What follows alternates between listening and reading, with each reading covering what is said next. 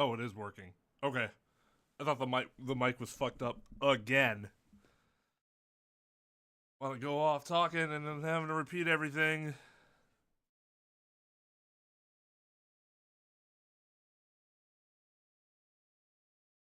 Hmm. Heard Severance is really good. That's on my to-watch list. Anyways, hi. I didn't expect Severance to be the first thing I'd talk about when I started stream. Yeah, and this it it seems so, like, for some people it'll seem insignificant, but I'm proud of myself, quite frankly, for sticking to the schedule I said I would, because I haven't done that before.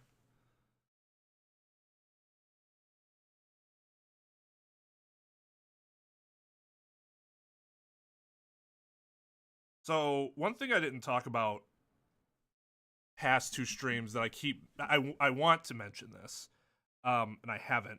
I keep forgetting to talk about it, maybe because it hasn't come up organically. Is I was really anxious about starting up consistent streams again. When you haven't done something in a while, even something that you really, really liked, it's it's tough getting back into it and feeling like you're gonna be competent. So that was concerning, and I thought I might not end up doing it because of that, or like not necessarily not doing it, but like still being erratic. But I've been able to deal with that so far, and the more I do it, then obviously the less it's going to be an issue. So, but that just tells you, doesn't matter how old you are, doesn't matter what you do for a living, or you know what's how big your brain is. None of that shit matters in the face of anxiety, self-worth, that sort of stuff. So just wanted to share that in case anybody else out there is feeling a little bit of anxiety for something that is incredibly frustrating for them.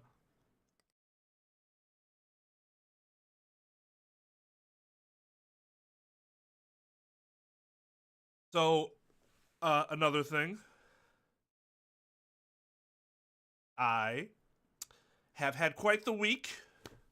For those of you who follow news, uh, world news, in the case of all of our international viewers, um, I have had an incredibly stressful week. And so I will be partaking in some libations, which I haven't done the last two streams at all.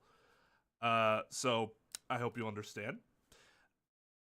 I today was a good day. Don't get me wrong. But like I was in the office till like I think it was like 9:30 or something. Probably 9 yesterday, and that's just Friday. I still didn't get everything done I wanted to get done. But I'm never going to be the person that sleeps over at the office. When you have a family, I'm like firmly against that sort of practice. Uh, your mind is not meant to do that. So I forced myself home. I wouldn't do something like that. But yeah, so looking forward to being able to blow off some stress.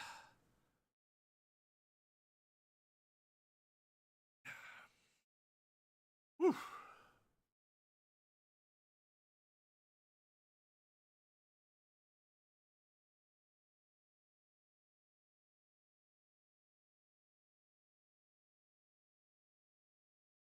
So, hope everybody else is doing well. Let me before we start. I know this kind of sucks without music, so I don't know if it makes the audio any worse. but some of you might have heard of a story that happened in, I think it was Rhode Island.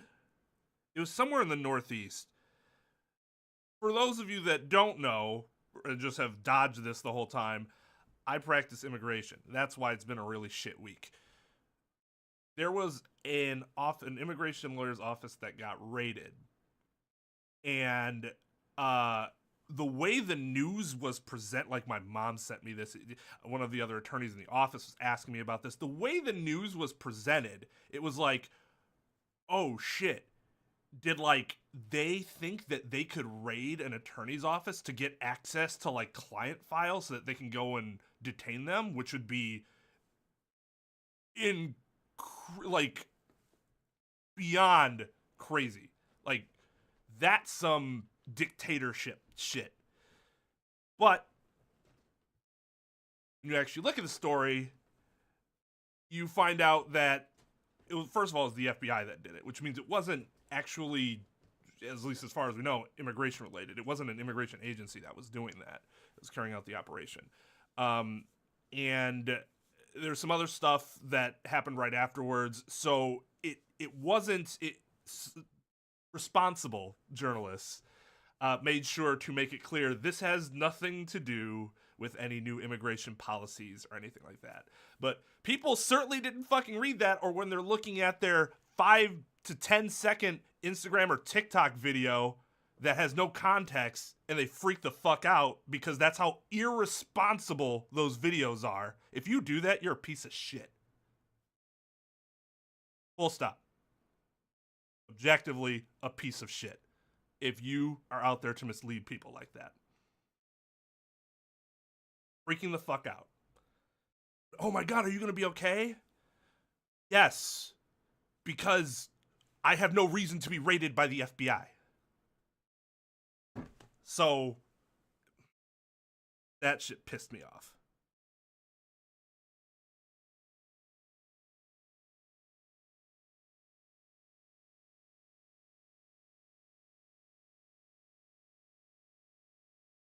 And it just, I was very happy when TikTok got banned. Not because I think it's what should happen. Like, legally speaking, should something like that happen? Or should people be able to do it if they want? Probably. But I think it makes you worse. As, you know, it rots your fucking brain. My wife's attention span is destroyed. Because that's all she fucking does. It's awful. I think it's a plague on society, and I was glad to see it gone, so I was pissed when it came back. Again, there's a difference between what I think should happen and what I actually wish would happen. But that is exactly why I despise those types of platforms. So fuck you if you're one of those piece of shit individuals that present things without context just for the sake of getting views and engagement. Because you're a pathetic, lonely, narcissistic, garbage human being. Now,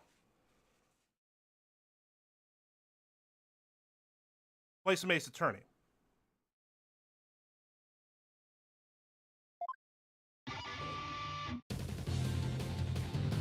Tell him, dog.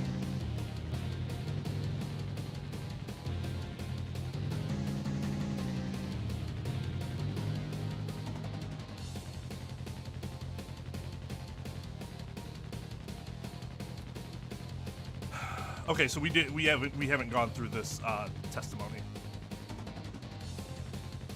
Okay, fuck. I wasn't ready for the voice. Like he's sitting there like, you're obviously gonna have to do the voice, Twain.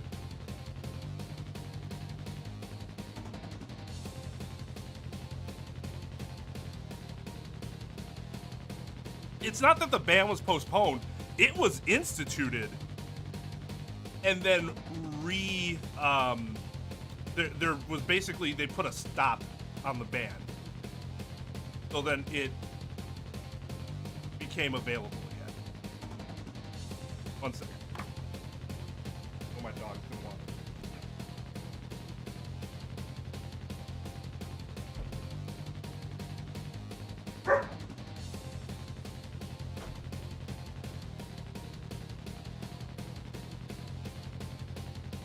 I got home from her sister's place, so my dog was gonna get excited and want to go out of the room.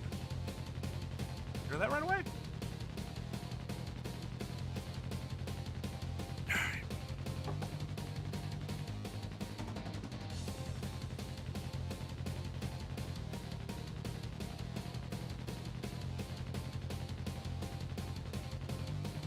Oh, the Founder's Orb, that's what it was called. That's right. All right. Steal the Founder's Orb. Me, I did it. This line lawyer's insults know no limit. All this time, I guarded the orb faithfully. I don't know how to make that voice like a rock. Sacred duty to the Holy Mother, easy to see. Oh wow, that was a... He's so fast I didn't even see him move. He just was over there. Hands unclean, the accused did the deed. Forced the box open, no key did he need. Lying lawyer, condemn him to hell. Kick him, throw him into a prison cell. Well, I mean, that's ad hominem, but, you know, whatever.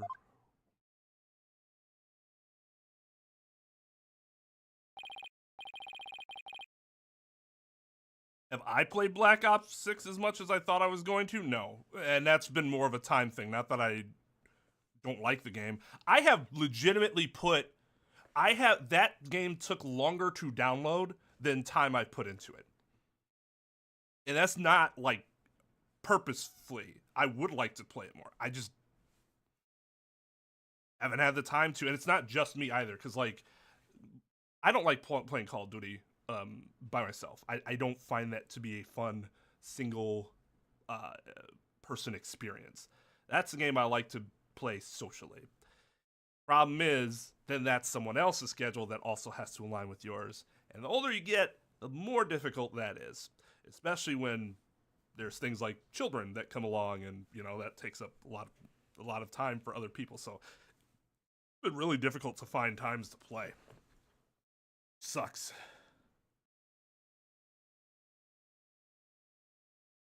You posted, it's probably in the, do we still have the clips channel? Or did that get archived? Might have to move that one out. Because I guess I don't know where else we would put clips. Alright, we've now heard from both sides. Either the treasure box was forced open by the accused as the witness claims, or Mr. Understanding opened it, as the defense claims. Defense, this is your last chance to cross-examine the witness. Yes, Your Majesty. Thank fucking God. If you are unable to prove your assertions by the end of this cross-examination, then the DCA will come into play and both you and the accused will lose your lives. I understand. Life or death, it all comes down to this. Mr. Wright! Don't worry, Albie. I'm here to defend you. I promise it'll be all right. Thank you, I believe in you, Mr. Wright. I know you can win this for us. And after we win, we can go see Miss Maya together. It's a deal. I can't let Albie down. I have to win this trial. Apparently you can't charge him with attempted murder here because it's literally a part of their law.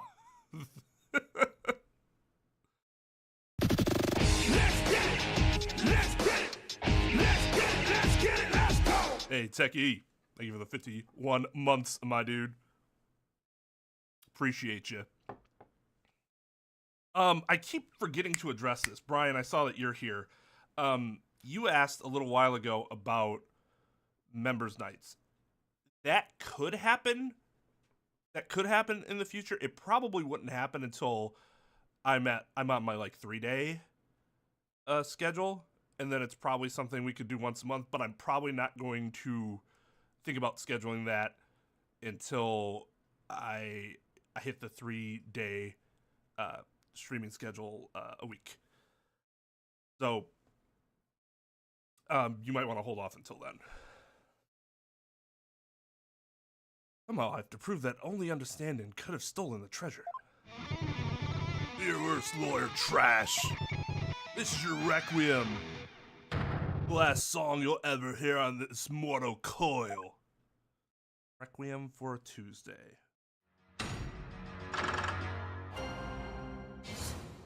You understand that reference?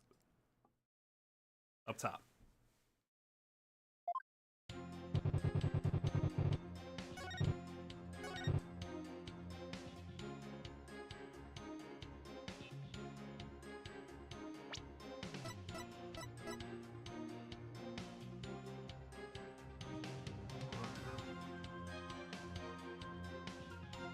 Oh, I forgot that I'm at one fucking thing, so I can't be...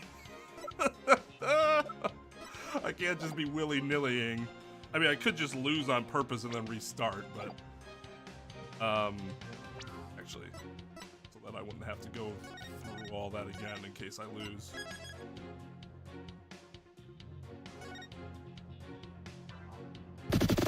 Let's get it! Let's get it! Let's get it! Let's get it! Let's go! Hey, Nathan! Well, it used to be called the student body. I don't know what to call it now. But thank you for the membership. Much appreciated. Do they only... I was going to say, I was like, I'm pretty sure you've been a member before, but do they only list... I thought they'd still list even if it's, like, not consecutively. That's kind of strange. The council? The firm? Ooh. The firm's kind of sexy, not gonna lie. Okay, let's press this. Hold it! The council. The defendant didn't force the box open. That's a lie. In fact, you're the one who opened it, isn't that right? That is not how you would approach that situation. Objection. There's speculation, there's being, what's the word? Fuck.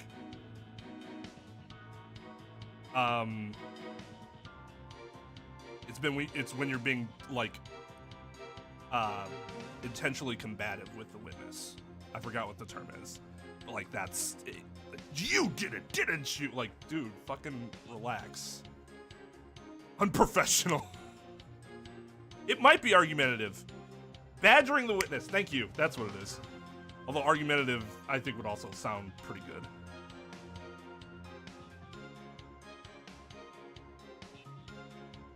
Come on, you just saw for yourself, didn't you? The lock was busted on account of the box being forced open. Oh, yeah. Well, that was fucking worthless. There's a proof right there. That's speculation. Well, I guess the idea is that if, in fact, he is the only one to have that key, then that's the only way you could have opened it. But that's assuming that's actually true. I guess we have to establish that perhaps it's not true. Score 1 for the metalhead. Look, the accused really didn't try to force his way into the box. How do you explain why the lock was busted and wouldn't open up for you earlier? How do I explain why the box wouldn't unlock earlier? Maybe there's...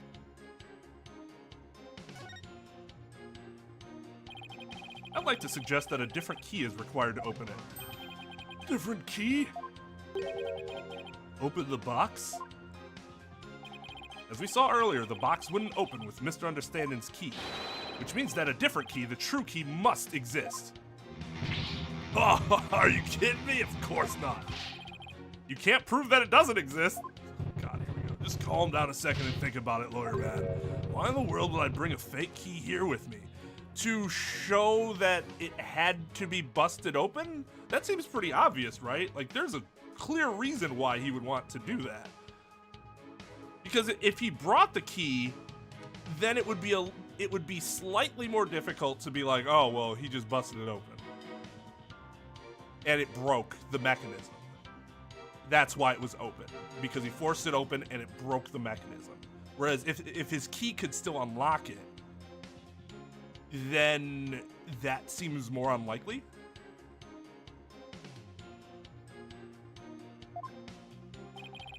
Why, you ask? Well, because, Okay, you got me there. Looks like that babbling brook you call a mouth has dried up at the source, Defense. That's actually really fucking funny.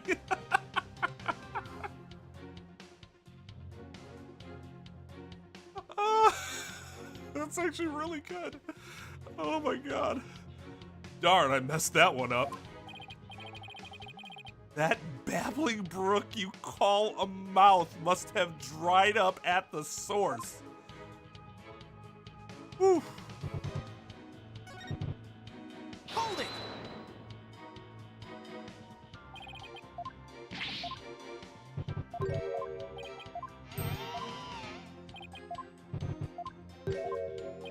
I still think the double key makes a lot of sense, but obviously that's not what the game is going for, so a different way to open it. There's a different way to open a box. Oh, what are you talking about? There's a secret trick to opening it to protect its contents from being stolen. You're the only one who knows how it works. Isn't that right? Oh my god, everything Phoenix is doing right now, I would not do. Like, the way he's approaching this is so bad. Are you for real? You've been watching too many movies, lawyer man. Now, normally I would use this as a, like a tick against Phoenix's competence, but I'll give him a break here because he's in an unfamiliar land and in an incredibly, like, over-the-top stressful situation with, you know, his life being on the line. Although, last time his life was on the line, he was as cool as a fucking cucumber. But I guess it's a little easier to do that when you're not actually the person that's doing the argument, somebody else is doing it for you.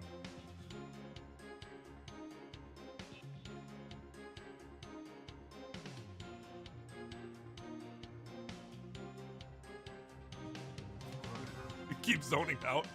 That's probably why, because I just say shit and you're like, I have no idea what the fuck he's talking about. That's on me then. I need to do a better job of understanding.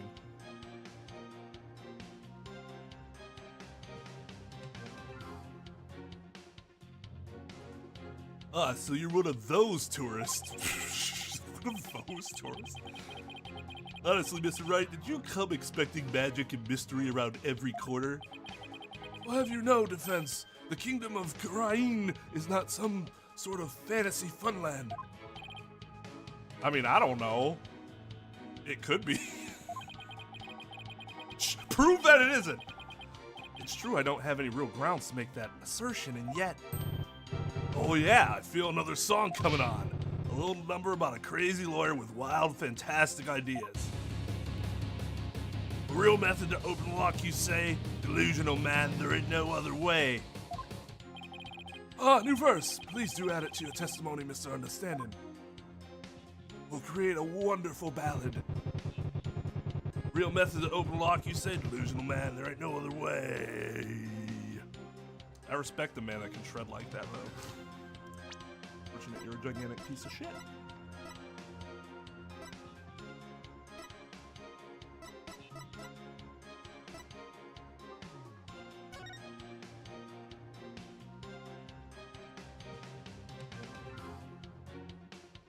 Ah! Objection! Fuck. No! Actually, you know what? Just kill me. There's a... It seems like there's a secret in there talking about the key and the butterfly. But apparently they weren't ready for that, or I was supposed to go somewhere else first. Maybe I was supposed to press it again.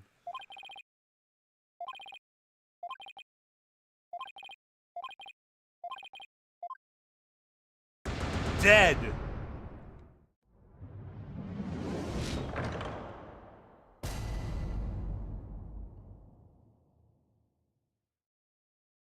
Come on.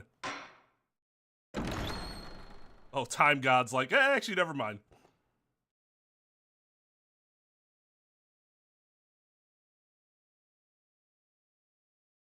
Here lies Phoenix Wright, great lawyer, greater dad, greatest bluffer. Imagine if Udgy did our fucking eulogy. How insulting would that be?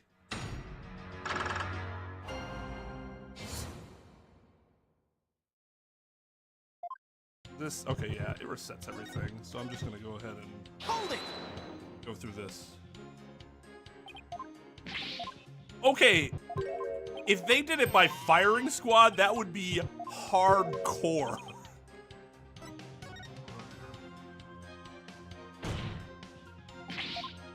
Yeah, you know what? I changed my mind. Come back in, whoever just left. We're not done yet. Let's just go back a few minutes and restart from there.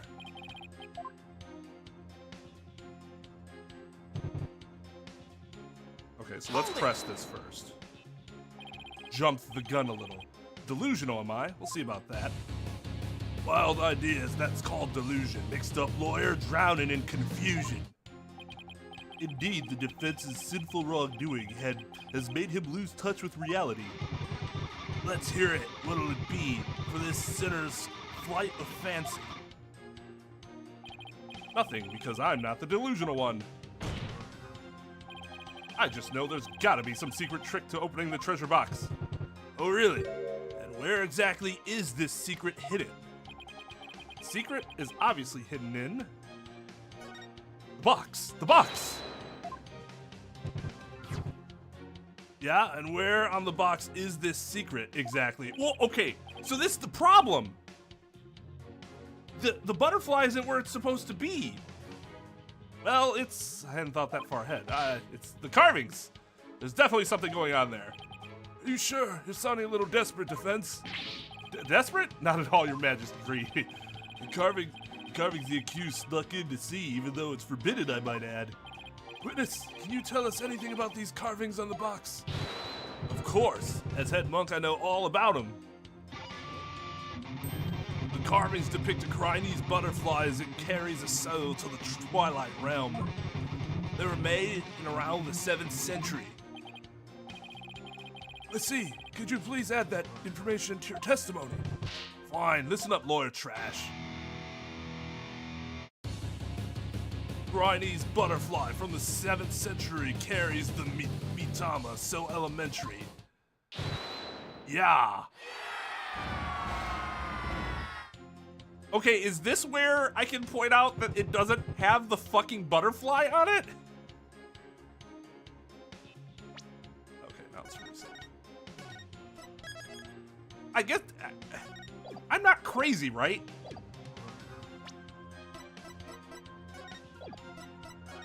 Like, there's no butterfly on the second panel to the right, and on here, that's definitely the butterfly on the second panel from the right. Objection!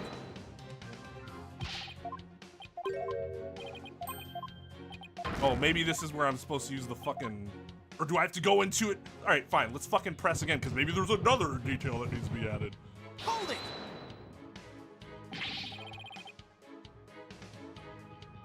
Is it the okay, so here.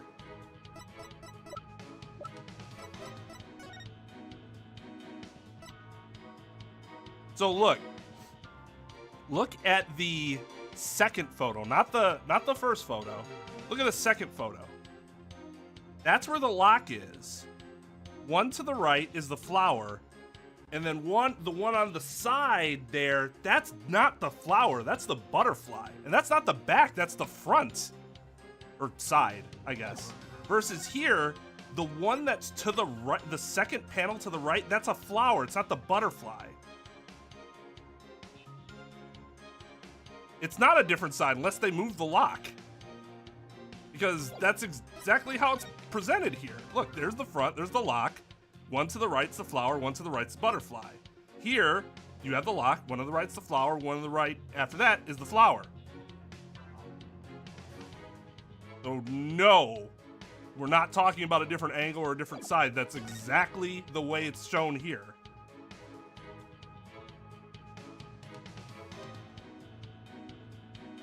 There is still a back, but that's not what I'm talking about. I'm talking about specifically the second panel to the right.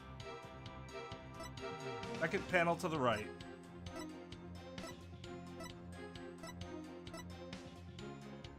They're both the second panel to the right, but they have different stuff on it.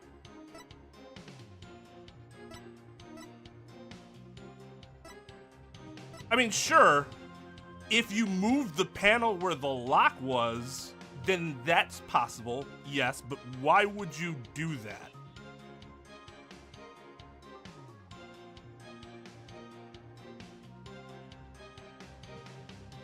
You don't see a butterfly in that picture. In the middle picture, panel 1 to the right of the lock, panel 2 to the right of the lock. That does not look like the flower. It doesn't look at all like the photo next to it, or the design next to it. It would be greatly helpful. But I guess in this case, the problem is that it's the 2D object that seems to have the inconsistency, as opposed to the 3D object. Well, I guess they both have the inconsistency, but the one I'd need to examine further is the 2D object.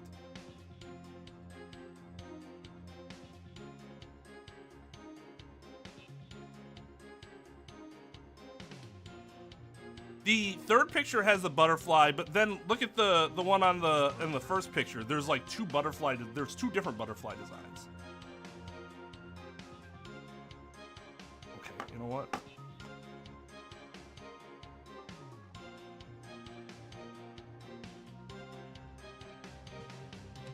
You can't see, you're telling me you can't see that there's a design there and it's not the same as the flower. Considering it flares out to the corners instead of being like centered like that.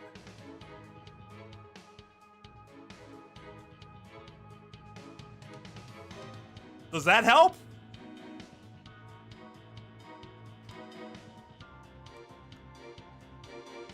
That is a fucking butterfly, and in this picture, that is a fucking flower. I guess maybe it looks blacker on stream than it does for me, because the brightness probably isn't the same.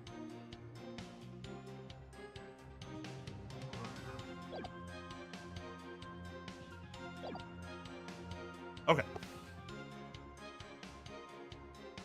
I believe this butterfly design conceals some sort of secret.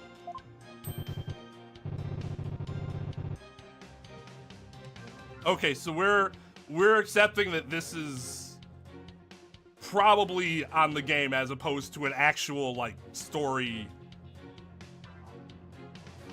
issue. So I should probably let that part go. Okay, that's fine. That's good to know, because otherwise I would have fixated on that shit.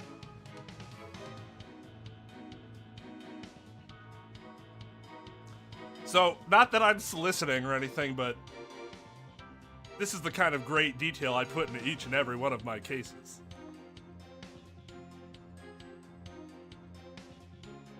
Well, next to no one except for a detail-oriented attorney, Songbird.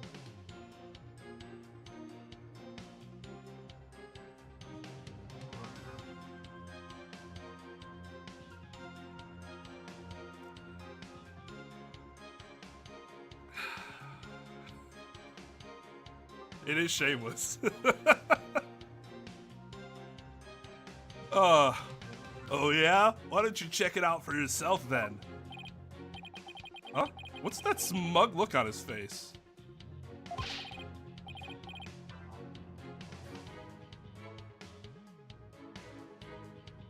That is not a hexagon. Like I said, the problem is that you can tell it flares out to the corner. The flowers do not do that.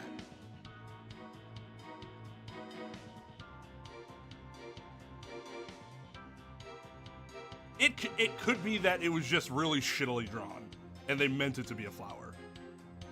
It just doesn't at all look like it.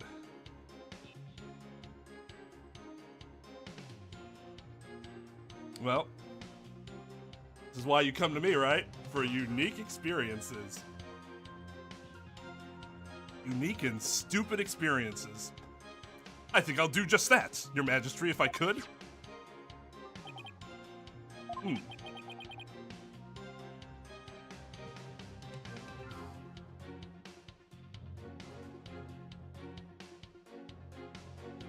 Unless you mean hexagon in terms of how many sides the fucking box is. That's where the mess up is, but I assume that's not what you mean. You mean the design itself. Okay, we were talking about that. Okay. I was like, wait, did I just completely misunderstand that? Nothing unusual here.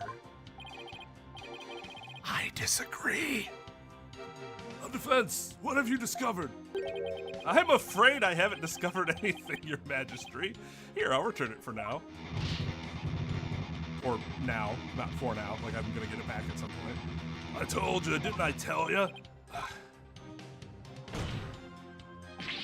Then in that case, there must be some secret trick to the key. Haha, now you're suspicious of the key, aren't you? There's just no reasoning with this man. The accused forced the lock open. There's no other explanation.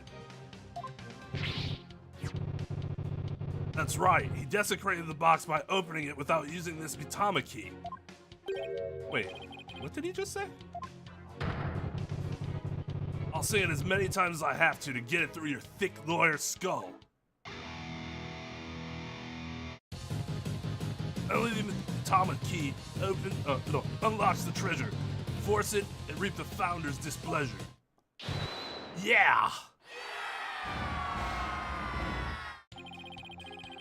For a forgetful defense's sake, could you please add that to your testimony? Good fucking God. Is this what, the fourth one or third one? Oh, so you like this little number better, do you? Let's see, should I have him swap in this statement? I believe the witness just sang a very important statement. I would like it switched into his testimony. Very well, witness, if you would. I have to. Carve it into your brain, lawyer man. Okay, so Mitama key. So, force it and reap the founder's displeasure.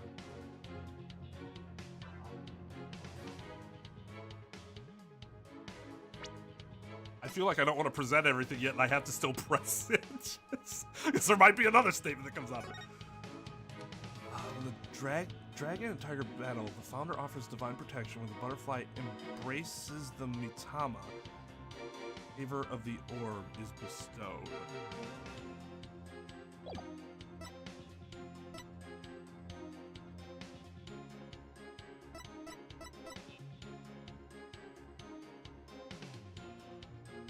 Oh, it's a different fucking key. I don't even think I noticed that. Objection! Just a minute, Mr. Understanding. Yeah, I fucking noticed that super obscure potential art error, but I didn't initially catch that he said a completely different word for the key.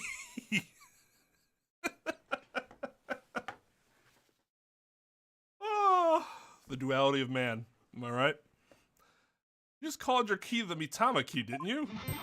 Ah. But didn't you originally say it's called the Magatama key?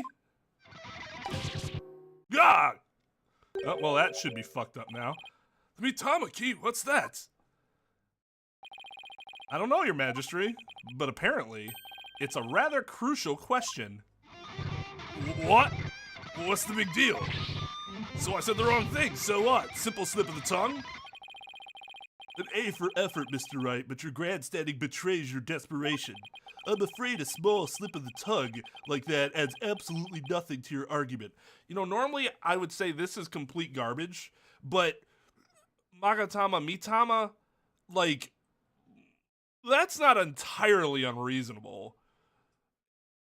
They're different words to be sure, but like,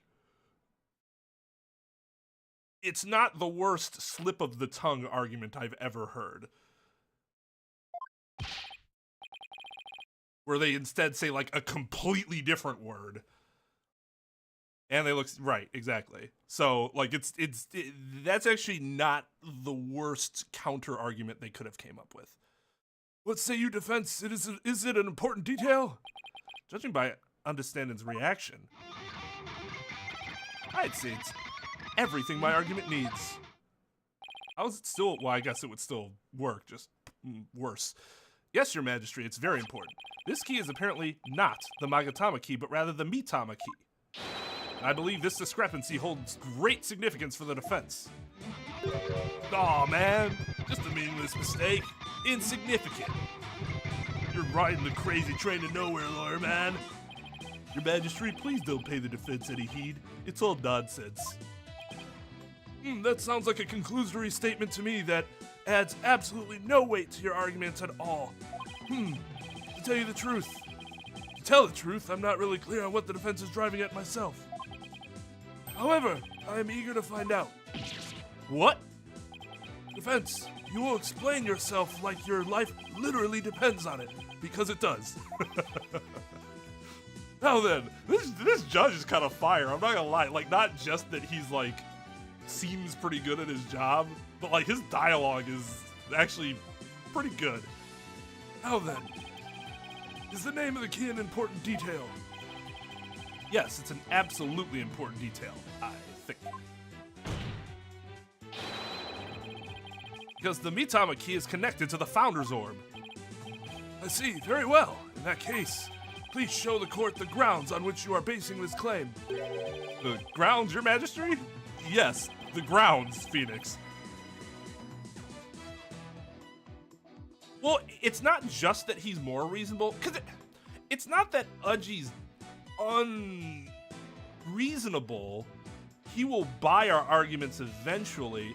His biggest problem in my eyes is that he is way too reactionary, and no judge would ever be that fucking reactionary. Like, he is unrealistic as a person in his position. Like, somebody says something, he's like, that's the greatest argument I've heard in my life. And then Phoenix will say something like, oh my god, my entire world's been turned upside down. It's like, dude, fucking relax.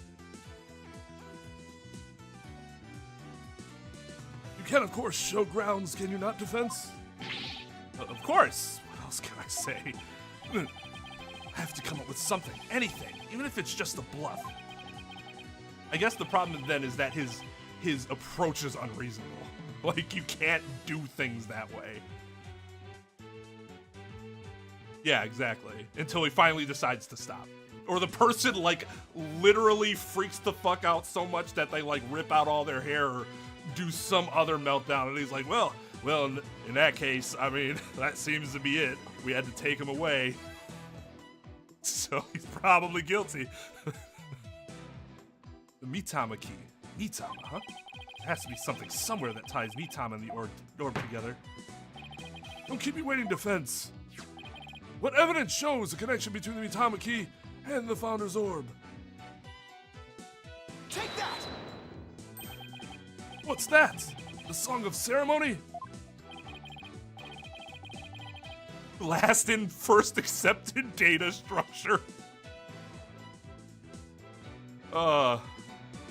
Yeah, it seems like that's the best way to put it. He has a backbone, so he's not, you just don't tell him something, he's like, of course, whip me all you want, it's fine. I believe everything you say and believe nothing this other person says.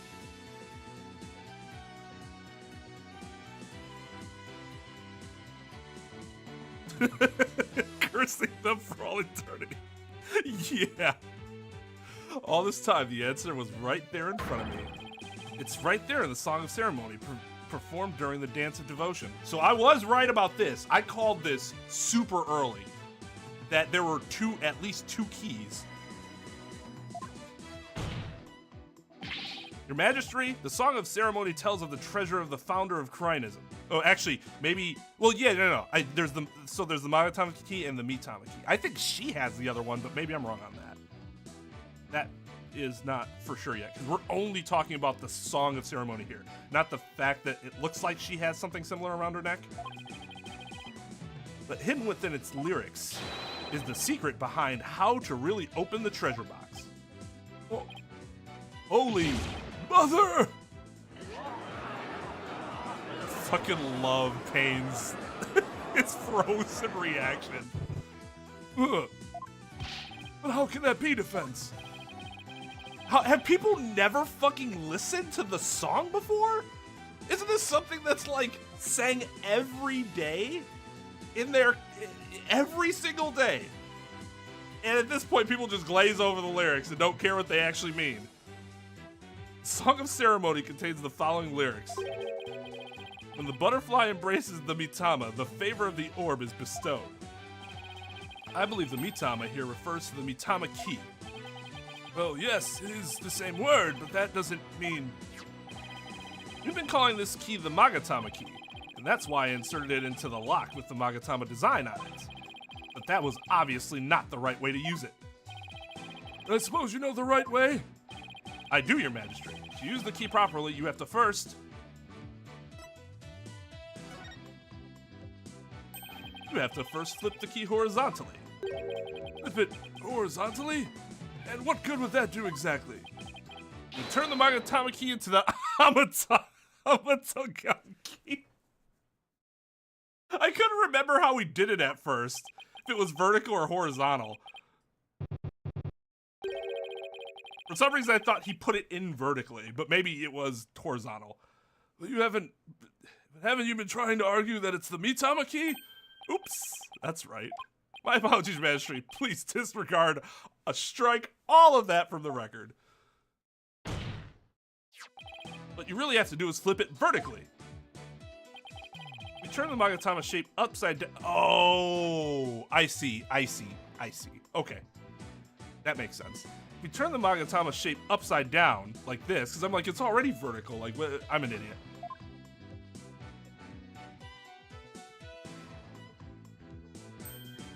Then it looks like my life bar. It becomes the Chinese symbol of the soul. In other words, a mitama. Oh my, you're absolutely right. But now what? What do you do with it? It's too big to fit into the lock that way. Oh, I knew he was just bluffing. Bluffs and lies are the only tools of his trade after all. Yeah, I actually destroyed you before with bluffs and lies. God. I hate this criticism of Phoenix that people that have literally lost to him from like factual circumstances bring up. I know it could just all be butthurt, whatever. It's irritating. Maybe that's why nobody fucking goes to him even after all the prestige he should have gotten. Because he's still just known as a dude who bluffs and lies somehow. But always wins. Sure, bluff and lie me to victory. I don't fucking care how you do it. I don't want to die.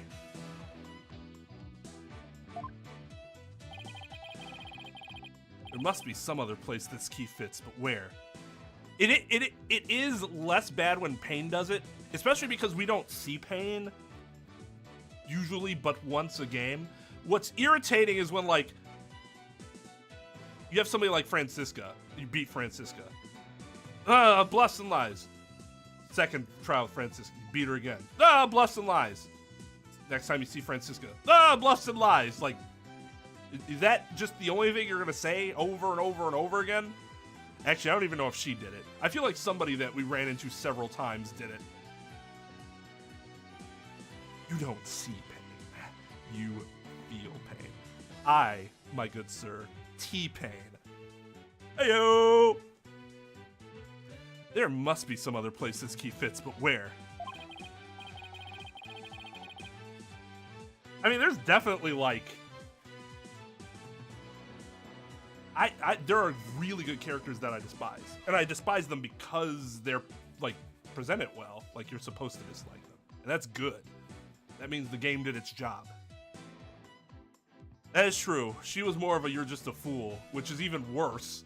Because, at least with lies and bluffs, it's like, we are contending you do this and that.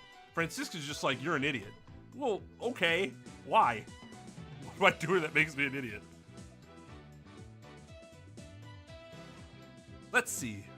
What were the words to the Song of Ceremony again? When the butterfly embraces the mitama, the favor of the orb is bestowed. Where should the mitama key actually be used? Hey, there we go. See? Oh! Oh! Okay.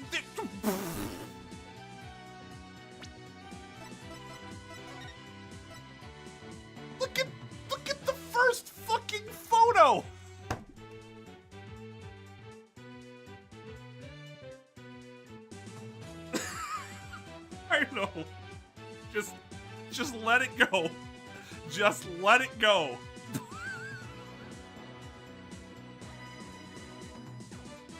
But they're not there at all. It's just nothing but flowers, and then the one.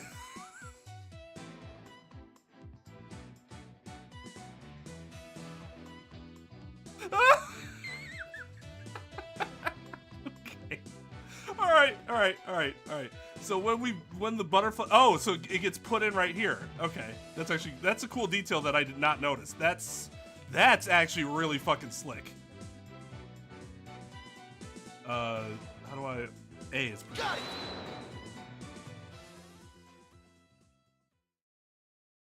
Hey, 3D. Yeah, that's pretty sick. That's a cool little detail. What? That's it? That's all we get? I wanted to like, yeah. He just kind of looked at him like before he did it.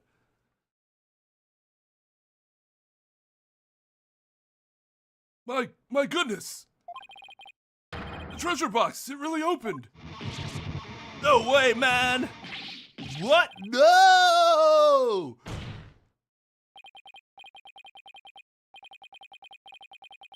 And that, ladies and gentlemen, is the real secret behind the Song of Ceremony. It's the true key to opening the treasure box.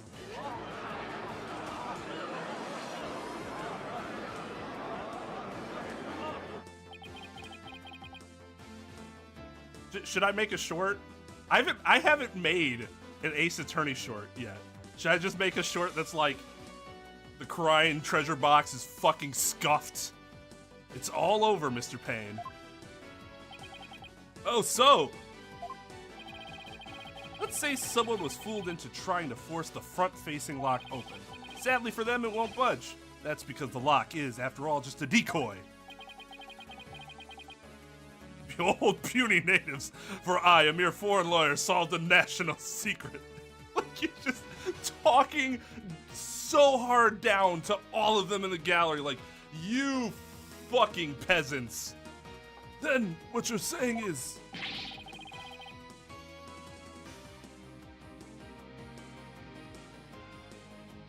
Neither the victim nor the defendant would have been able to open a box. They therefore had no way of stealing the treasure. The only one who could have stolen it is the one man who knew about the Mitama key. Peas lovin' understanding. You know, I've thought about that too. Like, why would you put that in your song? But I mean, none of them understood it anyways, despite it having lasted for over 1,000 years. So, well, actually, I don't know how long the song's been around, but they sing it every day, and they're still like, I don't know what that even means. In case you forget, but they were paying attention. I guess it only matters that they know, right?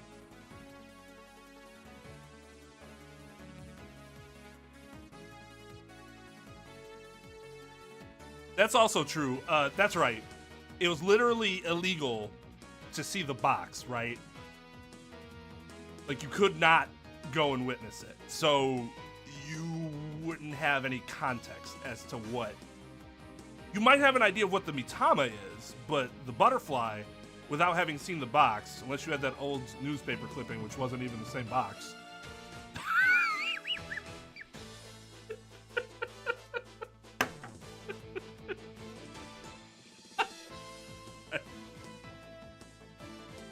Oh, I assure you, part of this is just because of my really, really frustrating week.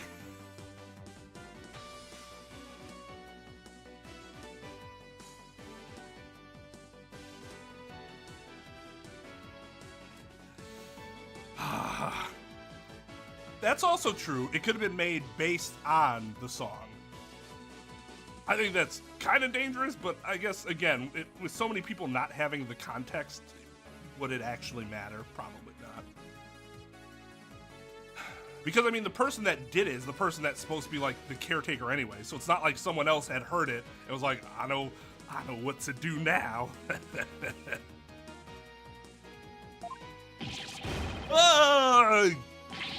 Does that mean we get to kill Payne now? But I'm not done yet. Oh yeah, he's not a lawyer. Just a prosecutor. Please recall the scene of the crime. On the floor by Mr. Roll's body was the very unlocked and very open treasure box. Only someone who knew how to open the box could have left it in that state. No, Mike, I talk as an immigration lawyer who just had a new president come in that did a lot of bad things for our system. Ugh! And so, there can only be one true culprit. Admit it, Mr. Understanding. You're the one who killed Mr. Roll.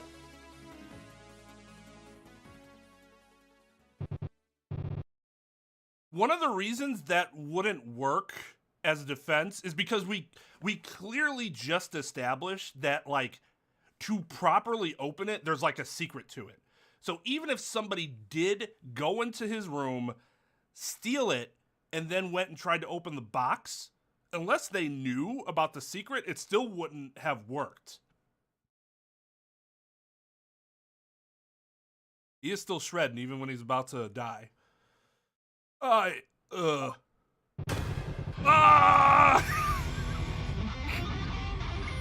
He does have the best breakdown ever. He just keeps shredding. The shred of death. He's gonna blow out our fucking eardrums before he dies.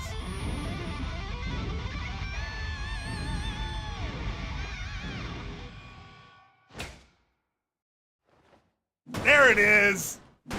Holy shit! Ah! Wait.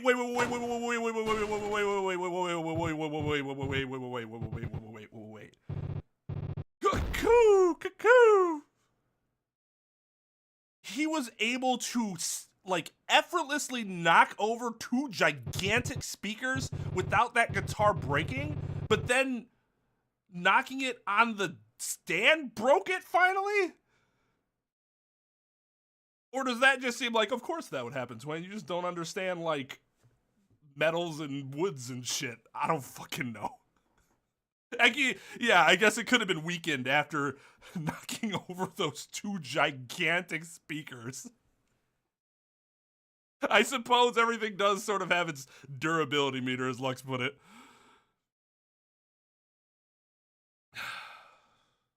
They polished the floors. Just easier that way. Curse him. It's all his fault. Why'd he have to try and steal the treasure? Why'd I have to spot him with that box? On my way to the storeroom after the morning dance.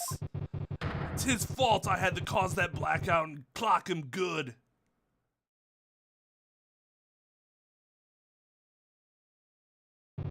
I couldn't let my secret get out. Nobody could know the treasure box was empty.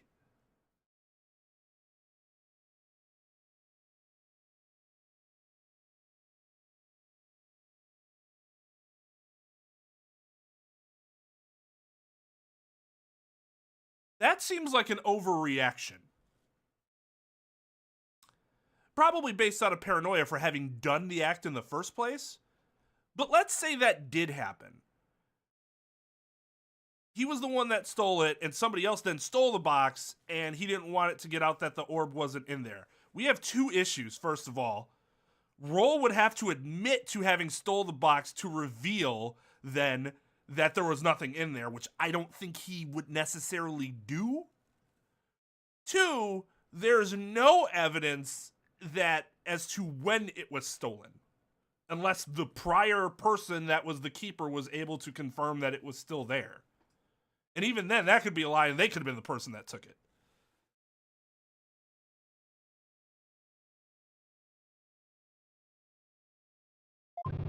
I'd lose my position as head monk. Who knows what else they'd do to me? I couldn't let... I had to stop him.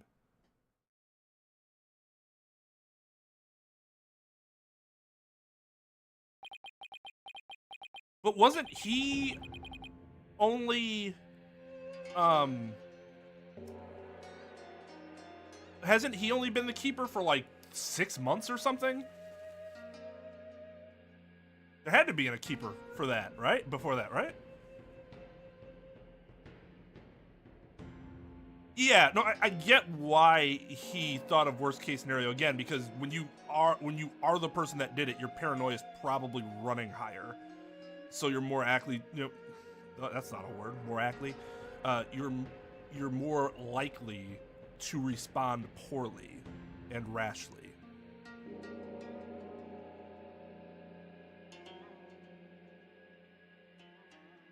Again, though, that doesn't, even if we go, okay, Roll would testify that he noticed a difference, or whoever noticed a difference between the weight. First of all, why would he try to steal it then if he would have noticed that there was a weight difference? Shouldn't he have known that something was off? Because if he was stealing it for the purposes of money, or are we saying that Roll didn't actually try to steal it? Because I thought that's what he said was happening. Was Roll actually trying to take it so he could be like, no, because then he almost shot the kid. Well, he wasn't going to shoot the kid, he was just threatening him. What a shocking development. I can scarcely believe it. Okay, so then he stole it knowing that it wasn't in there because it was a historical artifact. Is he going to reveal then that happened in the first place? Because otherwise, how would people find out? Unless, like, the buyer would then tell them, but that's still a problem. To be the buyer of a stolen historic artifact, unless you're the British. Although, I suppose they didn't actually buy, they just commandeered.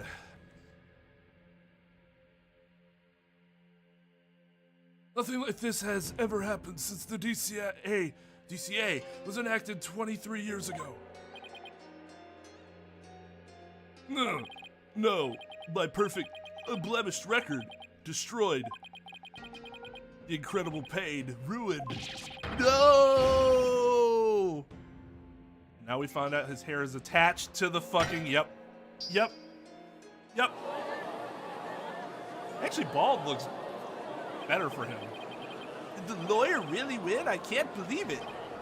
No way, this can't be happening. They're an incredibly diverse township. Everyone's only been there recently. It's actually incredibly new, and all this stuff about it having been around for, over 1,000 years is bullshit.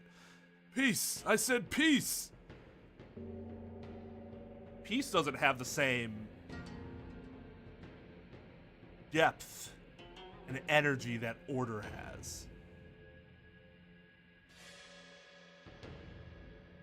Honestly speaking, I'm just as shocked as everyone else.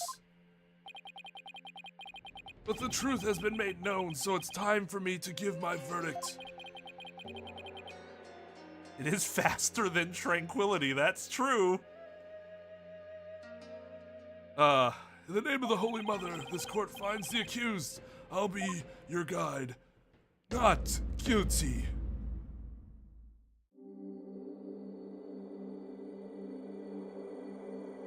That's a good point too, Brian. Unless he plans on being the head monk forever, someone's gonna find out. I guess he could have taken it until the day he died. Oh, that's so pretty.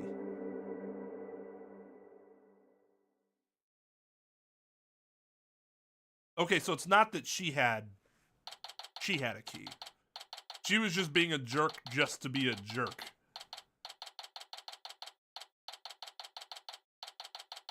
Or maybe not. There's still quite a commotion. Those are the souls of all the DC'd lawyers. They're still around as butterflies, waiting for the next victory to occur. People from the gallery show no sign of clearing out. I can't believe it's not butter. Not guilty. I'm still in shock. Can you believe that guy? Can you believe that guy? I can feel everybody's eyes on me. Feels good. I can't believe this is happening. It's impossible. Oh, Holy Mother, preserve us! I've never been in a defendant lobby quite this uncomfortable. Mr. Wright! Oh, whoa, what happened to my voice there? That was not the same voice I had before. Oh, Albie. Thank you! Thank you so much for what you did for me! I'm just glad it turned out okay. Oh no. I'm not saying that. I'm just glad it turned out okay. It was touch and go there for a while. I'm really sorry, Mr. Wright. I had a really hard time trusting you at first. That's okay, Albie. I know how unpopular lawyers are in this country. But how did it ever get this way in the first place? Allow me to explain. At least, I wish I could explain. But I don't really know why. Never even questioned it before today. By the time I was born, all the lawyers were already gone. Jesus Christ. As far back as I can remember, verdicts have been based on her benevolence's insights. What, since she was like 8? So how old is Albie? What did they say how old he? How do I get to the? He's 9. She was 5?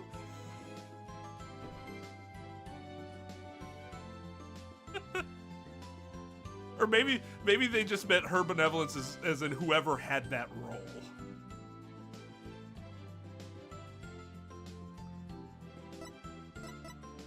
Maybe 6, huh? Somebody was asking it earlier what pain it was. It's gasping.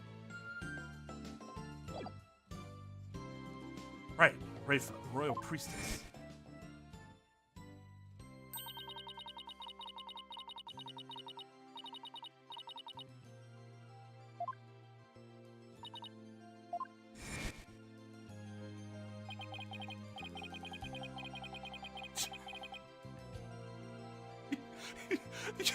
Imagine one of our fucking defendants doing that. Wait, that did happen. No, that didn't happen. Wasn't it just that we know? Who was that?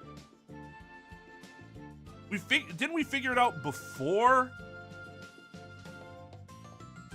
And then went in and had to defend him? Oh, it was what's his fuck with the he flipped his hair and he's like, yeah, I was the killer. Mad on guard, yeah. Rhonda Light would have been a plot twist of like, it was me the whole time. Stupid fucker.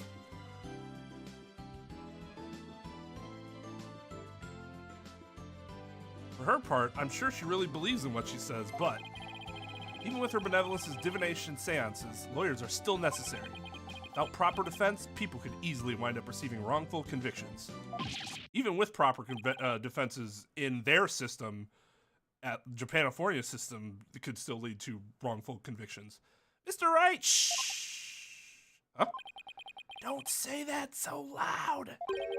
People might think you're a rebel. You could be arrested. Rebel? That's right. Well, those people going against our queen in the court system. Oh, God. What the fuck is this?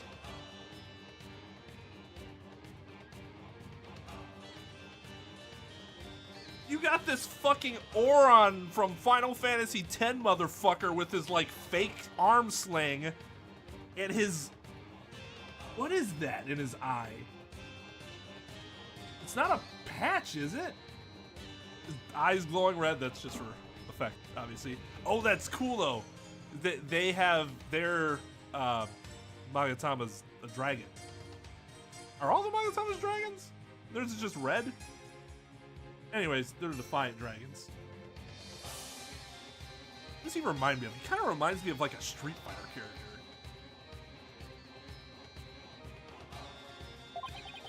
They're called the Defiant Dragons and led by a scary guy named Dirk. That's the name I expected in Crime. Dirk. They'll do anything to overthrow her evidence, even commit crimes. Commit crimes?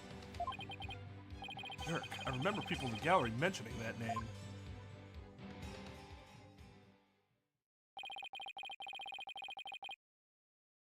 things you're saying sound a lot like the stuff they say when they're like fucking jaywalking or something. Ah, crimes! The Defiant Dragons!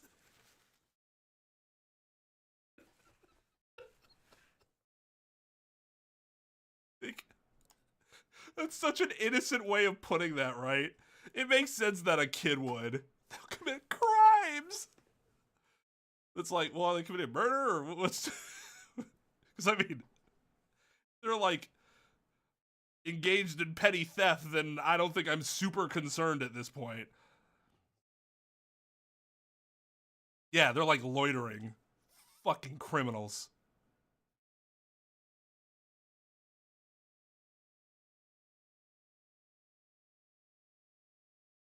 The things you're saying sound a lot like the stuff they say. But you're not scary like that Dirk guy. I don't know who this is. Pardon the intrusion.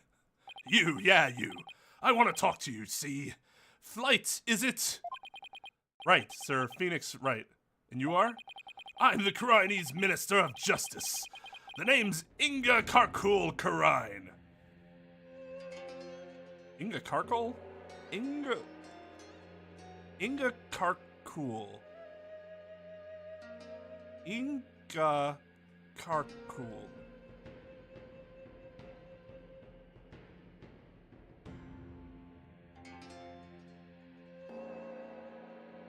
Doesn't sound like a pun. Oh, no pun. Okay. Unfortunate. I oversee the whole legal shebang. I was watching the three-ring circus in there. You were? Wow, the Minister of Justice.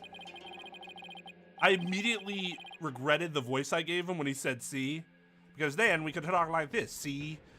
But that would also get really fucking annoying to do, because that's just a much more difficult voice for me to do. See? So he's in so he's in charge of the entire court system. DCA and all. Minister Inga, how are you, sir? Run along, mini.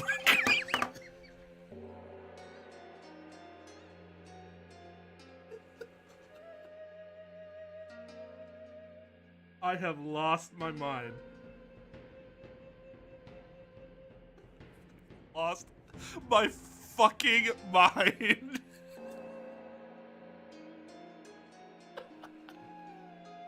I know I said it, and I'm like, okay, nope, we gotta keep going with this.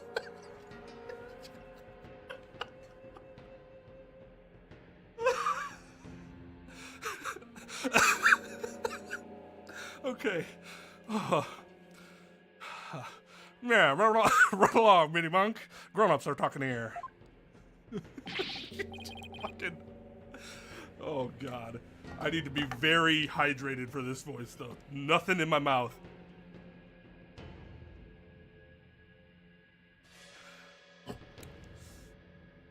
Whew. Yes, sir. Very sorry, sir. Man. Oh, I'm like way too excited to like voice his lines. May I help you with something? I just wanted a good look at you. Guys like you aren't exactly a dime of a dozen around here, see? Well then. He's eyeing me like I'm some kind of exotic creature in a cage. Oh yeah, might as well share this little morsel with you. Turns out Earl was a seasoned thief. A repeat offender, see?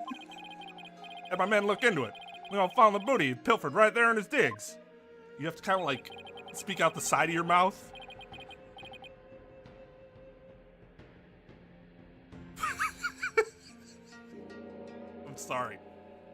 I'm sorry.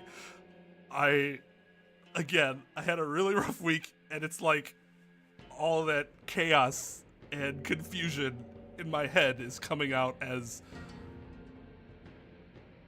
super awkward laughter. But he seemed like such a nice man. Why, Mr. O? Why? Because he was poor. Poverty. Number one reason people do crimes. Guess he was doing it for the family. What a monk. What a mook. Okay, that voice is correct. A mook? How can you say that? It's that kind of sob story to get you common folk all misty-eyed, huh? Anyway, another thing. I had my men check out that understanding fella too. He wasn't the one with the sticky fingers. It's the insurgents. You looked into that understanding guy? The guy who's the head monk? I would have thought maybe you guys would have done that a little beforehand, but okay. What? They put the squeeze on our head monk, apparently. So we gave up the Founder's Orb and tried to keep it hush-hush. Wow, I see. Thank you for letting me know. Yeah. Say, White. That was a cute little number you pulled in my courtroom today, wasn't it? First not guilty rule in 23 years. You're making waves, see? Stirring the pot. Catch my drift? Oh, well, yikes, I'm in for it now. Thanks to that song and dance, we know our precious national treasure got nicked. So I'm gonna call it a wash and let it slide this time. But all I did was defend the accused. You do best to read between the lines here, chump. You're standing on thin ice. You get my drift? Even a dirty no good Nick. Even a dirty no good Nick punk knows the cash in its chips before the house steps in. House? Do you guys have a casino here? That was obviously a gambling reference. Do us both a favor and keep an eye on the path while your path you're walking down. You never know whose toes you might be stepping on. This ain't your turf, buddy. Never forget whose soil it is you're standing on. I'm not gonna lie, his fit is banging. I'd wear that shit. I bet he's with the insurgents too. Yikes, he was kind of scary, wasn't he? Yeah, well, no use worrying about it.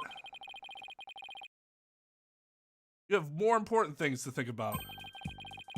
When can we continue the sightseeing tour? Tour? Oh, anytime, sir. Can we take a night at least to sleep after all that? We still have plenty of time until Miss Maya's training ends. Oh yeah, we have like 2 weeks or whatever, so we can still take a break. There are still lots more temples to see and all kinds of local foods to eat. I can show you the natural beauty of the area and the waterfalls used for training.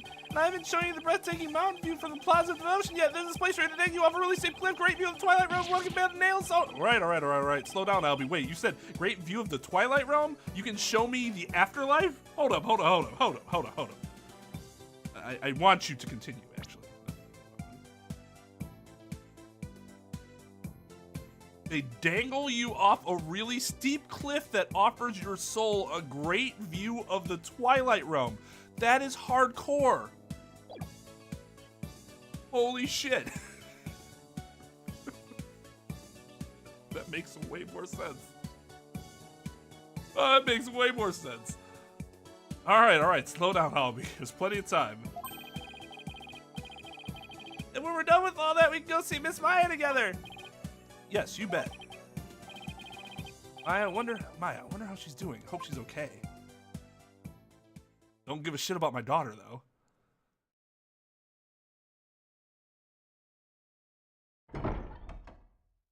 So, how about that not guilty, jerk?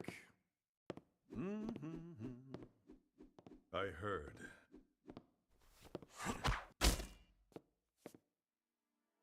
Sounds like the winds of change are beginning to stir.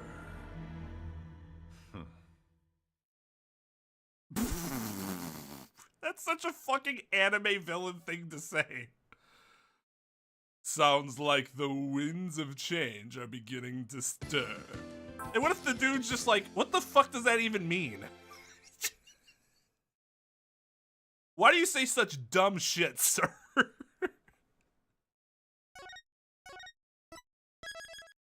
Oh, she was 8. Yeah, that's still an age I'd be worried about my daughter if I were a father.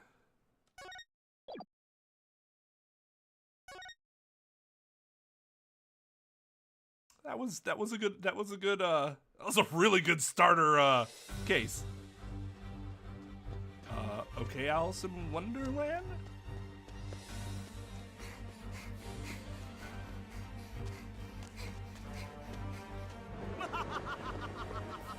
Behold my might! What is happening? Yeah, she is cooked, right?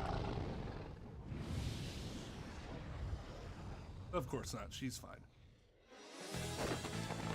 Aha. Shame on you, Mr. Rias. I did not recognize her without her hat. Okay, that's sick.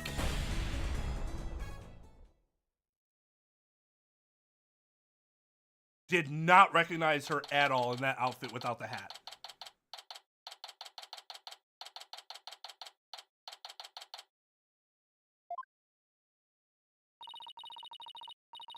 And that's how the evil magician... Fuck, I couldn't finish my line.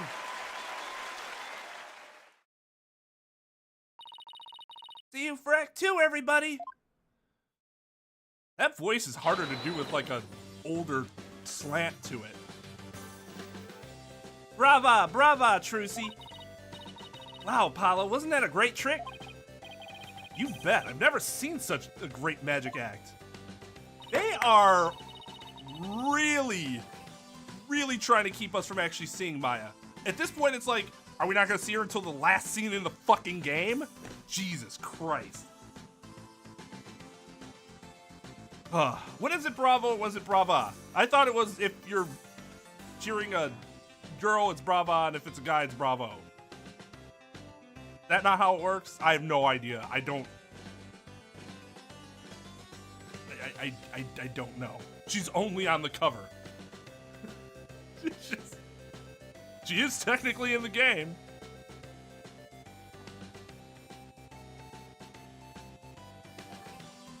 Yeah, it's the bravo, brava. Like, O is masculine, A is feminine.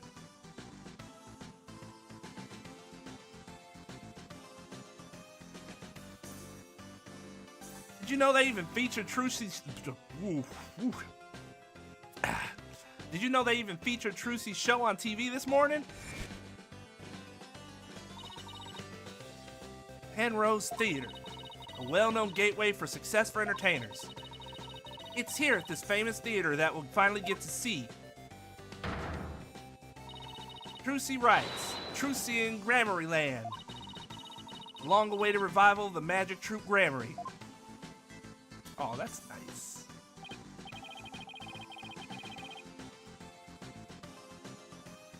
Bravo is the phrase and brava is the adjective. Okay.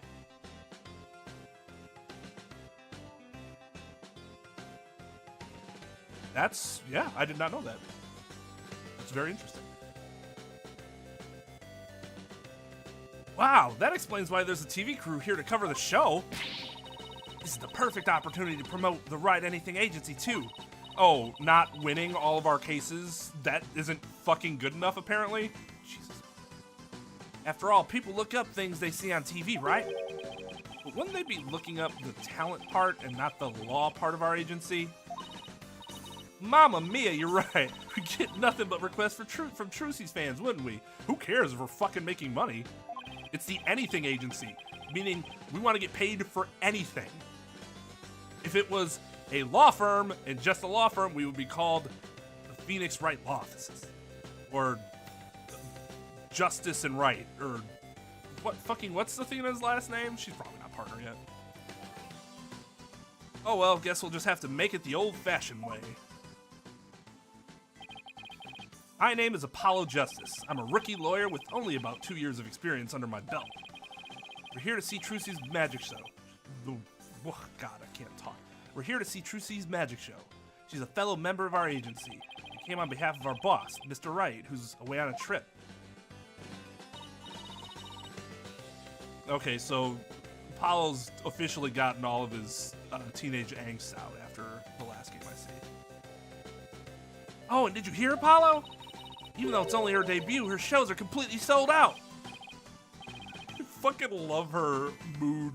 Well, it's not a mood necklace, but fuck, I forgot what it's called. It's just like, ooh.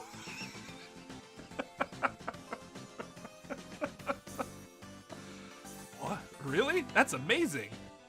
Widget, yeah. Oh. Voila, a star is born. Who knows how far she'll go? At this rate, nothing in the world can stop us. You do realize this has nothing to do with you, right? This is Athena Sykes. That's right. This is Athena Sykes. She's another member of our agency. You may not look it, but at just 19 years old, she's a lawyer as well. What do you mean she may not look it? Of course I look the part. How old do you think she fucking looks? How old do you guys think Athena looks? Because I think she looks like an adult.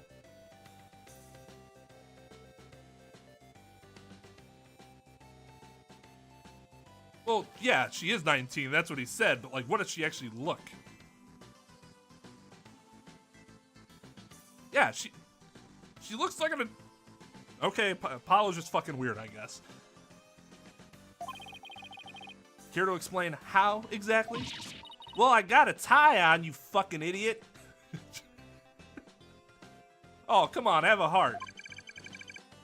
Stop treating me like a child! I forgot what I did for Widget's voice. Oh, shit. Did I do something like, stop treating me like a child? Like, have like a huge contrast? Stop treating me like... Oh, I could have done it like that too, where it's more like emotionless. Stop treating me like a child. Like a robot. I'm not doing the Arnold voice. The Arnold voice is fucking dead. That gadget around Athena's neck that spoke just now, that's Widget. Widget helps Athena out with her special field of expertise, analytical psychology. He also has a habit of blurting out whatever Athena's really thinking. Yeah, this little guy can be a little unruly at times. Hey, upgrade me already. I feel like that's wrong too.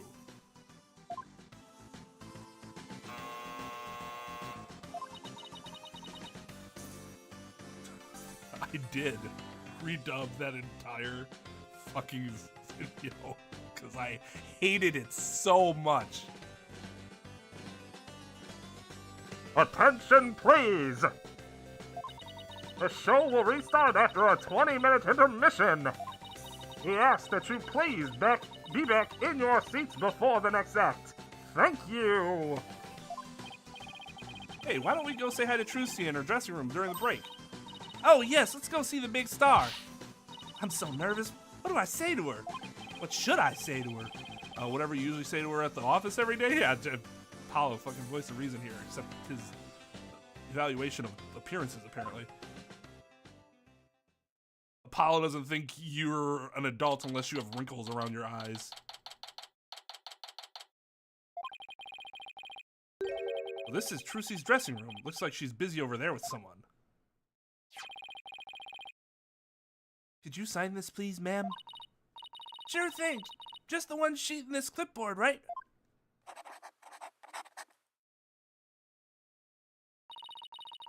Man, asking for Trucy's autograph, maybe? I don't think so. It looks like some kind of contract. Without her lawyer daddy present? Oh. Oh, for shame. Thank you very much. I'll get this to the producer right away. I guess they could have already negotiated it, and she's just signing the finished product. Great, thanks. Oh! Holly, Athena, you came. Of course, congratulations on your big debut. Hey, thanks. Who was that just now, by the way? Somebody from Take-Two TV. They want to turn my magic show into a TV special. They're planning to broadcast it nationwide. Hey, can you imagine? Oh, she is still so adorable. Wow! Oh. Oh, my heart is so full right now.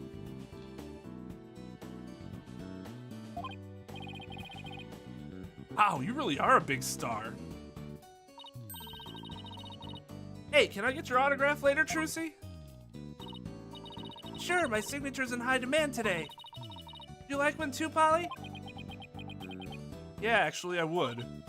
Oops, looks like I ran out of flyers, so I'll have to sign your forehead instead. Hey, knock it off. Look, just forget about the autograph. This is Trucy Wright. She's a magician and Mr. Wright's adopted daughter. She's become quite renowned in the magic world these days for impressive skills. A lot of people get this wrong, but Apollo's actual job is being my magic assistant. No, you're the one who gets it wrong.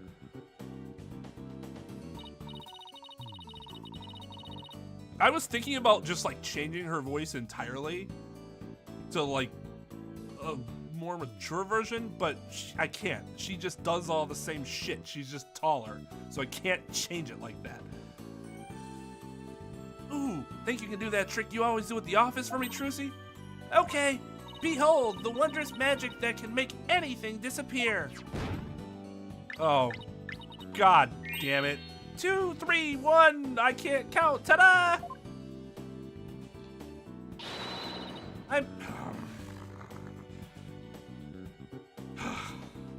My magic...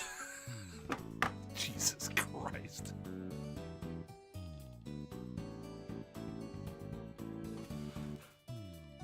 Can't say the line.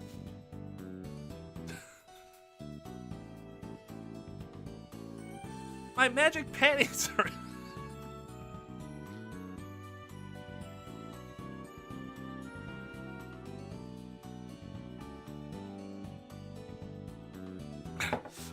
My magic panties are an extra-dimensional galaxy. Okay, I got through it. Now I need another drink.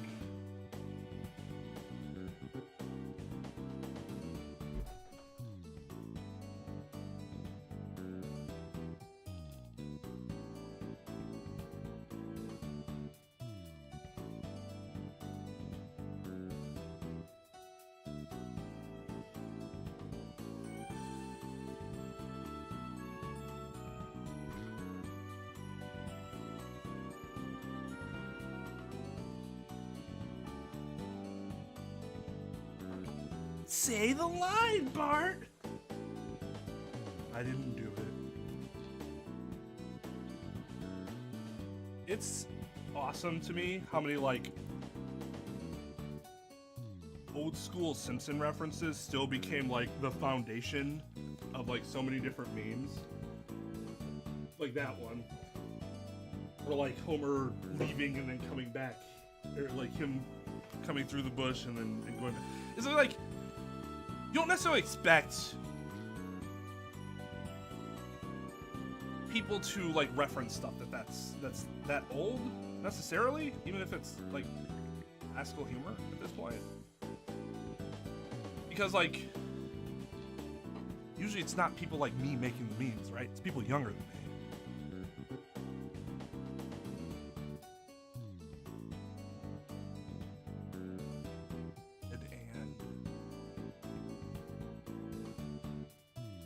Just delete this.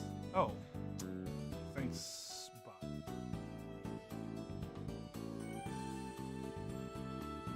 That? Sorry you all had to witness such an abhorrent suggestion.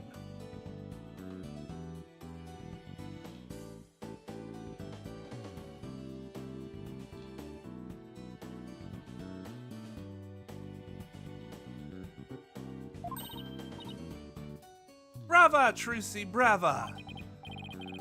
Okay, but why do you always have to make my attorney's badge disappear? Well, that's because out of everyone at the Wright Anything Agency, you're the one I get the best reaction out of. They are so cute together.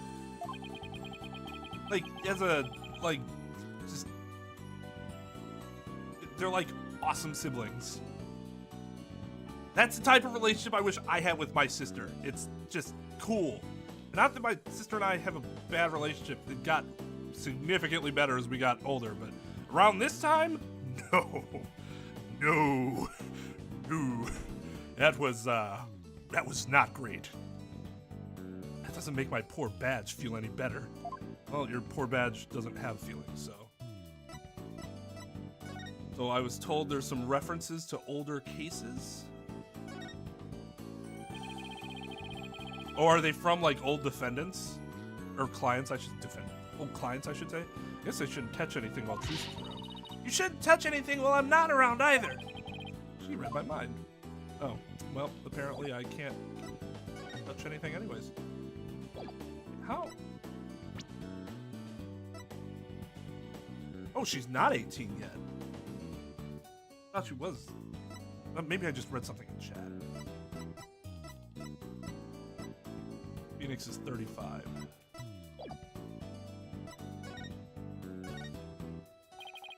Thanks again for inviting us, Trucy. Thank you for coming. Joe sure packs a wallop. I nearly fell out of my seat when that dragon showed up.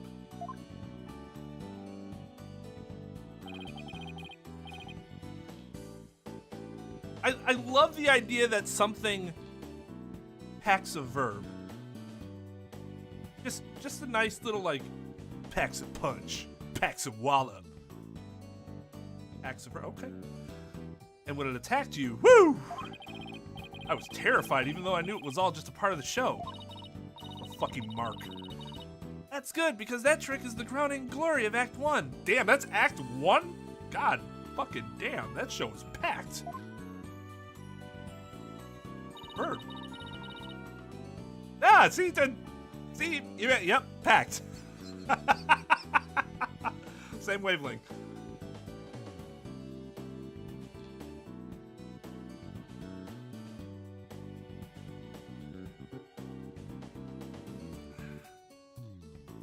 I vaguely remember him. So, if it's what I'm remembering, then yeah, 24 is not what I would have guessed. Even 34 I would have thought would have been a tad on the younger side for him. I'm really glad you're enjoying the show.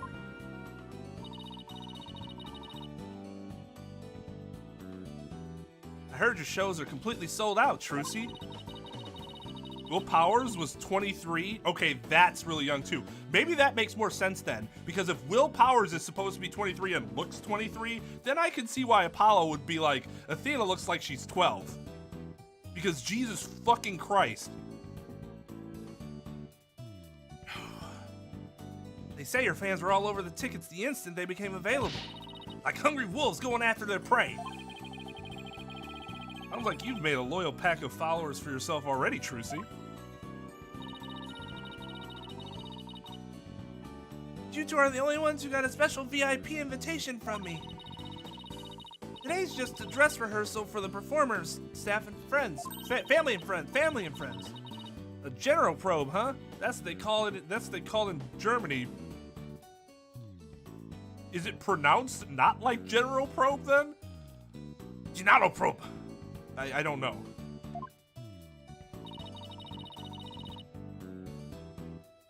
The real show isn't until the day after tomorrow. By the way, are you gonna finally do your magic? Really read these sentences before I say them.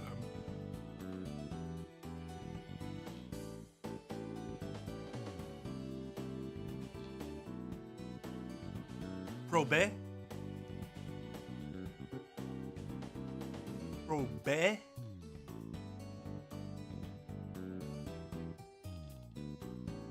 General. Probe.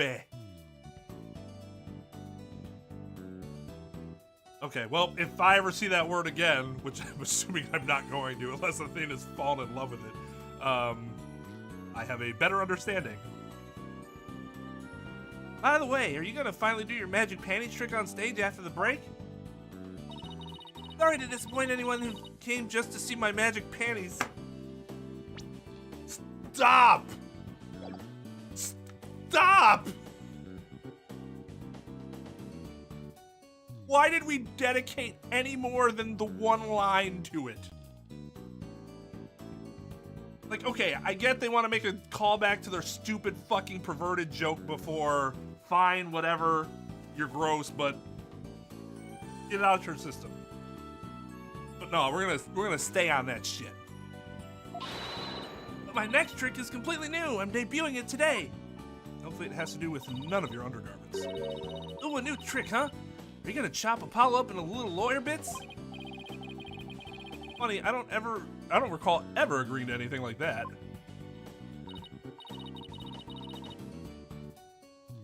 Well, that does sound like a good idea.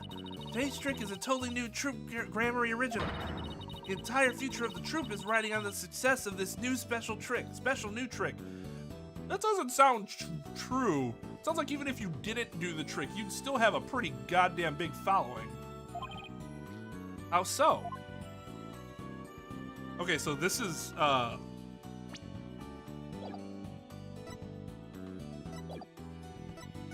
this is interesting. So, like, this guy who we saw on the show is, like, is he also a Grammary? Or is he just there because he's, like, the assistant? I am curious. I'm sure we'll find out more.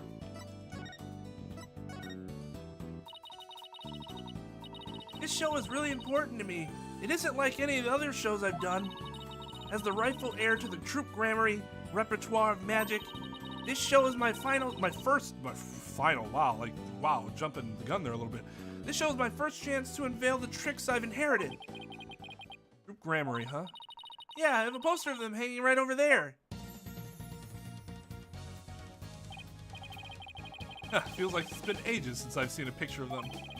Troop Grammary was a group of magicians who dominated the magic world in their day. Trucy is the sole heir to the troop's entire repertoire of stage magic. Oh, who's this guy in the green and purple on the left here? The guy that we saw in the fucking show? Oh, that's the great Mysterious, the other magician in today's show. Yeah, he doesn't look like he's a murderer at all. I'm sure nothing bad is gonna come out of his character. I know he's like looking diabolical because he's supposed to, because he's the villain, but also a little on the nose, perhaps. Oh, he used to belong to Troop. Okay, we're retconning this. He used to belong to Troop Grammary 2 a long time ago. Hey, so tell us more about this special magic you're gonna reveal today. It's a secret Troop Grammary trick, left behind by my late granddaddy, Magnifi Grammary. It's never been performed before, so this is the first time it'll be seen by the public. Grand unveiling, huh? No wonder she's been working so hard.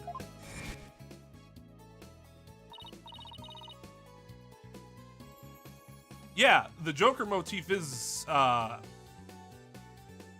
pretty cool. I would agree with that. Oh, I better get going. Huh? Where to? To practice my act, of course. The show's only a few days away. You're really pushing yourself. Didn't you practice until late last night, too? Yep, because everything's gotta be just right. Trucy inherited all of Troop Grammary's magic tricks from her father when he died. And the troop's entire legacy is now resting on her shoulders. I'm mildly surprised she didn't go back to having their last name, if for no other reason. Well, I guess she could just do it as a stage name, but still keep Wright as her like legal last name to honor her adopted father. But I'm sure Phoenix would understand. Probably the right career move. No wonder she's feeling the pressure. Looks like everything's going well today, though. I mean, that last trick was perfect. Grace under pressure, that's me. After all, a true entertainer always keeps a smile on their face. That's the Troop Grammary creed. Hard to believe you've accomplished so much even though you're still in high school. But to tell you the truth, I'm actually pretty nervous. Who wouldn't be? Oh, I bet this would do the trick. You'll be fine, Trucy. If anybody can do it, you can. Holly, that was just the boost I needed. Thanks. My cords of steel are pretty fucking great, aren't they? Original last name was Enigmar? I don't remember that at all. So, it was probably the best thing for all of them. Okay, yeah, she shouldn't go back to Enigmar, that's for sure. Oh, Lord. How could I forget Enigmar? I don't know. How could I have? Apollo's fine sure has a way of really hitting you right in the heart and in the ears. Enough ragging on my voice already. Trucy? Trucy. Oh, hi, Bonnie. It's almost time for the second act. I don't know what voice that is, but just... Okay, thanks. Well, Apollo, Athena, enjoy the rest of the show. Break a leg, Trucy. Thanks, I will. And then you'll have to wheel me around. Hope her new trick goes well. Hey, this is Trucy we're talking about. She'll be fine. Arrested Development narrator. Ron Howard. She wasn't. She wasn't.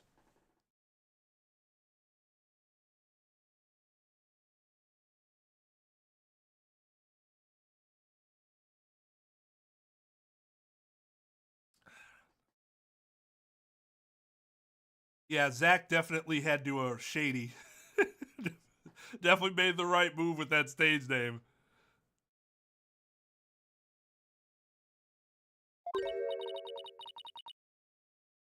This. I don't know what voice to give them because I don't know who this is. Huh? Who's talking to me? Oh, I wouldn't be so sure. Performing magic is like walking a tightrope. There's always an element of danger. One little mistake can even cost you your life, you know. Wow, that's not... Is that a threat? I wonder if she'll make it across today. Who the fuck talks like this?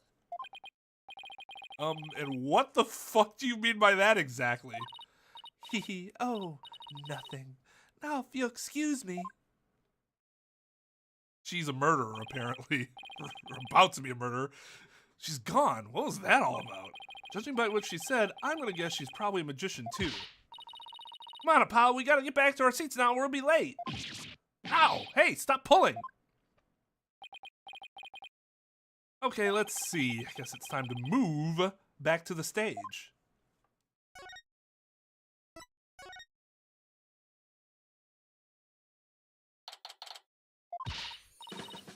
Hurry up, Apollo, it's about to start. I want to see what Trucy's next trick is. You're really wound up today, aren't you? Why don't you take your seat and try to relax? Whoa, look, there's a TV reporter over there. With a TV camera and everything. Oh yeah, baby.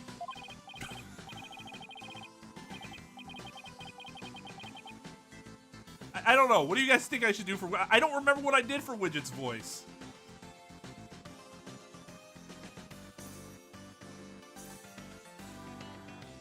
I could keep up with a more monotone robot voice. Or we could do something exactly the opposite. Either way. Smooth, deep voice. So every time Widget talks, this is the voice that comes out of its, well, speakers, I would assume.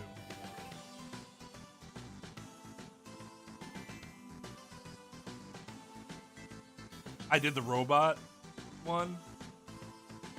Okay, that makes the most sense. Athena, sit down. You're blocking people's view. Jeez, I feel like I'm babysitting here.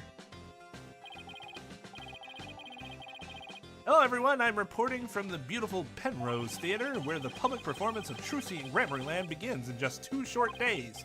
But today, they very kindly agreed to give us a sneak preview.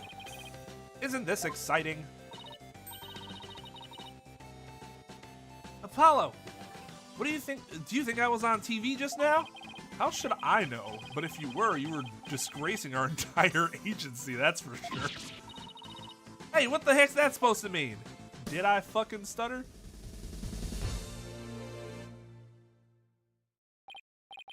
Oh, here it comes! Just a dead body comes out of that coffin. Now, give up your dastardly ways!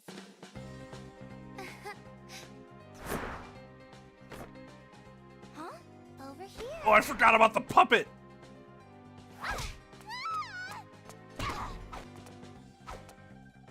Oh, shit. Nimble little thing.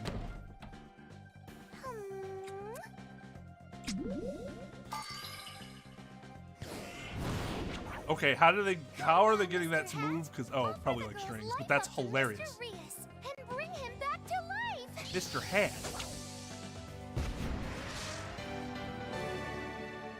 What? And how did she make the switch? Wow, Apollo was way too into that.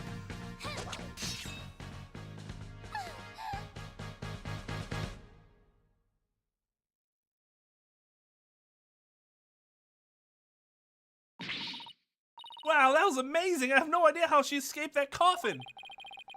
I'm glad Trucy's escape trick went without a hitch.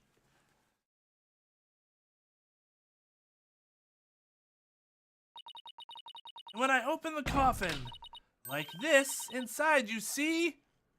That dude is fucking dead. I knew it. Mr. Rios? But how? I wonder what's going on. He's not getting up.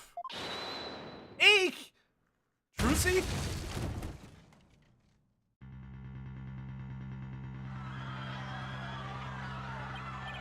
What just happened? Whoa, man, an accident? Is like that guy dead? Oh, my Valley Girl's really out of practice. Wait, that's not part of the act? Attention staff, please, for your own safety, we ask that everyone please evacuate the building. In an orderly fashion. Orderly. Like the 3D animations, uncanny is a good way to put it. It's like there's something slightly off about them, but at the same time there's something still very appealing about them, which is kind of strange. Because like I don't see them and think, wow, that looks like shit. I know that's not a high bar to cross, but still, it's good. What's going on? What's going on? Is Trucy okay? I'd fucking if that girl was like my little sis, I would be on that stage trying to pull that thing off of her. Outside, everyone evacuate immediately, please. Which probably honestly isn't a good idea. You should let the Trucy. Should probably let the emergency responders deal with it, but I don't know, man. They kicked us out. Hey, what gives? Will somebody please tell us what's going on? There we go. It's back. Poor Trucy, I hope she's okay.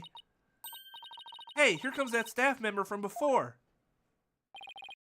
Faceless staff member. Your attention, please. We regret to inform you that today's show has been canceled. What? But I was looking forward to the rest of it. We are very sorry, but the theater is on lockdown pending a police investigations. Excuse me, is it because of that accident? Nah. That man in the coffin, is he? Well, we're still trying to figure things out, sir.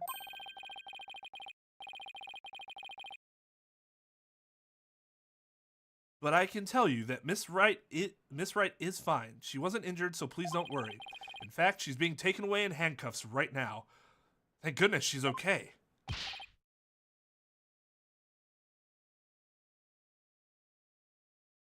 Oh, I totally fucking forgot about that. They are siblings. They just don't even know it, but they are anyways. It's so adorable. Hey, you there. Oh, that's not the voice for that guy.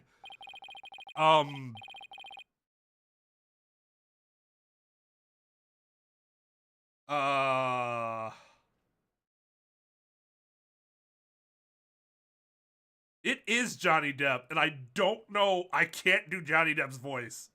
So, first thing I thought of was, oh, that's Johnny Depp in Fear and Loathing in Las Vegas.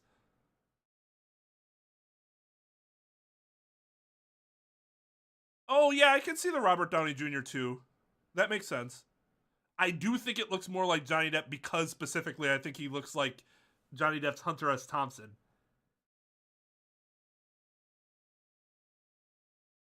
Whereas I don't know of a Robert Downey character that looks similar.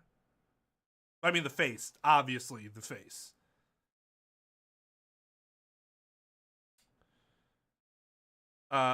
Still have no idea what voice to give this guy. a Rorschach test for specifically Johnny Depp versus Robert Downey Jr. Uh, shit.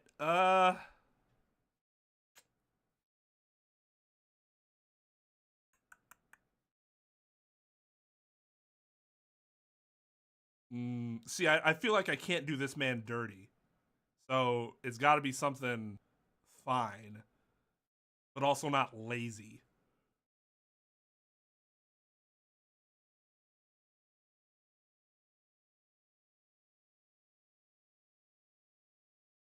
A bad Doctor Strange, Benedict Cumberbatch. But he's not talking like Benedict Cumberbatch. He's gotten rid of his English accent, even though I think it would have been cool for Doctor Strange to have that accent still.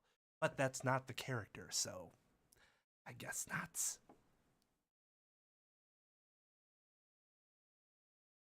Fuck water.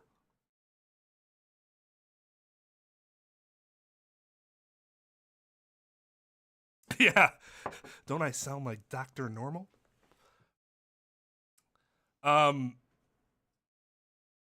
Okay, give me a second. I think I know what I'm gonna try. No, the average American I think drinks 44 ounces of water a day, which is well below what you should drink. Remember I told you guys about my kidney issues? So my doctor came back on Monday, well, through her nurse, and was like, everything looks okay, just, it doesn't look bad. You have a stone and a cyst. Just want it to pass through. It should be all good. Cyst shouldn't be fine as long as it can get bigger. For now, we want you to drink 3 liters of water a day. 3 liters of water is what, about 101 ounces? That is a lot for the average American. So I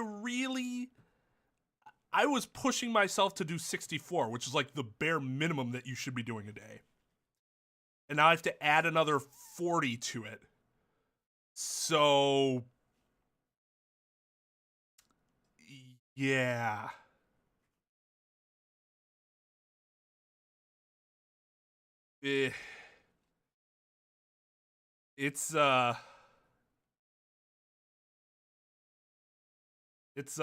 That's gonna be a challenge, but I would like to be healthy, so like this. Here's my Stanley. This is a 64 ounce Stanley. I have to drink one of these, plus then like this much of another.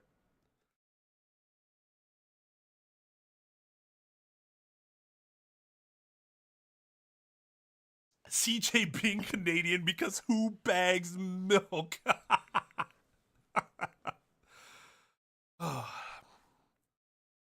What the heck's going on?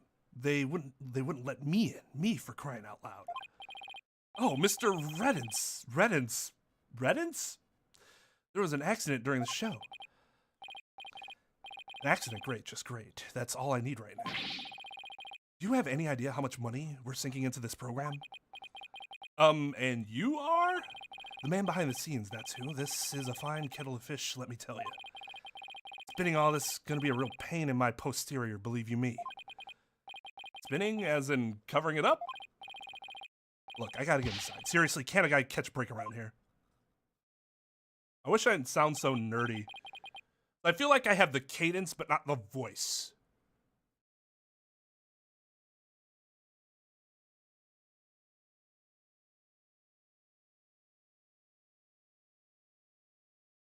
Oh, there he goes.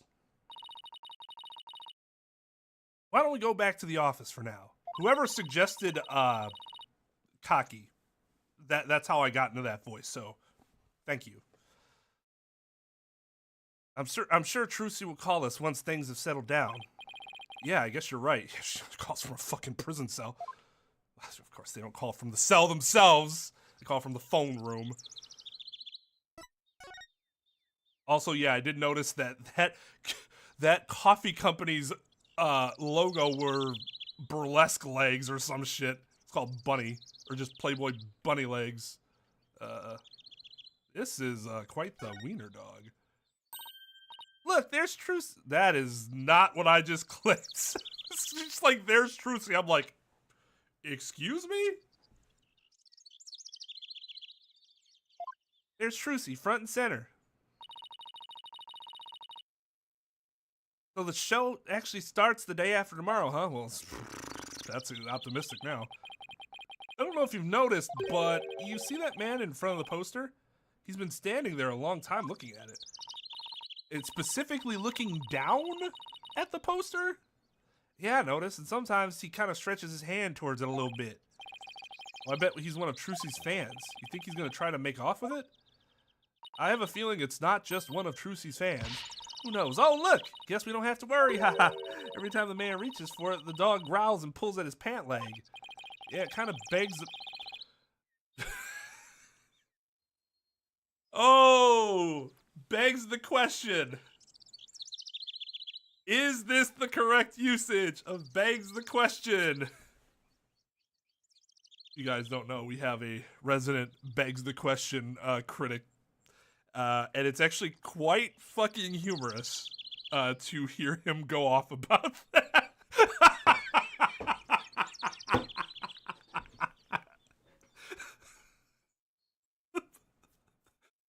Right? Just angry face.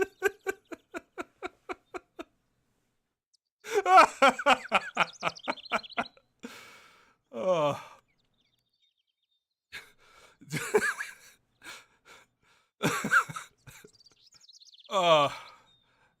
Yeah, it kind of raises the question. Who's the master and who's the pet?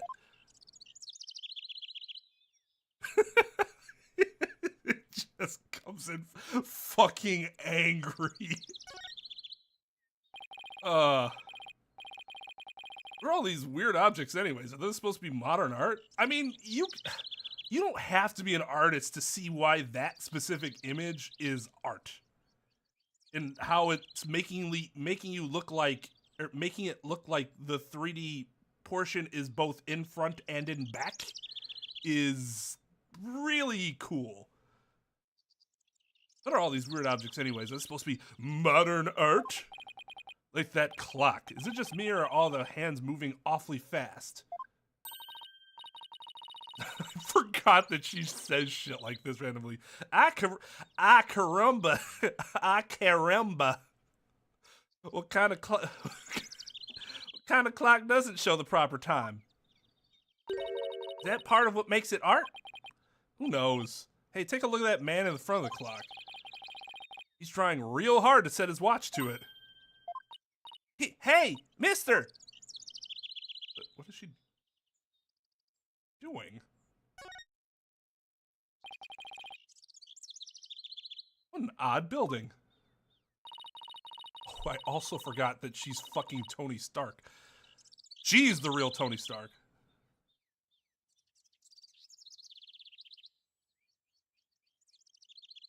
The name Penrose Theater comes from the Penrose Triangle, an impossible object.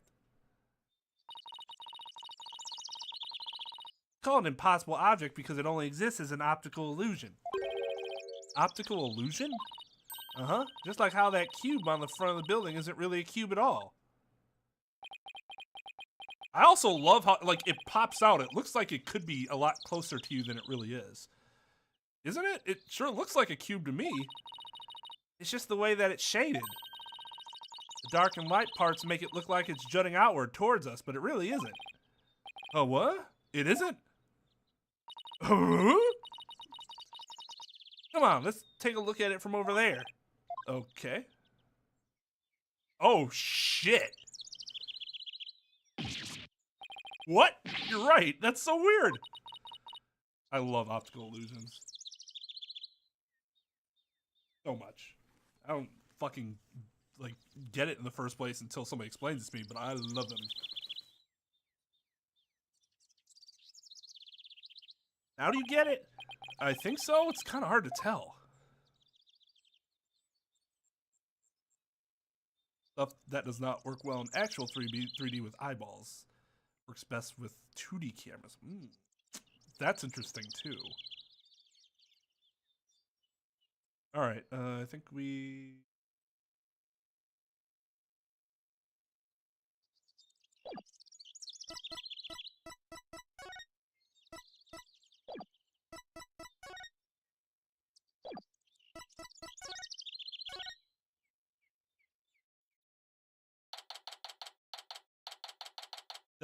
I fucking can I confide something, you guys, in confidence?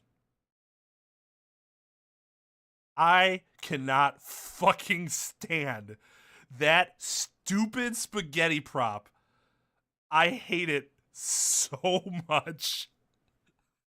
Every time I see it, I'm just like, that is why. It looks terrible. But at the same time, why do I need to feel so strongly about it? It's just a stupid prop. I just hate it so very much.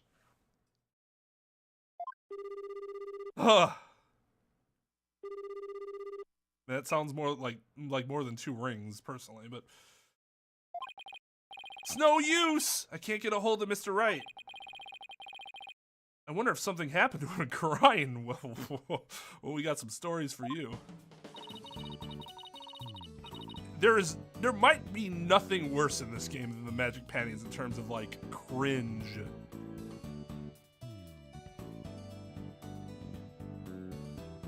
Yeah, see? This guy gets it. Oh, I wish I could do a better Rick voice. Maybe he got caught up in some kind of trouble again, as always.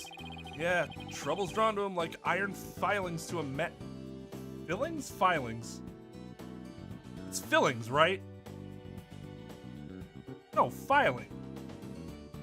Fillings would have 2 L's. What's an... like, filed off? Oh, iron shavings?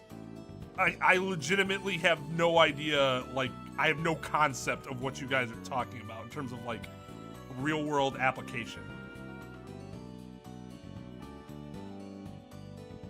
Yeah, trouble's drawn to him like iron filings to a magnet. Hey, Apollo, speaking of Karain, they're showing something about it on TV tomorrow. Or right now, sorry, not tomorrow. I cannot read. There has been some surprising news coming out of the Kingdom of Karain. The country recently saw defense attorney Phoenix Wright win a not guilty verdict. The first verdict of its kind in 23 years. Mr. Wright won a trial in Karain? What are the chances that they walked in right when they were talking about him? Lawyers are said to be highly disrespected in the Kingdom of Karain. So Mr. Wright's win was an upset victory amidst entrenched hostility.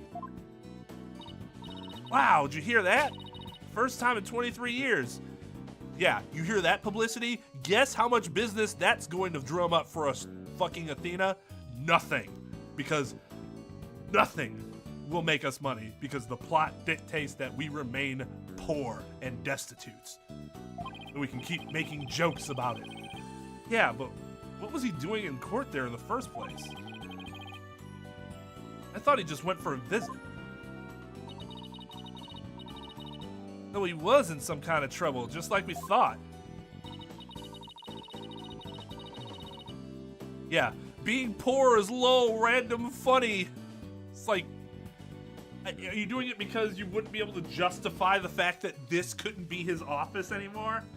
Because if they did make that much money, they'd probably have to move in order to, like, account for all the additional business they're getting. Next, an update on the unfortunate accident that occurred at the Penrose Theater. Hey, now they're talking about the accident at Trucy's show. Famed magician, the great Mr. Reyes, was skewered with a sword and died on the spot. Oh no! So he... Oh no! Something about that looks so fake. Oh no! So he really is dead. And now here is the footage of that deadly moment.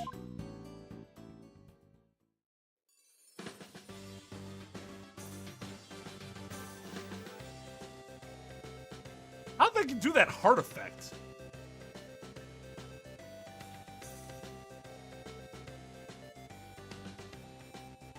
Somehow I have a feeling this video is going to be a part of the evidence that I'll have to rewatch over and over again.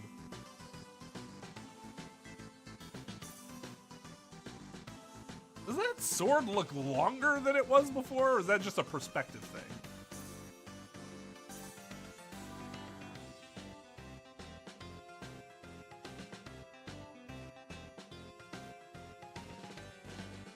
Here is Trucy Wright, literally stabbing the person.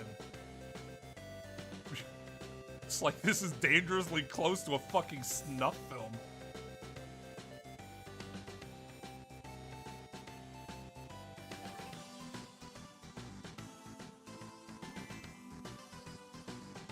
Why is this happy-ass music playing? Mr. Brius's body isn't visible in this footage, but these are still very shocking images. The magician Trucy Wright is reportedly still only a high school student. Could it be that this unfortunate accident happened due to a lack of proper training? Hey, your job is just to report the news, unless it's not a news show. Otherwise, I don't need your fucking opinions or speculations. Did the young magician have enough experience, preparation, and knowledge? Or some might say that Troop Grammary should be held. Some might say that Troop Grammary should be held accountable for this incident. Wait, so we should have given him a different voice then. Hold on. Did the young magician have enough experience, preparation, and knowledge? Some might say that Troop Grammary should be held accountable for this incident.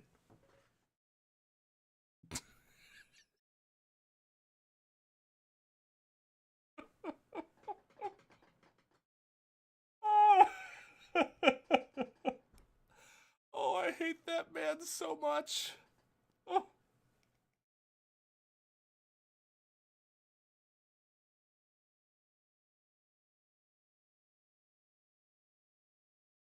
Well, if they are operating as a business, then, hey, somebody got it.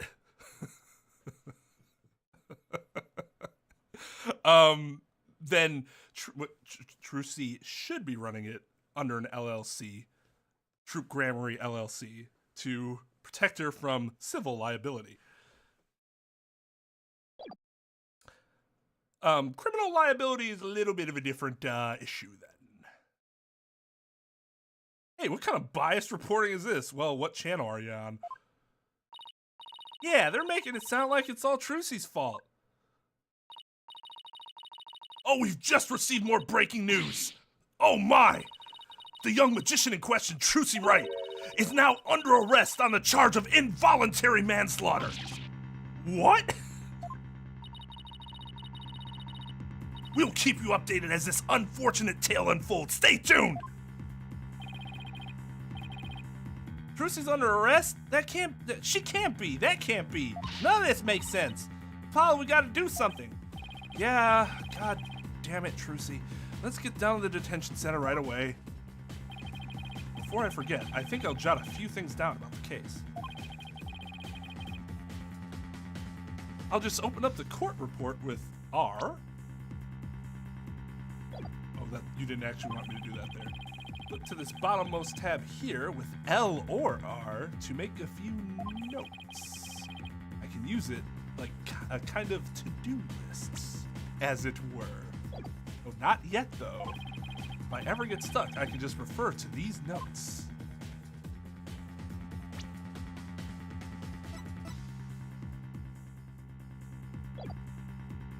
Oh, those are brief notes, that's for sure.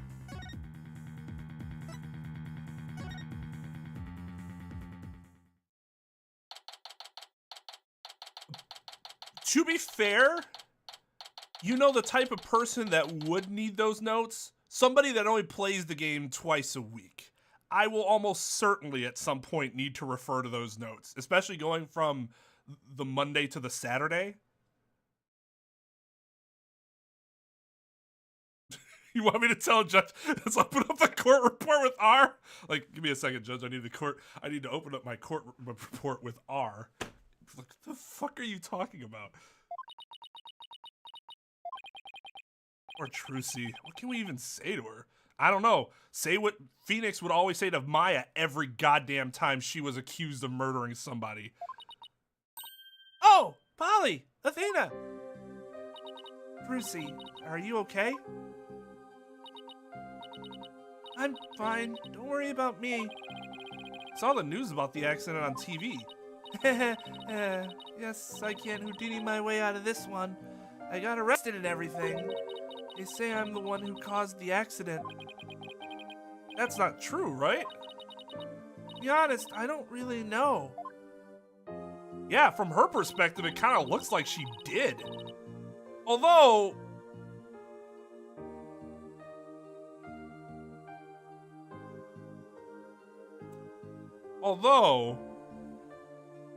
if she actually stabbed something, you would have thought she would have noticed when she drove the sword into the coffin. Because there's either something there and it like kind of halts her momentum or force, or there's not something there and her force goes straight through. I mean, I have no idea how an accident like that could have happened.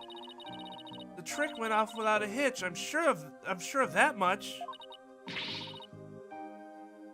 Still, the police just won't listen to me. I've already decided that it was all my fault. Oh, I'm exhausted after all their questions. Looks like she's been able to hang in there at least. Yeah, she really is one tough cookie. I know you're tired, but can you tell us a little bit about the accident? Yes, of course. Yes, of course. Go ahead and ask me anything. I'll be fine. Oh, Trucy.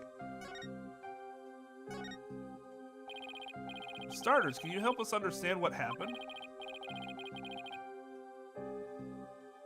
One tough cookie Shinobu. Oh, going back to Inazuma. Gonna be super exciting. In today's show, there was a dead body in the coffin. How did that happen? Was there some kind of accident? I don't really know. The coffin was supposed to be empty when I opened it. But instead, Mr. Rios' body was in there. That must have been a huge shock for you. Yeah, no shit. Why would you... Some shit, I know. It's just a matter of, like, it's just some shit people say. It's not a big deal. But, like, I personally try really hard to be cognizant of not saying stupid or incredibly obvious shit all the time. Wow, that must have been a shock for you when somebody came out of the coffin murdered after you expected nobody to be in the coffin, let alone somebody who had been murdered. Yeah, that's never good. Because that is Apollo's fucking MO. Yeah, like, no fucking shit, Apollo. It's no good. I guess that is in keeping with his character. Oh, this is... So, I've tried writing before. And one of the problems I've never been able to, like, keep going with it, and I'm constantly restarting, is because I can never get... I feel like I can't get natural dialogue right. And I think part of my issue is that I have a really hard time writing shit that I think is absolutely stupid, even if realistic. And, like, that leads to the type of dialogue where it's like, well, who fucking talks like that? And people don't. They say dumb shit like Apollo just said. And I just have a hard time writing that. Maybe I just need to write another Old Man in the Sea where there's, like, how many lines of dialogue? I don't even know. I think I read that in, like, freshman year of high school, 8th grade maybe? Anyways, it's mostly just descriptions.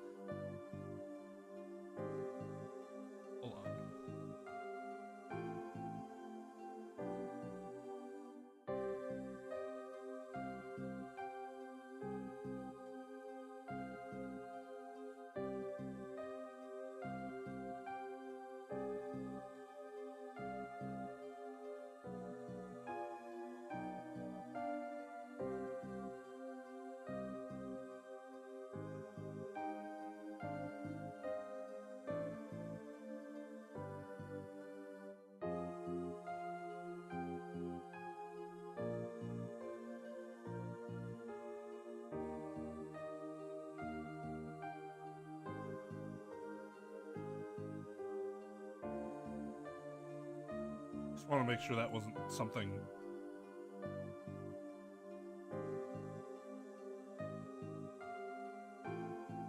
Yeah, this is on the Switch.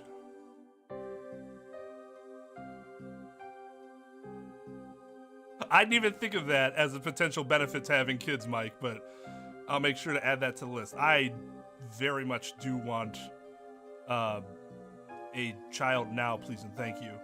I know that's kind of selfish as the man to request, considering I'm not the one that has to carry the child.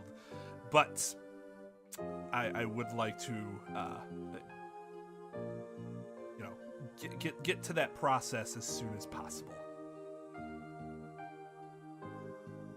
When the dragon set piece fell down at the end, was that an accident too? Oh no, that's supposed to happen and crush us all. It must have been. I have no idea how or why that happened either. Nothing went the way it was supposed to. I still can't believe Mr. Rios is actually dead.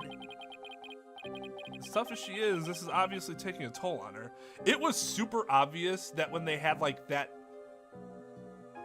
poster, it's like Rios is either dying or going to have killed somebody and is going to jail, because it just has to be Trucy active. Anytime there's another person from that troop that's active, it's like some shit has to happen to them. As tough as she is, this is obviously taking a toll on her. Yeah, she's 17 fucking years old, Apollo. Now, how did Mr. Rios' body get into the coffin in the first place? Trucy, we need you to tell us the secret of the trick. Oh, I better not see the next line what I think I might see, because if so, we've had that happen before, and I was just as mad then. You know what they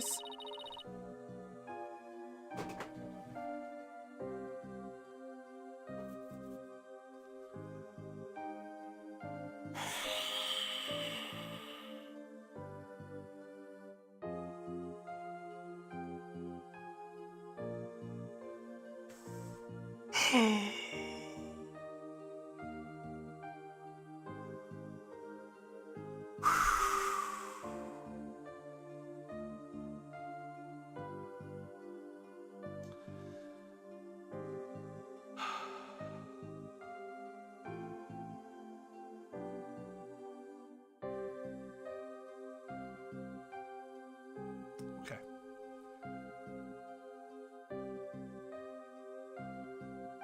I'm fine. I'm fine. We're fine. This is all fine.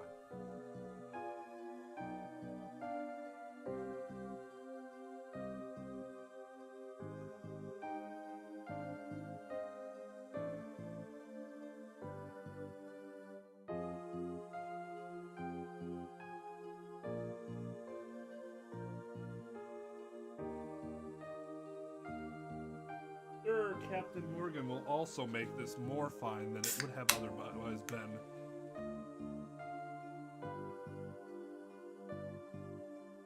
Why?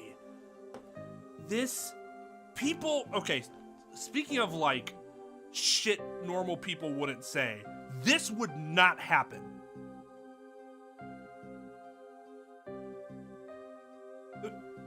In fact, if somebody go Google if there's ever been any like defendant or whatever that was charged with a serious crime that wouldn't like provide the proper information because a magician never reveals their secrets.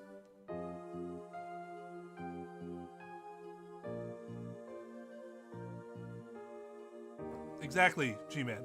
When you're charged with murder, you sing like a goddamn canary about your tricks.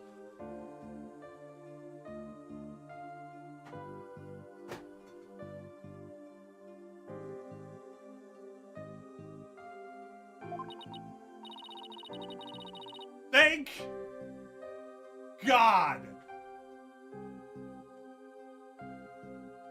Oh.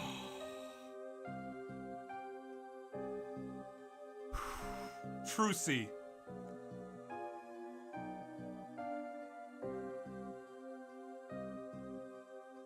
Yes. Daddy has taught her well. She ain't no fool. She ain't getting taken down for murder. Whew. Max, actually, it's called the Magician's Alliance. And they do go after legs. I am making a lot of really weird older references tonight. It's probably because I'm looking for comfort in old comedy.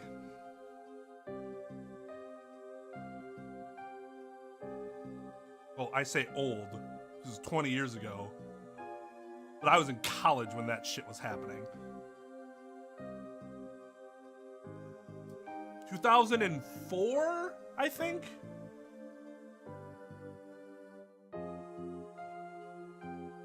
Was when Arrested Development was it 04 to 06? 03 to 06?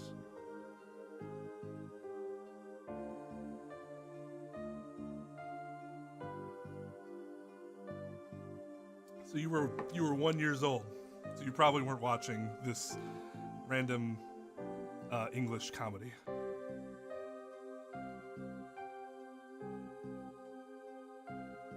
But I guess I should make an exception this time. But if you ever tell anybody, like the court, or any nosy police officers, I'll make you my guinea pig for every single new magic trick from now on. Don't worry, I'm a lawyer. Remember, client confidentiality is part of the job, except for the part where we have to reveal it to the court, which is public record. So you don't get taken away and killed for murder.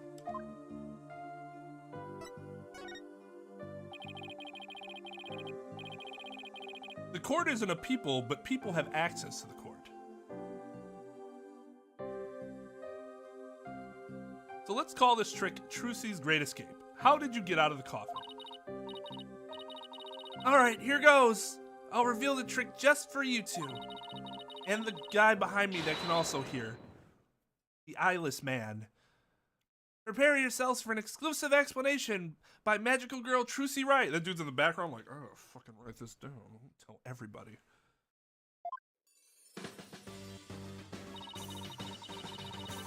The deaf mannequin? It's like, what's the fucking point then?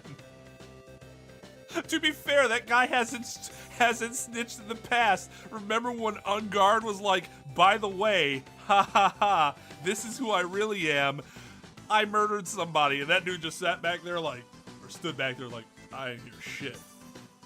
I heard nothing.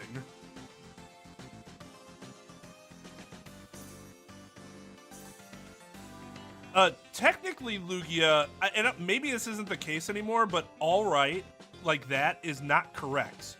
It's not a real word. It's always all space right is the correct usage of it. Again, that's what it used to be. There's a lot of stuff like that that in more recent times have been like, we accept that now because everybody does it, which makes sense to me. But that's how I learned it, was that there would always be like, all right, ALRIGHT is not correct. It's always got to be all right. But I haven't checked up on that lore recently, so it could be that it's all acceptable now. And also, Namumbro's right. Anyways, the correct pronunciation is I. So I guess all that other stuff's a moot point. Literature form is all right, but dictionaries accept all right. Which, I mean, to me, that totally makes sense. If that's what people do, then that's what people do. There's no reason to, like, make a big fuss about it. Like, it's fine. There was another word recently that it was that I looked. I can't remember what it was, but I looked it up earlier this week, and I was like, oh, apparently that's like accepted into the lexicon now. Lexicon? Is that? There's a secret trap door in the stage that leads down to the understate's passage. Okay, I actually thought there was a back door So that's interesting. My speculation was incorrect. A trap door? So when did you slip down into the understage passage as soon as they closed the door? Duh. Remember when Mr. Hat was on stage holding his sword next to the coffin? Well, by then I had already escaped from the coffin, was waiting understage. And while I was down there, I did several things to get ready for the next part. God damn, how? That was very quick. I mean, magicians are crazy cool. And like, obviously their tricks are set up or whatever, but still, there's a lot of skill that goes into it. Yeah, exactly. What technique? Okay, so what happened next? What technique? But you don't even know what she did. You just know she did something. Mr. Hat was quickly raised up to the catwalk by wire. Okay, so wire. I was right about that. I even though that was obvious, because how else would he be floating? Because black magic, like mystical black magic, doesn't exist. But some people consider what magicians do also black magic. Anyways. There's a cushion up there that acts as a shock absorber when Mr. Hat hits it. I can't say Mr. Hat not like how Mr. Garrison says it. It's a problem. Meanwhile, popped back onto the stage through a different trapdoor. Boing!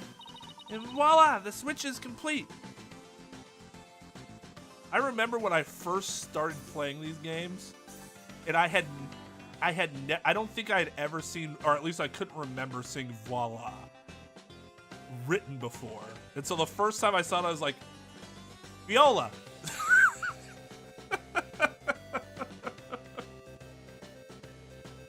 Like, what? Fucking idiot. Or Monsieur. That was another one where like, it's Monsieur, and it's like, no shit, I've heard that before. Why did I never put that together in my head? It's because I'd never seen it written before or don't remember seeing it. Like, it should have been obvious.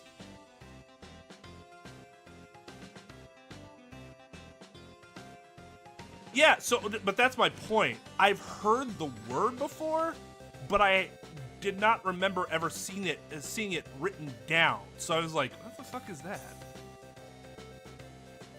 I have not read many books where they use the word voila. I wouldn't say I've read a lot of books, I guess, but that's because I'm married to a woman whose family reads like 100 books a year or something crazy. They have competitions with each other. And I think I've read maybe 100 books in my lifetime, if even.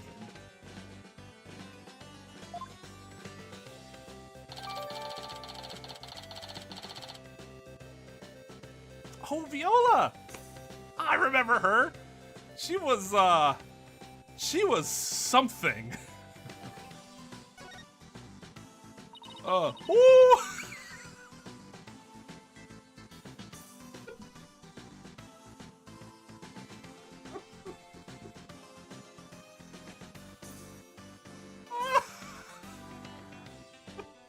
Fucking widget.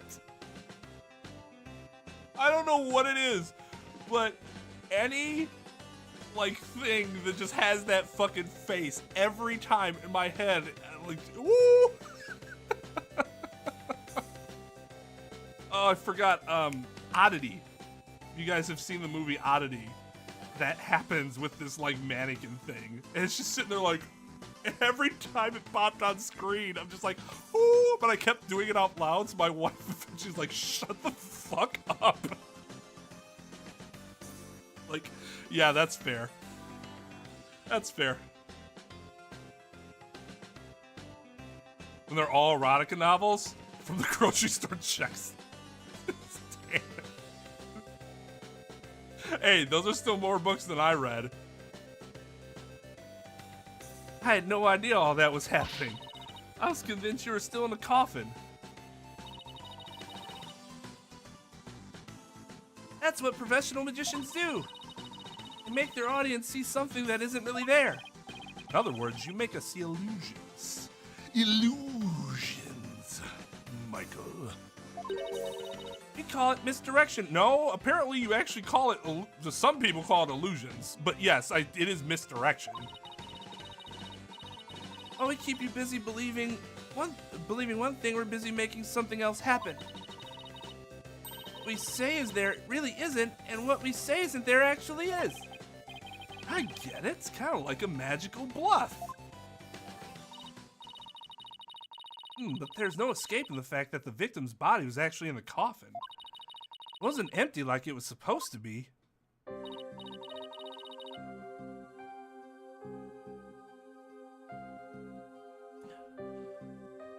Actually, okay. If we're counting educational books, and I don't mean just I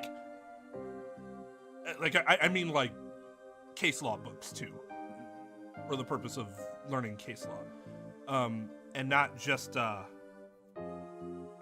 fiction, nonfiction books, then yeah, I've read more than 100 books. Because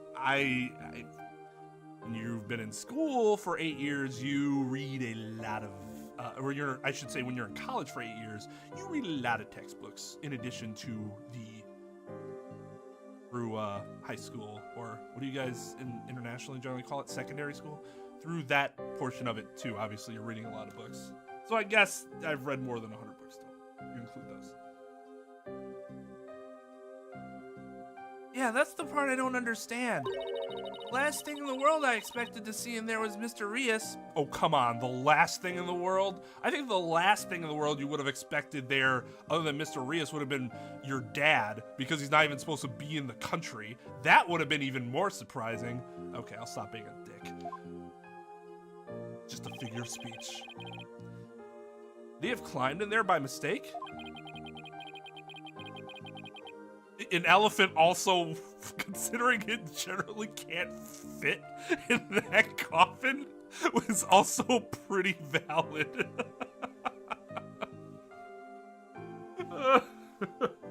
DB Cooper, after all that, you're like, holy shit, we just randomly found DB Cooper. Okay, that's actually a good point too. If we saw fucking Shady in there all of a sudden, that would have been even more surprising.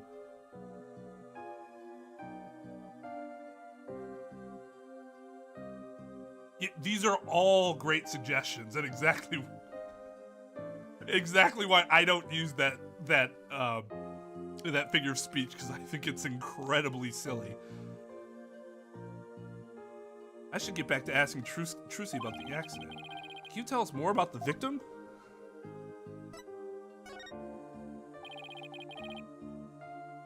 Who exactly is this Mr. Rias? He said he used to belong to Troop Grammary, right? Wait, you don't know who the great Mr. Rias is, Apollo? He's super famous. He's all people talk about on TV. Oh, so all these people that came to see Trucy and all these fans, it's actually, they came for Mr. Rias, and that's why it was such a big deal in the first place. Makes sense.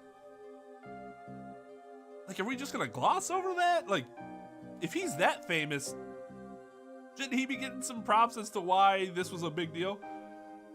Really? I just assumed he was one of Trucy's assistants.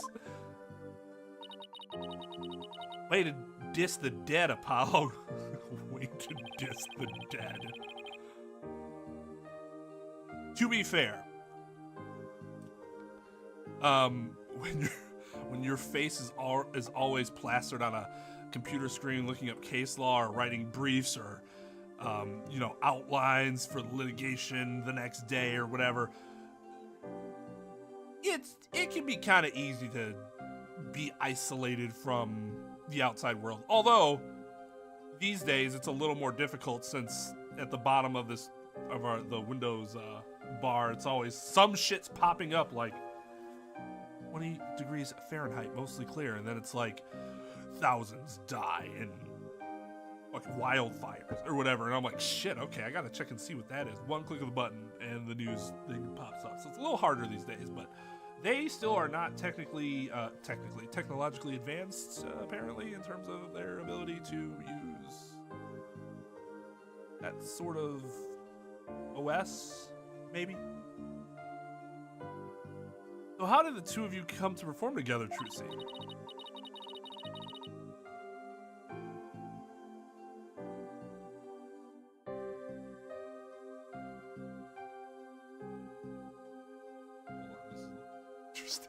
1 second, this is a...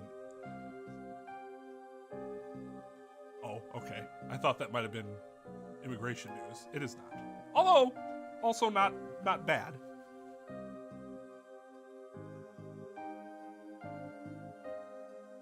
Well, like I said, he used to be a member of Troop Grammary. He was a protege of my granddaddy, Magnifi Grammary. Or Enigmar.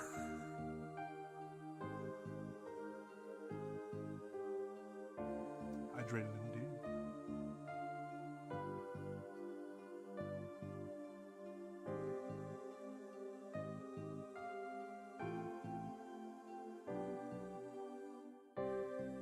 That is true. Is this the first time they've actually explicitly stated that it was an involuntary manslaughter charge as opposed to murder? I thought there was a case where, like, there was the opportunity to argue that it was involuntary manslaughter, but then we didn't go that way. I feel like that was a case Francisca was prosecuting against us, at least at some point. For some reason, I remember her.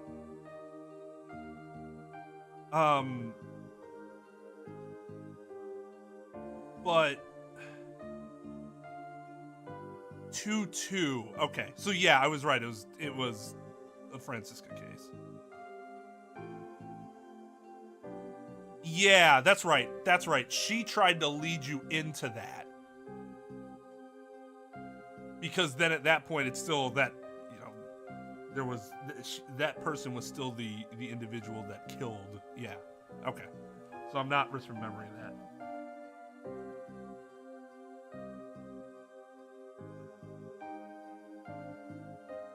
Alrighty, have a good night. But yeah, other than that, I know I've brought up manslaughter several times throughout the course of these cases, but this seems like this is the first time it's ever explicitly said. So the TV station arranged for us to perform together this time because of that connection. Did he continue performing as a magician after he left Troop Grammary? No, he got injured while practicing for a show about 13 years ago. That's why he left the troupe. After that, he took a break from magic for a while. And just became like an accountant or some dull shit. Just went back to a normal-ass job. Pretty sure it's a recent thing, him getting famous again. I only started seeing him on TV again maybe last year. I had nothing but respect for Mysterious as a magician. I can't tell you how sad I am this happened, and that I got blamed for it. Can't imagine how traumatic it must be to have someone die during your big show. See, you can think this, at least you didn't say it out loud. Because it's like, yeah, no fucking shit, Apollo.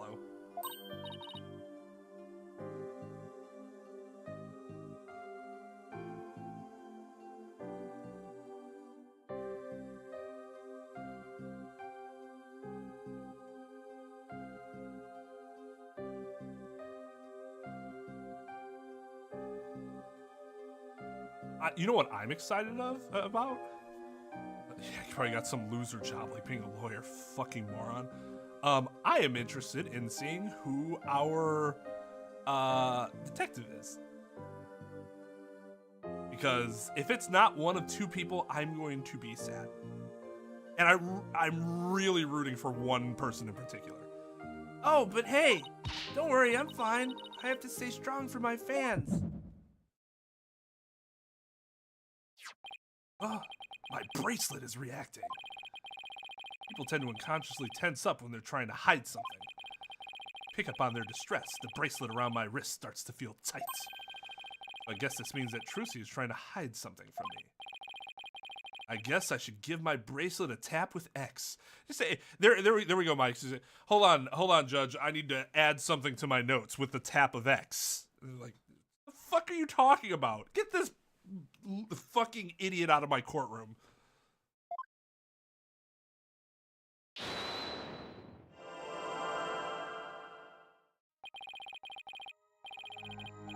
I can see things others can't.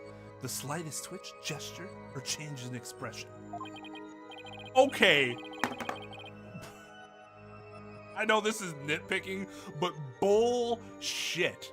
There are some things that are like, you don't need to have this like super ridiculous vision to see that their eye is twitching like a motherfucker. You just have to be generally perceptive to the things around you. There are some of them where it's like, okay, I get why it's like super subtle and you gotta be looking in the exact right place, blah, blah, blah. Yes, I can see it all when I'm concentrating intensely like this. And when people are feeling nervous, they sometimes reveal a certain habit or tell. I'll just shift my viewpoint around until I find Trucy's tell, and she'll just keep doing it until I eventually find it. Okay, I think I found her tell. Now, to listen carefully to every word and see what she gets shifty-eyed over. Then I'll perceive X, whatever she seems nervous about, to get to the bottom of things. I'm fine. Yeah. Oh, fucking shit. Gotcha. She's not fine. You're not fine, you liar. You're lying to me. You're not fine. It's because you're being charged with involuntary manslaughter. God, gotcha. Ugh. Like, dude, fucking. I get why they're doing that. It's a good tutorial thing, but like, that's so mean. Come on, Trucy, you should know by now that you can't hide anything from me. Don't tell me that your bracelet reacted. That's funny that she knows, like, God, I honestly forgot about that. I just did not remember you had the bracelet trick. Illusion, Trucy. Yup. Here I thought my smile was gonna do the trick. Looks like I broke the first rule of being a magician. A true entertainer always keeps a smile on their face, right? I remember hearing you say that before. That's right, it's a grammary motto that my daddy used to say before he passed away. I'll never forget it. It's one of the few precious memories I have of him. You can't keep everything inside, Trucy. You'll burst. Why don't you tell me what's bothering you? I wonder what's bothering me. Jesus. I can't. If I did. We're talking about besides the fact that she's in prison? Well, jail. Going to prison. You wouldn't believe in me anymore. That's not true. As an entertainer, you believe in always keeping a smile on your face. And as a lawyer, I have a belief that's important to me as well. Am I showing her the badge? Like, I'm not showing the stage diagram. Take that! Take that, idiots! Your attorney's badge. I swore on this badge that I would always believe in my client to the bitter end.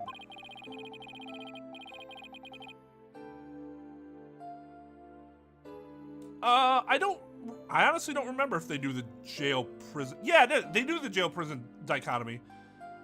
Because I don't think where she is the same place like where you see an investigations where you have like the animal prison thing where what's his fucking blind ridiculous assassin guy was like living in luxury.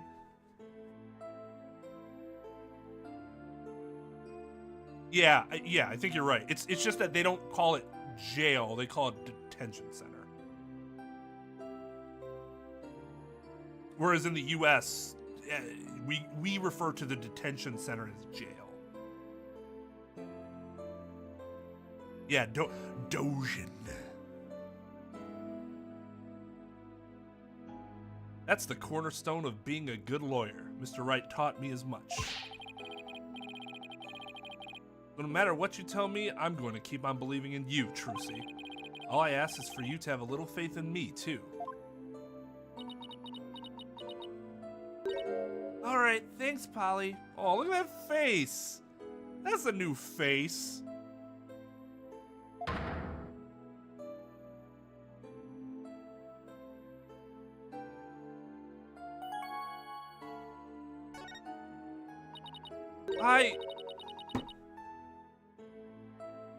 Probably my not so deep-seated anymore desire to be a father but Trucy is just so precious. Like, protects at all costs. Ah, this is gonna be a rough chapter. Holly, what if I made a mistake? What do you mean? What if it really was me who stabbed Mr. Rias? What makes you say that? Well, in my escape trick, I used both a real sword and a rubber sword. I switched the real sword for the rubber sword just before I stab it into the coffin. So even if somebody had been in there, the rubber sword shouldn't have hurt them. Mr. Rias is found dead. But Mr. Rias was found dead in the coffin. It really is just a change in the eyebrows. The red yeah, fucking entirely different mention. Do you count the new names from the official AAI 2 translation as spoilers? I played the game already. So if there's any name changes, it's like, okay, we already know the characters, right? So it's not like spoiling anything about the characters, just what they're called. They changed Dojin's name? Because that would be sad. I thought the voice... The original name he had was awesome. What do they call what's his fuck? Oh no, he was in the first one anyways, wasn't he? Yeah. So he'd have the same name.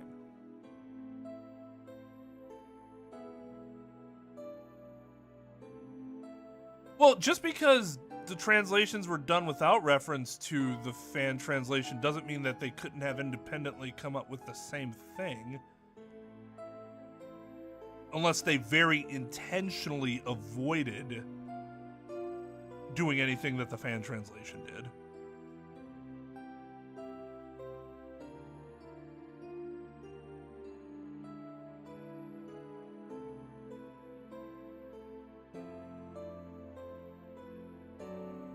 They respected the fan translation a lot.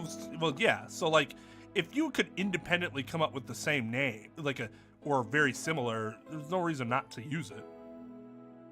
Ray is... Excuse me?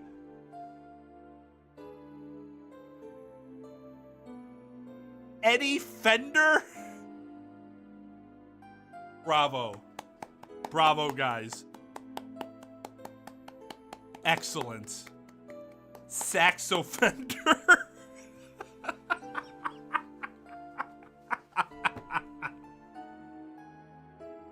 That's really funny.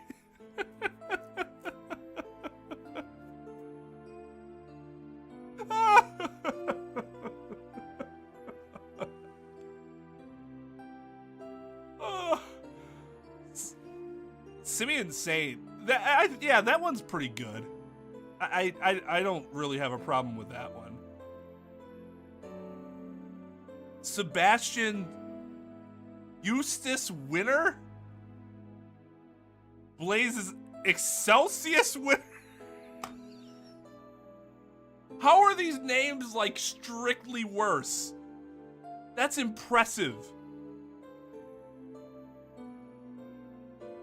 And you know what? That's a really strong, I guess, endorsement of how I thought of the fan translation. I thought Sebastian and Blaze were fucking perfect for those characters. Like, just, yes. Yes.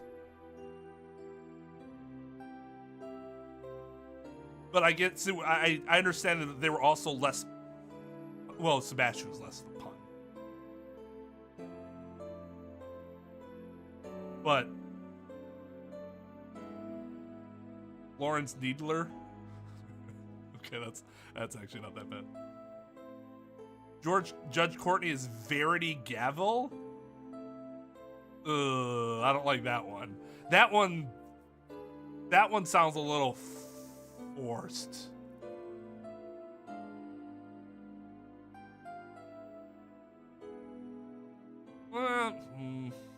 Maybe not. Maybe it's better than I'm giving it credit for. But for a fan translation, I think they did magnificent with the names.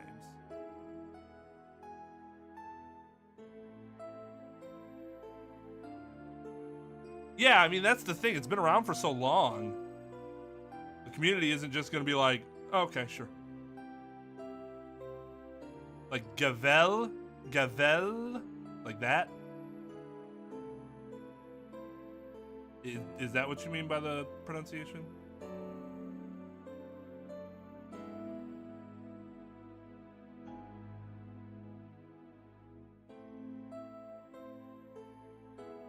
Gregory is like 40, isn't he? What the fuck? Why do they make him sound... He probably sounds like this. And it's like, dude, that's not what Gregory Edgeworth would sound like. Beefy, that's a good one. I like that one.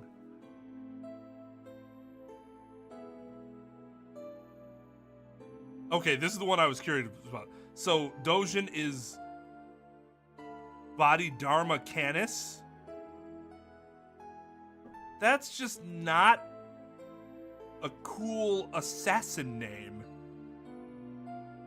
at all.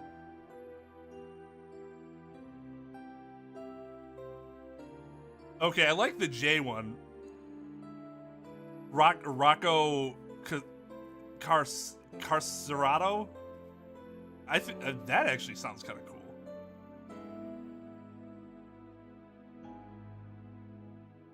Okay, the dog being called Helmut is actually kind of... That actually sounds... That's cool. I like that. Yeah, I figured it was like either a Hindu or a Buddhist monk, but like it just doesn't sound like a cool assassin name like Sirhan Dojin did. Jesus. Whew. Dane Gustavia going to Carmelo Gusto. Like that's more what I was thinking they would do. Cause there's like or Simeon Saint and Simon Keys. Like those two are still keeping the spirit of the original, even though there's a slight change to it, which is fine.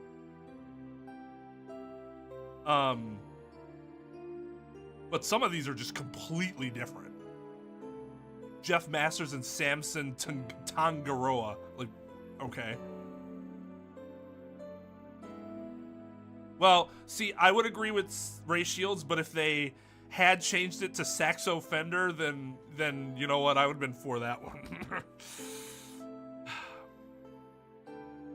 But yeah, Sebastian will never be known as anything different. You know what? This has convinced me. I will buy, just as a collector, the investigations. But I'm probably not going to replay 2 anytime soon, just to like, because those names are gonna piss me off. I would also agree that Horace Knightley is cooler than Bronco Knight, although Bronco Knight again is at least like it's the same spirit. So like as long as you're keeping the spirit of it, it's like that's fine. Yeah, sure. I'm much more likely to buy into the change when you're doing something like that.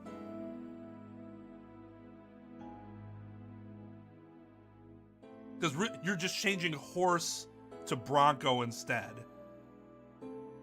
And Knightley changes to Knight. Generally speaking, I actually think the name Bronco is way cooler than Horace, but I think Horace just fit him really well.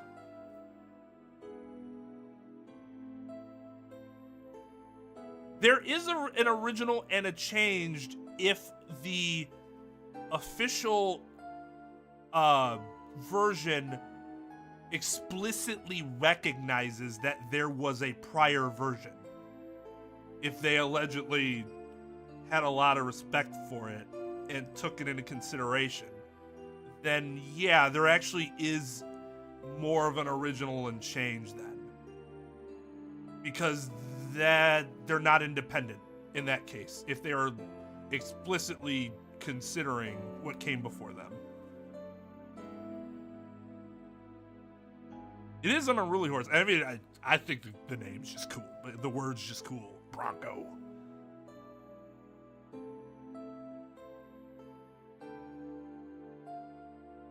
No, and I don't think anybody's saying, well, some people are saying some are better than the others, but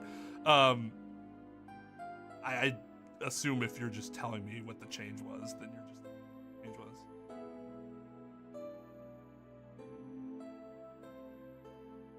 That, I guess that's the other problem. Unless Capcom like somebody has a source, I guess there's gonna be, well, I heard this. So I guess from that standpoint, maybe we just won't ever know. Because somebody just said, oh, they really respected the fan translation. And if that's the case, then to believe it was entirely independent would be incredibly naive. Alf All Down is really funny. I'll give him that one.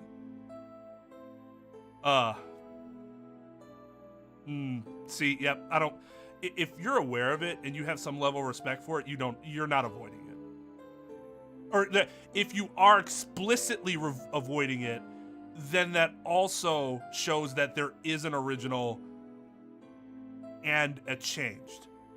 Because if they are explicitly avoiding what you did, then it is a localization that is made not independently, but with express consideration to the one that came before it. So they're not two independent localizations then. They're like, that's not what an independent translation is. If they at all allowed the prior one to influence what they were doing.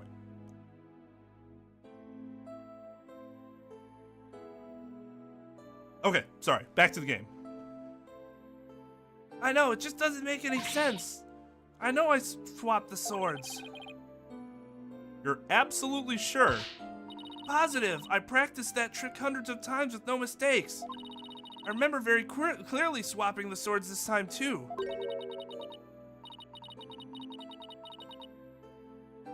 Taurosaurus?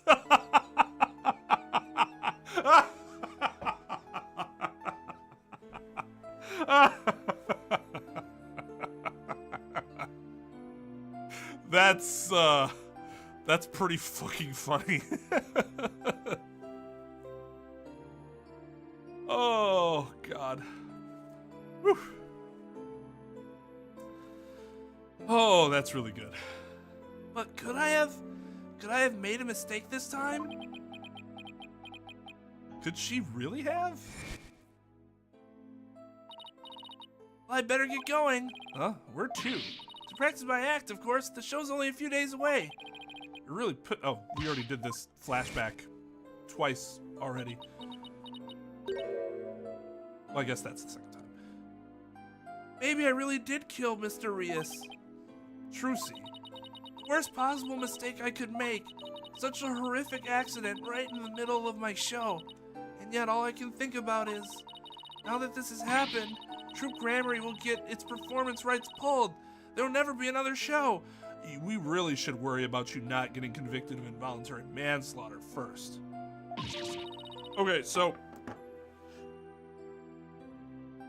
for those that might be curious about like how big of a difference would an involuntary manslaughter charge be versus a murder charge? There have been some involuntary manslaughter charges where the person gets a jail sentence of as little as 1 to 2 years. That happens. One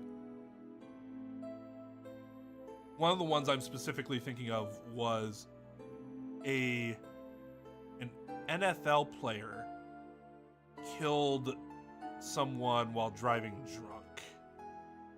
I think he got a year. This was like way back in 2005. So maybe it wasn't very long though. If it wasn't a year, that wasn't much off of what he got. So an involuntary manslaughter charge would be significantly less concerning in terms of your ability to live, I would assume even in this universe, compared to murder where, yes, they could execute you.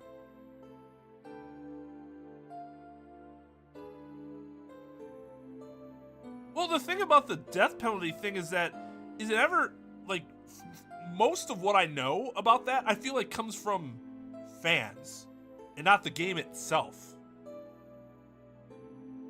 But even so, let's take death penalty out of it. For murder, you're getting 25 to life. With a possibility of parole based on whether or not the judge gives you the opportunity to get out on parole. Texas is 2 to 20 years. Okay, so yeah, 2. So they have a mandatory minimum of 2 years. And I would be willing to bet that most of the charges that were their successful plea deals are going to be on the much lower end of that spectrum. Normally, you would only go higher in cases of aggravated, like there's something that made it really bad. Even though it wasn't intentional, there was something where it's like, that makes it worse. Or you're a multiple time offender. Not necessarily of involuntary manslaughter, but multiple like felonies, like you're a repeat offender. Then you're more likely to get to the higher sentence as well. Wisconsin, for example, we don't have involuntary manslaughter, which is really interesting. We have reckless homicide, but not something that's explicitly labeled as manslaughter. So what happens is that the group in which you would reckless homicide is like more serious than involuntary manslaughter. So you get this group where like the more severe half of it will get sort of grouped into this more severe crime as a consequence, and the other half will instead get pushed to something that's significantly less. It's a really... I don't agree with it. I don't know why we don't, personally. I would be really interested in knowing why we don't have a manslaughter category, because it doesn't seem to make sense to me to not have it. But that's generally a natural consequence of not having it. So...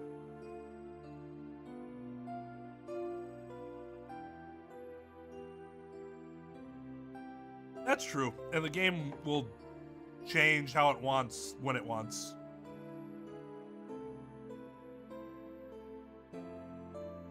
That's a good point too. We know Manfred died, but we don't know for sure if it was executed. He could have just died in prison. Like, there's a lot of people who are older, they go to prison, they can't take it, and they have like a heart attack and die or something.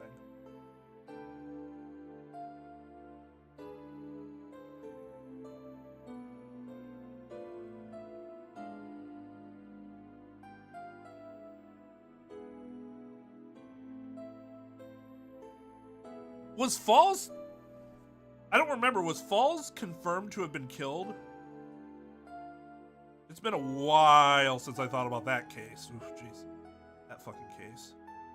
Because, like, in the U.S., for example, we have death row. And people can be on death row for a long time. Like, we're talking about, like, decades. And they might not ever actually get executed. They're just on death row. It could happen. He killed himself in the fucking case. Duh. Wow. Right, he took that poison or whatever, right? Ugh. Man, what kind of fan are you? Embarrassing. Embarrassing. unfortunately, that tells you about how much I was thinking about Ace Attorney while I was doing Hyper Attorney stuff.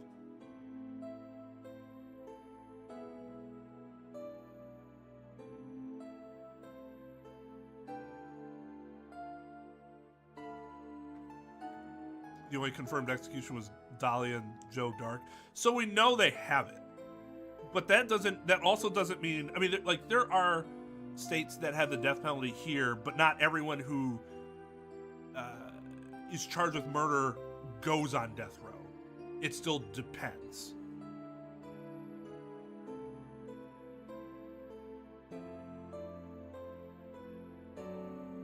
I remember how shocked I was now, yeah. That case is really interesting because, in retrospect, there's something super powerful about that case. But you have this guy that's, like, obviously mentally impaired, but he's in love with, like, this 16-year-old or whatever she was. And it's like, that's just objectively not okay. So there's, like, this grossness to it. But if you take it as a narrative as opposed to just like, you take the narrative by itself and not like judge it based on why is this a part of the game sort of thing, then the story itself is still really tragic. But that's the thing, it's very difficult to do that.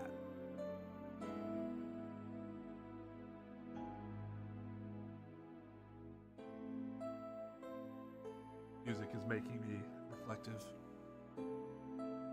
14. Okay, even younger.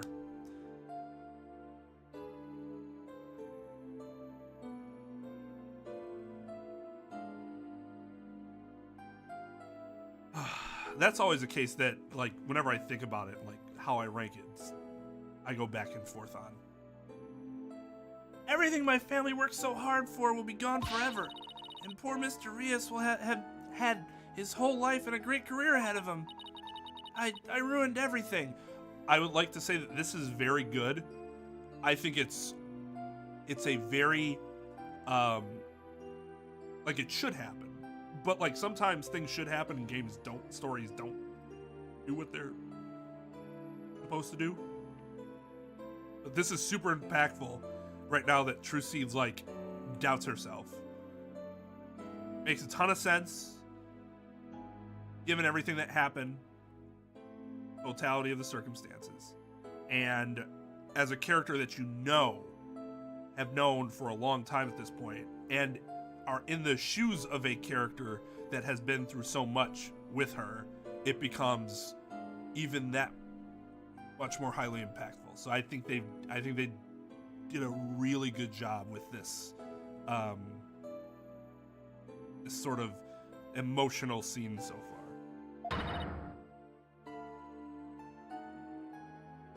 I destroyed it all. I took it all away.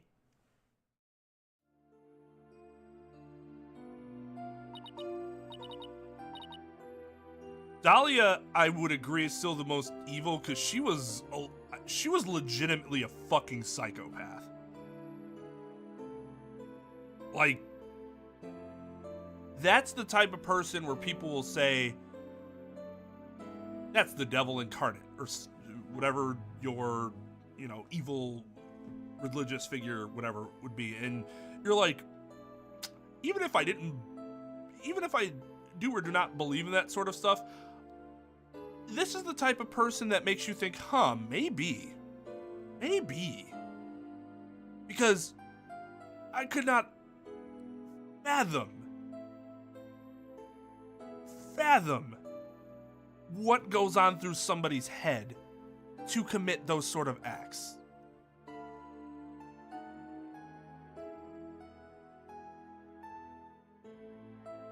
Holly, I'm ready to pay for what I did. No, you didn't.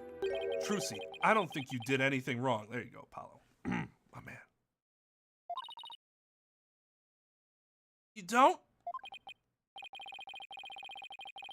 I've had one question going through my mind this whole time.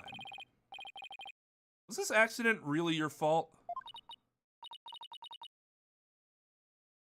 See, why would they change that? I think that's a really important detail that they should keep in.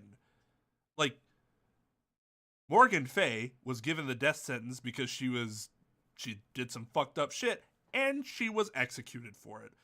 Why keep that out? Like, that's kind of, I guess it's not necessarily an important plot point, but it's an lore enriching point. If that makes sense.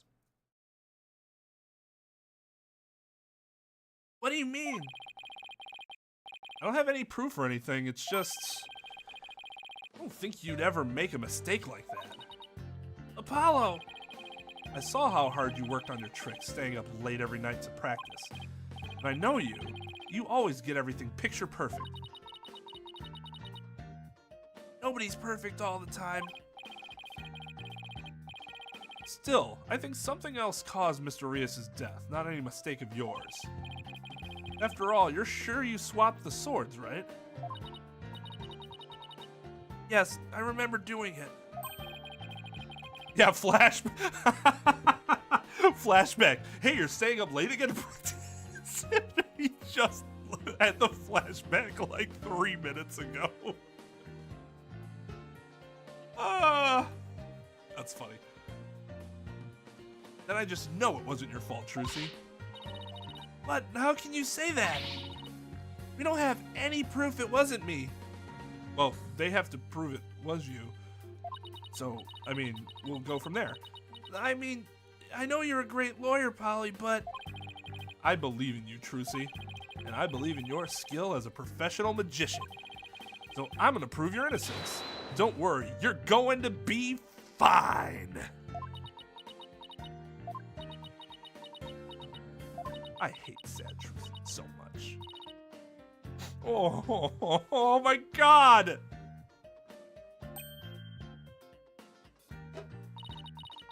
Oh, it hurts. Oh, it hurts so much. Oh, it hurts my heart. Oh, it hurts my heart. Oh. Oh my god. Thank you, Apollo. Thank you for believing in me. I'm going to believe in you too. Good. Great fucking response, Apollo. Who cut the onions? God damn it. This is not a time to cut the onions. I'm sorry, I need tissue. I've never seen Trucy cry like this before. She always seems so strong. Yeah, and she's been through some shit. Yes, CDI Zelda. Good. Fucking dies. But maybe sometimes she's just putting on a brave face. She's still just a kid after all. Oh, I hate sad Trucy so much. I never want to see sad Trucy again. That's when you know you did it right. So I have to ask to make it official, but will you let me defend you? Yes, I'm counting on you. I don't have to cancel the show on. I don't want to have to cancel the show on its opening day. Right. She seems fine now. Trucy, let's win this trial together. Unlike some people.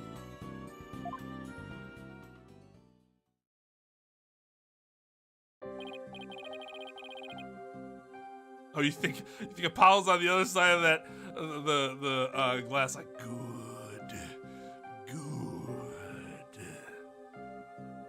Well, we better get right to investigating.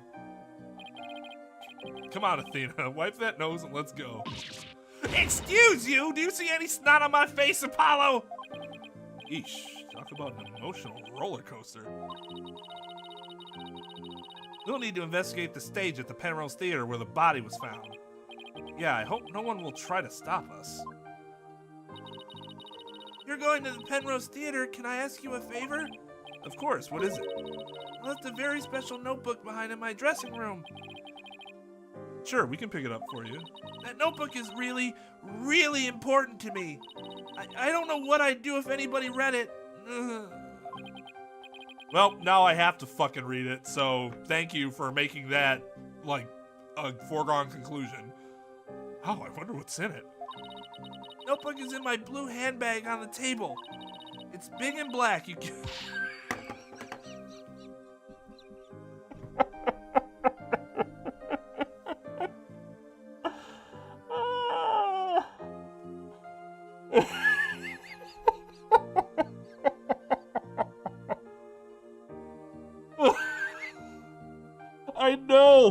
I know. Mine out of the fucking gutter, dude. Inappropriate. Oh my god. Okay. But what I was going to say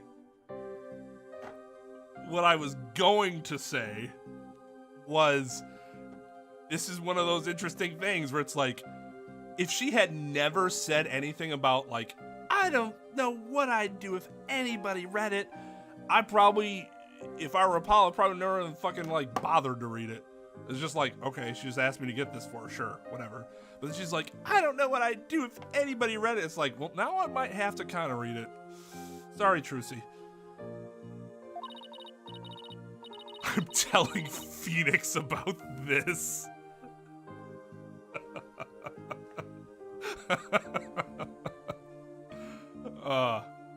And with that, I've got to go. It seems they've got more questions for me. Hey, Trucy, by the way, I can be present with you during those that questioning if you'd like. It can really help. Just saying.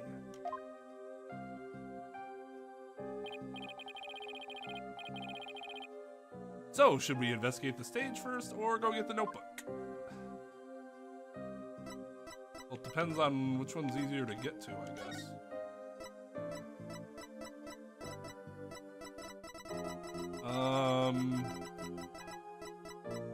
Let's get the notebook first. That seems more pressing. Or somebody else takes it.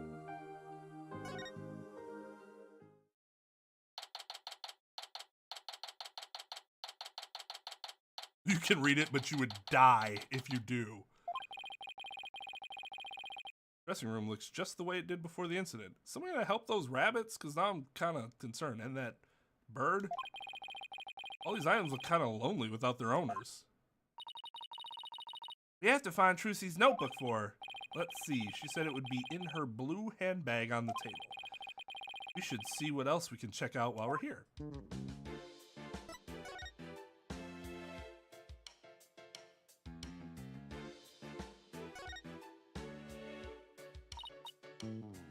Oh, Prosecutor Gavin. Yeah. Y'all know my affection for Gavin runs deep. Let me just put it this way. Prosecutor Gavin is gonna get a pretty positive review in my series of reviewing all the prosecutors in terms of how they actually stand up to real life scrutiny.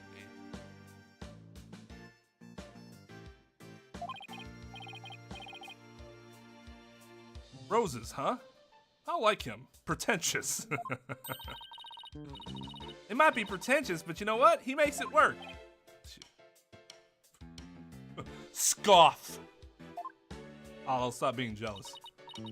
Oh, I've noticed this for a while now, but you get awfully prickly when it comes to Prosecutor Gavin. You think so? Fuck him. I mean, no, we're friends. I mean, don't hate him just because he's beautiful. That's good. That's not it at all. Be happy that you crushed him several times.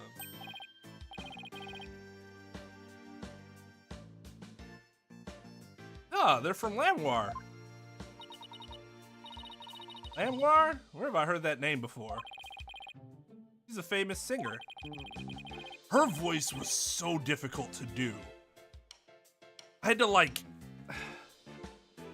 it's almost like I had to hold a knot in my chest to like breathe the voice. They call her the Siren of the Ballad. She's pretty popular. Why would a famous singer be singing Trucy Flowers? Well, we met her through a case I headed up. Is 4-3. It wasn't great itself, but Lambwar was a pretty cool character. Wow, your circle of acquaintances is bigger than I thought. Yeah, I'm surprised her head didn't literally fucking explode because she interacted with something in a game she wasn't a part of. Lambwar, boom!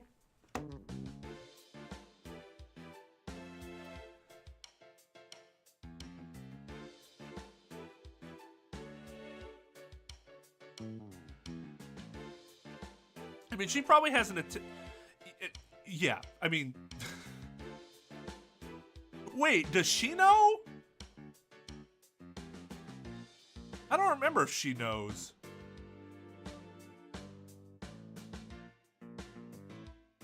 She does, okay. Okay, so... My initial reaction is that I agree with you. That, like, why wouldn't you, at this point, tell her? But I can see another situation where it's like, she's happy, you're worried that randomly dropping this on her could suddenly turn her world upside down and do more harm than it could do good. Now, in Trucy's case, I don't think that's true, but I can definitely understand the hesitance behind it.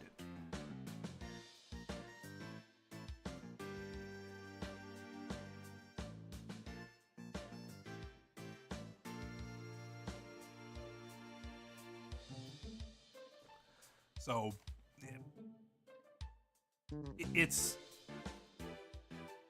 it can be very difficult to think of things from that sort of perspective when logically it makes all the sense in the world to do it. Or not even from just a logical perspective, from like a it's your responsibility, you should be doing it perspective.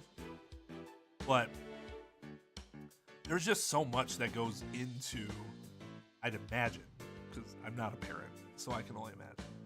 There's so much that goes into like, I've been out of their life for so long, I want to be in their life, now that I've regained my memories that I lost. But is it actually the right thing? Or am I being selfish for doing it?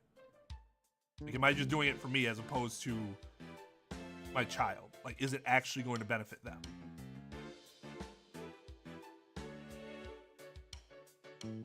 It is very ironic. Amwar. I don't know why, but her songs really touch me for some reason. That's one of the interesting things, because that's more of an Apollo Justice trilogy thing than an original trilogy thing. And I think that adds a really interesting dynamic to the character group as a whole that wasn't really as present in the original trilogy.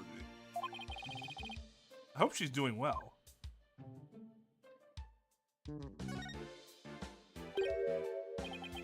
Huh? Aren't these Ninetales flowers? No, those flowers that only grow in Ninetales Vale? That fucking case. Oh, Lord. Oh my goodness, you're right. There's a card here and a letter to go with it. Card says, good luck, Trucy, from Damien and Jinxie. Oh, Jinxie. Tenma. Mayor Tenma and Jinxie, huh? What does the letter say? Let's see. Oh! There's a message for you in here, too. Please tell Mr. Demon Lawyer I said thank you for everything. That's cute. Yeah, they were good characters in an otherwise bad case. Thanks to him, I overcame my fears and now I'm not afraid of yokai anymore. And guess what? Why would you ask that rhetorical question in a letter? I've even become friends with yokai like Eaton Momen and Konaki Gigi. No matter what happens, I guess she'll never grow out of her demon obsession.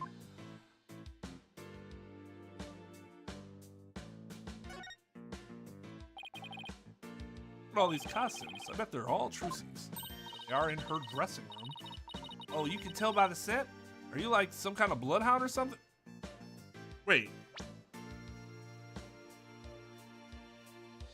When he doesn't say anywhere that he's like, oh, look at all these costumes. I bet they're all Trucy's because they smell like her. Because I was about to be like, okay, that's fucking weird. So I don't know where this came from. Oh, could you tell by the scent? Okay, fair.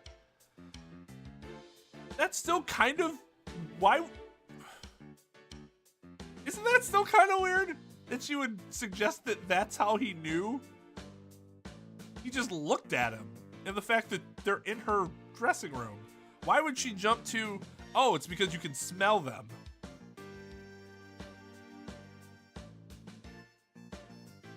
Oh, could you tell by the scent? Are you like some kind of bloodhound or something? I'm her assistant, not her pet. I want to do the handbag. It's a dove. Oh shit, I thought that was all we were gonna do. It's a dove, move on. Another bird cage next to it. I wonder what's in that one. Oh, cuckoo!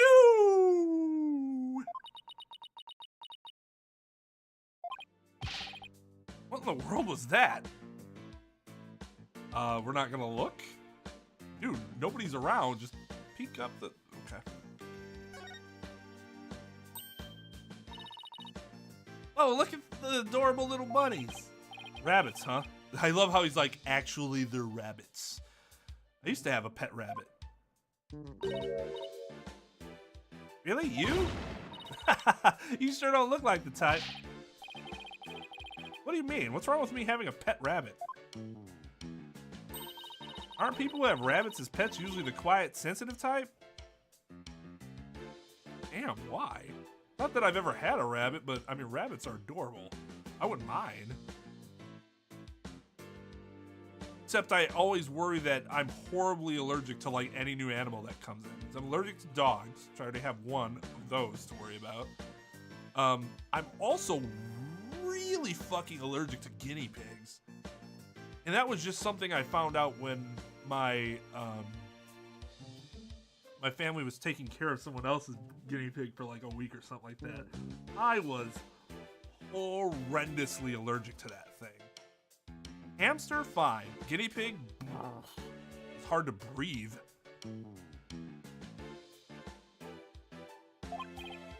Well, pardon me for being so loud and insensitive. I mean, Apollo's definitely a sensitive dude. Does she not remember Dual Destinies? That dude was up in his chest the whole fucking game. Not that it wasn't justified, but he was definitely in his chest. Look at all this. Look at all this stuff. It must belong to Mr. Rias. Wow, look at the colors on that briefcase. You think he carries that around with him on his time off? Well, first of all, at this point, it would be past tense. So, well, during his shows, wow, we are really avoiding the fact that he's dead, huh? He wears a mask to hide his true identity. If he carried that briefcase around when he wasn't working, wouldn't it give him away? Ah, but you've got to change gears and look at things in a different way at a time like this. Oh yeah? Meaning? Well, what if Mr. Rias wore his full costume all the time? Even when he wasn't working? Then that briefcase wouldn't have given him away one bit. Okay. I'm getting pretty good at this turn your thinking around stuff. Oh god, fuck off. I'm like a little kid who's learned a new trick and couldn't wait to try it out.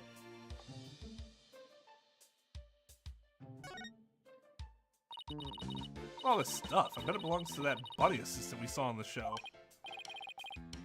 Oh, that's a lot of stuff. Is that Athena?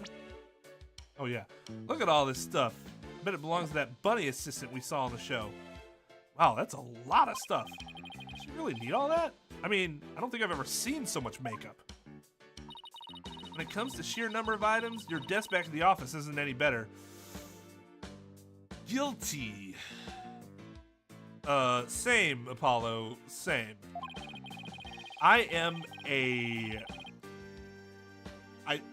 very organized person. However, I'm also the type of person where if I'm getting inundated with volume, I will switch gears and prioritize practicality over organization. I know that sounds like ass backwards thinking, but if you've ever been inundated by volume, you'll know what I mean. And then things can start to get messy, but as somebody who is an organized person, it literally causes me physical pain to see my desk right now.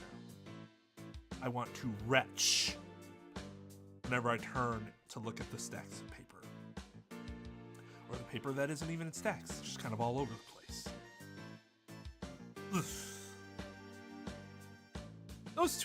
Those things are the natural accumulation of 2 years of work, and they're all necessary. Really? Instant noodles and crackers? Okay, no, I don't. Those types of things are in a cabinet, so they're not out in the open. Of course, I need those for when I have stay at the office all night prepping a case. Do you have no like? Is a drawer or a filing cabinet? So is that considered a receptacle? Do you have any receptacle to put any of that shit in? And comic books too? Oh, of course I need those too. Manga these days is super realistic and informative. I need them for research.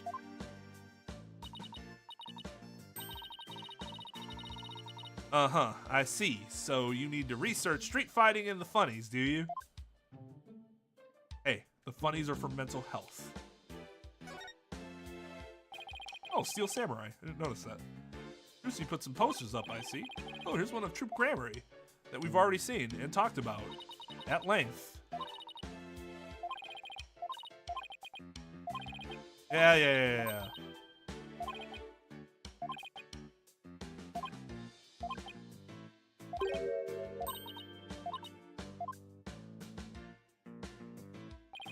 We know all the information. Oh. Well, I'm fucking glad I looked at it, even though I was like, well, we already saw this, so who fucking cares? Just not gonna mention that there's a Steel Samurai thing? Okay, alright, let's see how it is. What's this? A script of the show? What's this? A script of the show? It says Bonnie. So it must belong to that bunny assistant we saw on the show.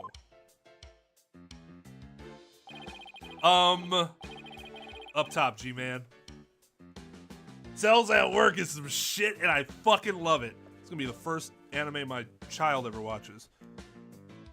They can get used to the information, as well as the blood and gore that comes with anime.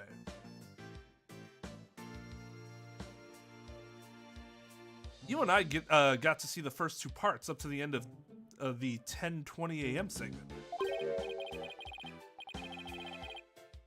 But this Mr. Rios' fire trick, we didn't get to see that part. Yeah, because they canceled the show after the accident, and, you know, he died. Hey, there's a note about the fire trick. This will be dangerous. Make sure the fire bucket is ready. Think of it, when Mr. Rios turned into a dragon, it breathed fire, didn't it? Twain tricks and fire tricks were Mr. Rios' specialties. Maybe they had some big finale planned. Mr. Rios and Trucy would face off in a grand magical showdown after his revival. You mean that one fire trick where he, like, flamethrowered her wasn't dangerous enough? Jesus Christ.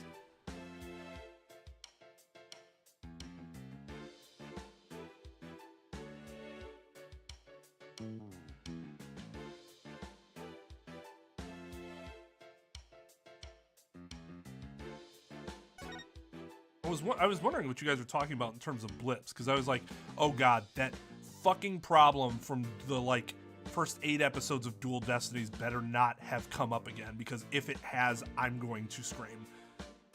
But you weren't. You're talking about the actual. That makes more sense.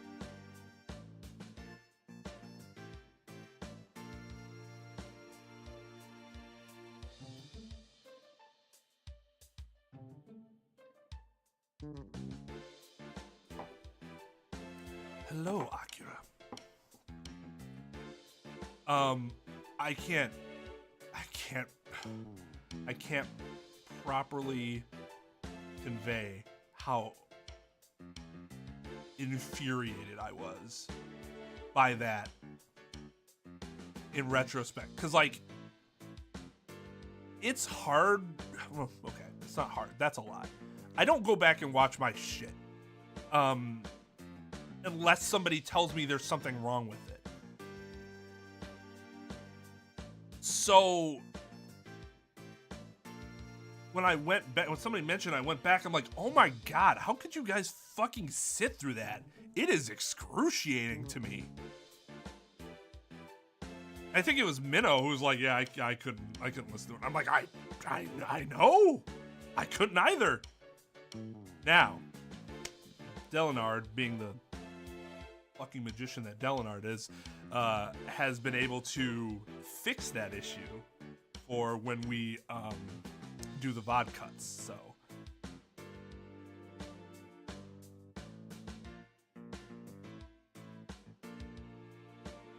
Alright, have a good night, Crypto. I still have something I want to do for the Broken Twain VOD. And I hope it'll turn out the way that I want it to.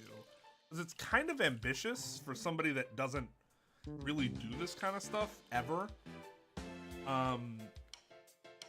But I hope I have the time to do it and do it well.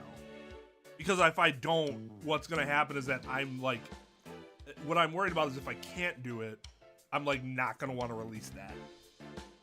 And it's going to end up meaning that like nothing past that point ever gets released in terms of VOD cuts, and that would be dumb. I just need to figure it out.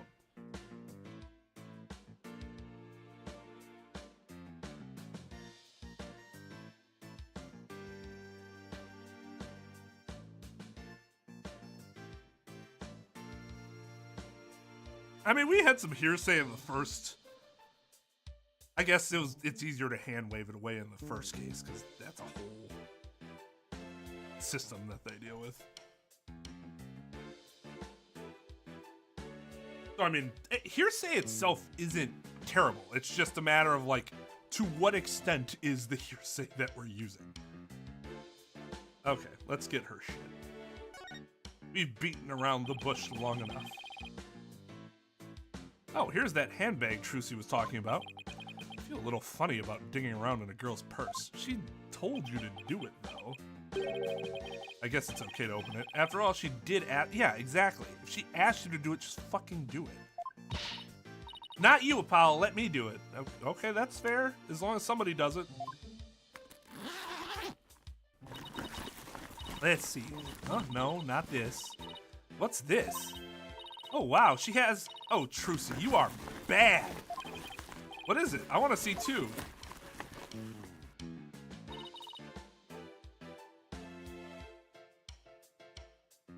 Why? Why? Are we...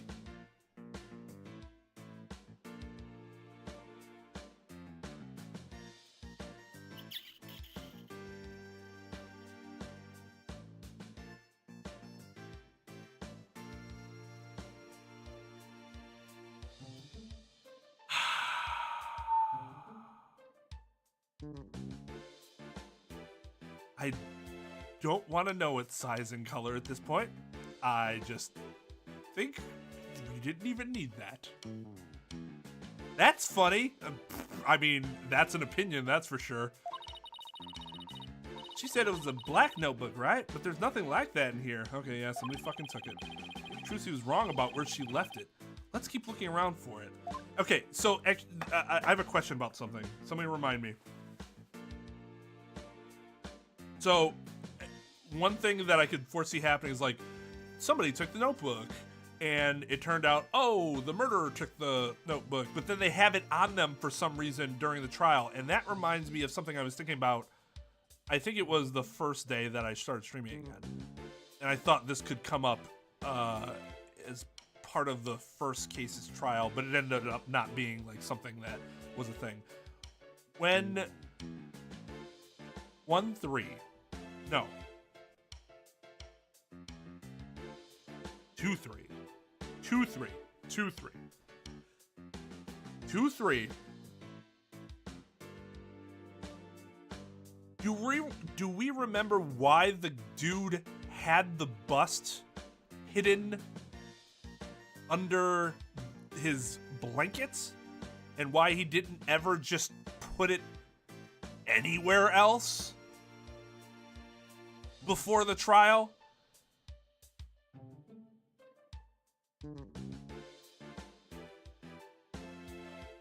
He didn't have time to get rid of it when they did the search initially, but was there no time that we could foresee him having in between when they did the surprise search and then when he actually had to come to the courthouse?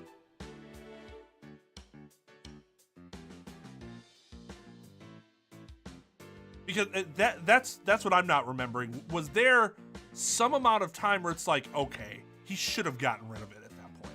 Or did they actually have the timing tight enough that you're like, okay, sure, that makes more sense?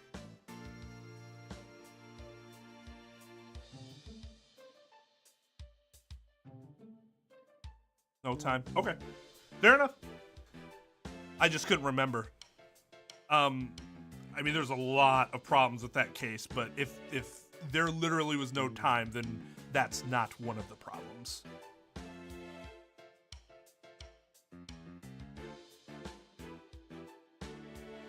And everything?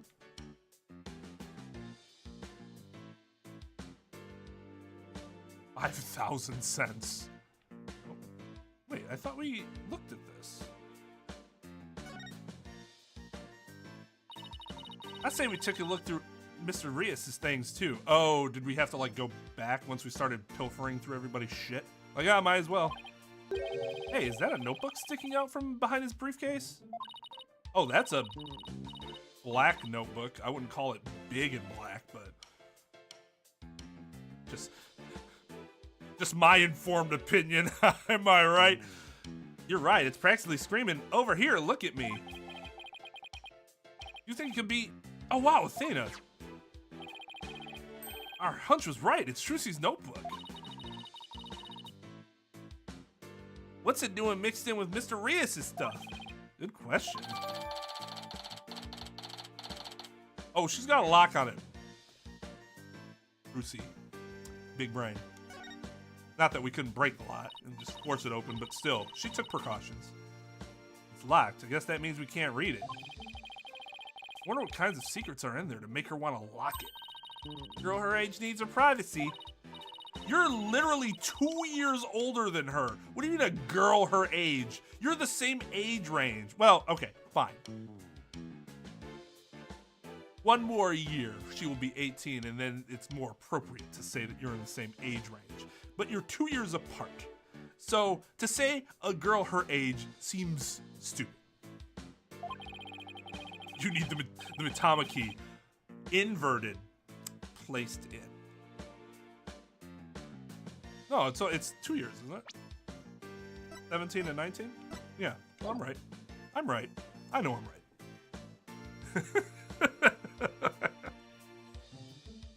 Maybe that's it. Athena's just very proud to be an adult. Kids these days, 19 talking about a fucking 17-year-old. If there's anything in there about kisses or crushes, I think Mr. Wright would cry. Well, we've examined just about everything, I think. Looking through other people's stuff was so thrilling. Like I'm doing something naughty.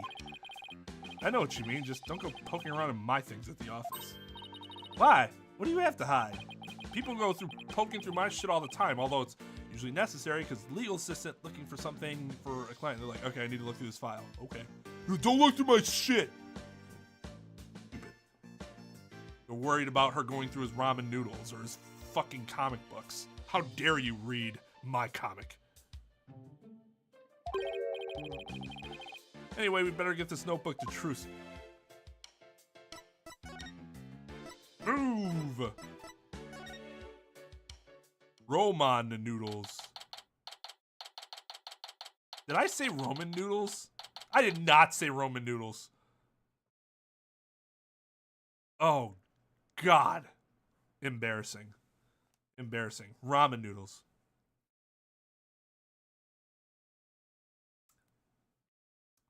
That is the alcohol and 3 a.m. talking. Good fucking God. Yeah, ramen noodles.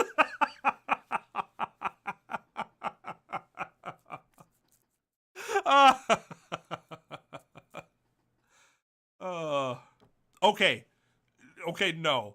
I'll accept that I might have said Roman noodles because I'm been drinking it. I'm a fucking idiot. But there's no way I said Roman noodles.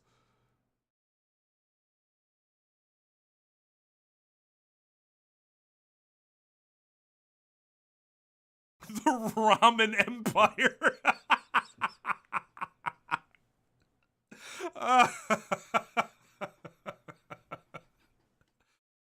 Oh.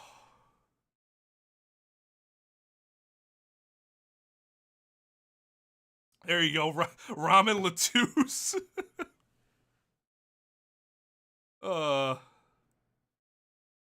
I mean, yeah, I'm gonna be ending soon anyways. I'll probably go through this this scene and then yeah. Okay, let's get down to business. Hey, what do you think you're doing? We're the attorneys for the defendant in this case. Fuck off. Of course I won't fuck off. I don't care if you're the defense of the president. No one... I bet if the president here, he'd be like, whatever you say, Mr. President. You want me to suck your dick while I'm at it?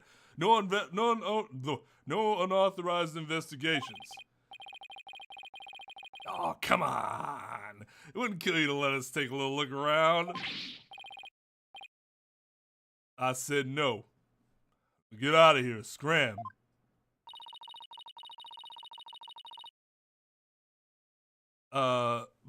Best Disney song?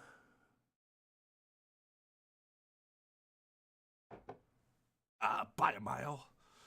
I guess we'll just have to try and get permission from the lead detective. Oh, I want to know who the detective is first.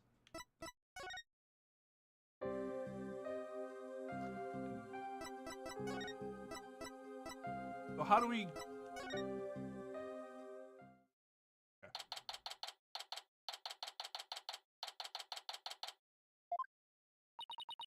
Person you are trying to call, fuck you. I've tried calling Mr. Wright 100 times, but he never picks up. Dude doesn't have cell service. Are you fucking kidding me? We left him some voicemails, so he'll probably call once he gets them. He's gonna flip out when he hears what happened to Trucy. No.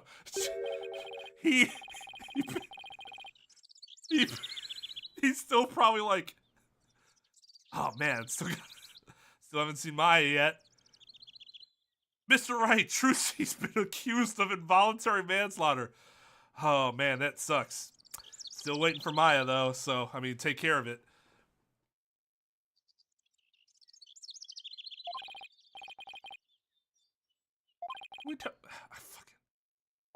Who is talking? Just a bunch of randos? Hey, this is the place, the theater where that magical murder happened. Oh yeah, I wonder if they brought the dead body out yet. I hear they already arrested the murderer. They say it's a young girl. Yeah, it's a high school student. Can you believe it? Kids these days. Who the fuck is talking? What's with all the curious bystanders? They sure are kicking up a fuss. Kicking up a fuss. Okay. How dare they call Trucy a murderer? They're never actually... She hasn't actually been charged with murder. Involuntary manslaughter. They've got some nerve. Okay, I like that. We can't let people think that about her. We have to defend her.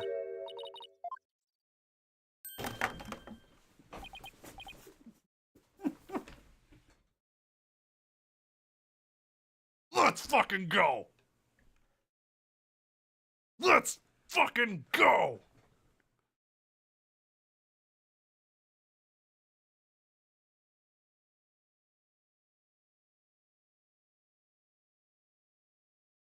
My second favorite character in the entire series. I don't know when that happened. It might I don't even remember where I put her on the my last tier list. And so this might have happened in between when I stopped playing last and now. But Edgeworth, her. The 2 E's. Never forget your 2 E's. Grumpy, cynical, adult Emma? Probably.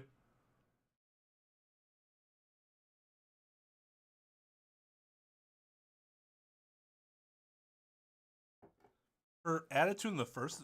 Wait, do you mean Apollo? You don't mean when she was a kid. I assume you mean in Apollo Justice, where she was just kind of like, whatever.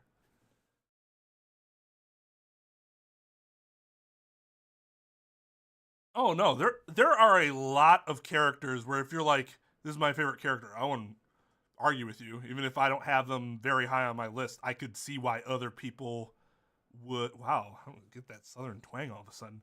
I can see why other people would have them as their favorite. Like Godot, for example. I don't think of him as highly as other people do, but people are like, he's my favorite. Okay, I see it. I get it. Well, right, she was first in 1.5, so that's why I assume we're talking about the Apollo Justice appearance, because she didn't have an attitude in 1.5. She was more just happy or sad the entire time.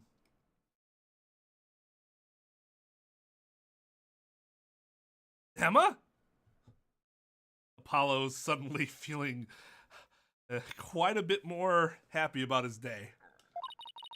It's sure been a while. How you been, you fucking idiot? Oh, can't complain. I haven't seen you in ages, and I've been so depressed about it. Wait, I didn't say that out loud. Emma's not usually in the best of moods. I never quite know what to do or say around her. Well, we have some business to take care of, so I guess we better get going. Jesus Christ, Apollo. Hey, wait a minute.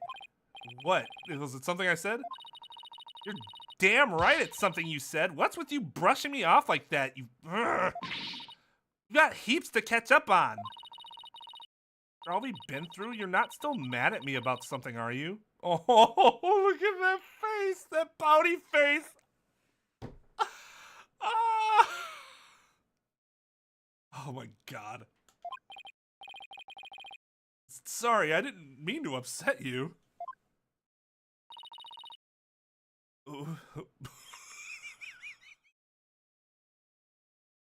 Fucking Athena comes in like, Apollo, who's this fucking bitch?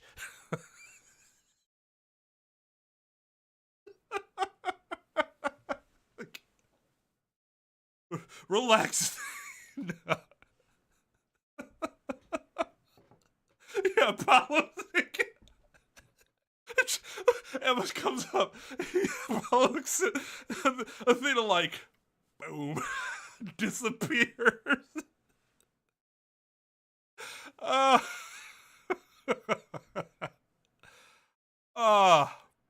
Okay, sorry.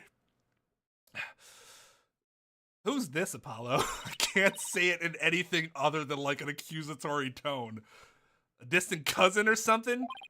Like a distant cousin. It better be a fucking relative. No, Emma's a detective I have had the pleasure of working with before. Hello, I'm Emma Sky, forensic investigator. What? So you're finally a fully fledged forensic investigator? Let's go. Good for you, Emma. You finally got there. She's like, nope, I fucking lied. I just tell myself that every day to build myself up. Yeah, I finally achieved my lifelong dream. Look, I even have an official forensic investigator armband and everything. Why is everything, is that how it, like, that's one thing I guess I'm not really sure about in Japan. Even when I was there, it's not like I saw shit like this all the time. Is there always some identifier if you're like in the public sector? I guess so. I mean, that armband is there and it is very prominent. I killed someone for this armband. I know they have armbands, but like, does everybody in the public sector have some sort of armband? Look, I even have an official forensic investigator armband and everything. That's great, Emma. I bet the exam was really hard, huh? How was a cinch? Really? Because I thought you said something about failing it over and over. Well, never mind that. The important thing is I'm not a plain old detective anymore. So no more boring old investigations for me. Oh shit, could we get Gumshoe and Emma on the same case? Because that would be... Oh. My mind can't even process. Whew. I guess you guys probably understand now who I meant when I said there are two people I will accept and one of them I will accept more than the other. And, well, I got my wish of the one I preferred, so got that.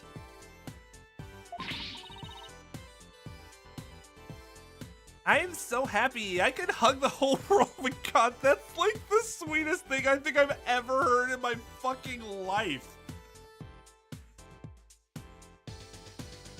I could hug the whole world?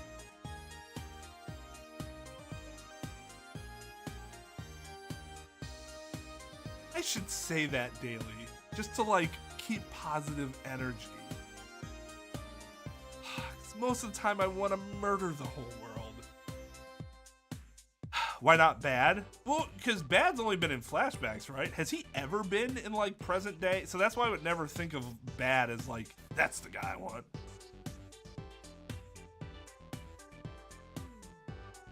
Also, he's only been in Investigation, right? He's never been in a mainline.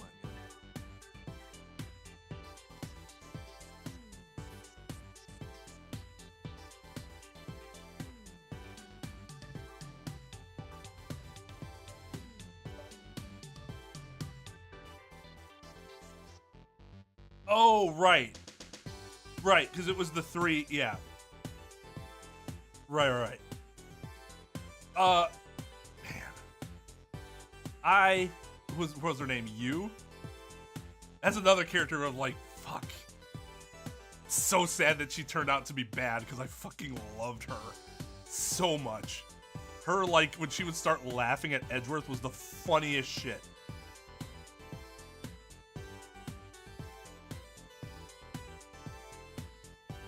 Okay, so yeah, he's definitely not a detective anymore, so we shouldn't have expected him in the first place. Okay, I'm gonna say this line again because it's so fucking adorable. I'm so happy I could hug the whole world. Coming from you, that's really something. And that's funny, like, how much they were able to change young Emma to old Emma because she was, like, bitter that she didn't get her dream job, and that's, like, you could see that shit happening. I've seen that shit happen to people. It's sad. And you're not like, you don't, look, you know, when you see it, you're like, I understand. That shit sucks. I don't begrudge you for being a bitter person. Criminals beware, you're in for a fucking scare. Also, and maybe this has something to do with my Emma love, I will never get tired of doing that voice. I know some people absolutely hate it, but I just have so much fun doing it. Fingerprinting, luminol testing, DNA analysis. Emma Sky is raring to go, so bring it on, bitches. Oh, wow, I guess it's goodbye, Grumpy Clouds. Hello, Fanatical Sun. Hey, don't hate. Let her cook. Very cheerful, isn't she? Is it because of the weather or something?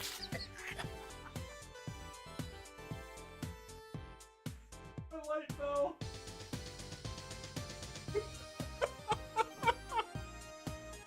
That's not passive aggressive at all. She just told you why she was cheerful. Like, Athena, relax. Jesus Christ.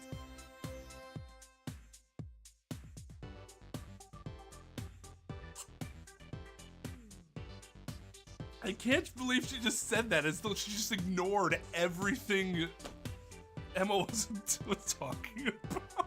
She fucking does not like her.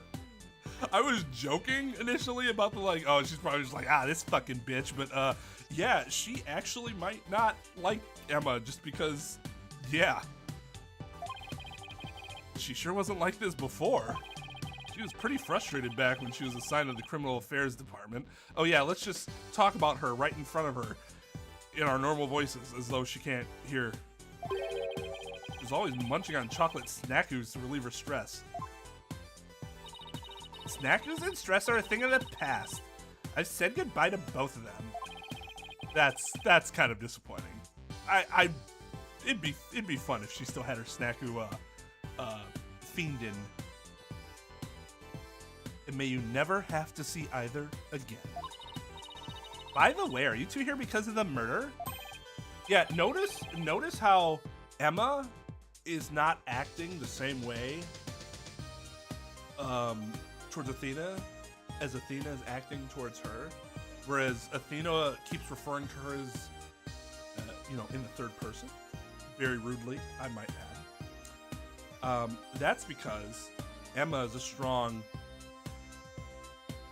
very strong, confident woman with strong self-esteem. Don't need to be worried about any of the women that are around Apollo, because she don't need no man. Emma fucking Sky. Murder? Don't you mean the accident? Actually, involuntary manslaughter. Oh, then I guess you haven't heard. The case is being treated as a straight-up homicide. Whoa! What? Oh, shit. Well, that's a problem.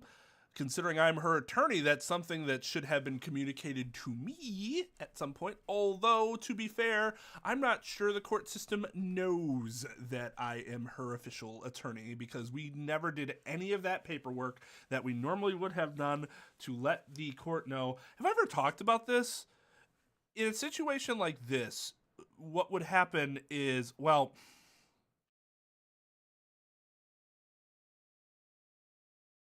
so it's kind of weird.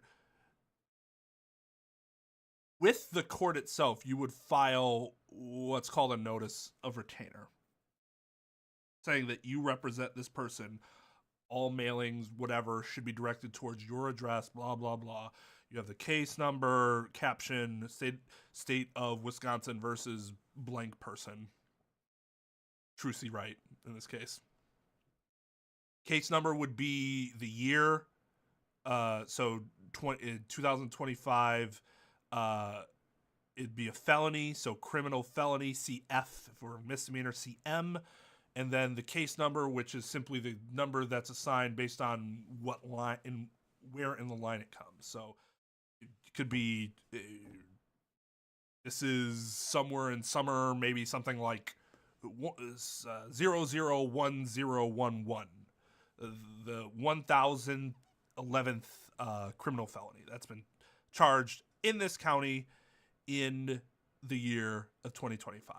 We would shorten that to 25 CF 1011.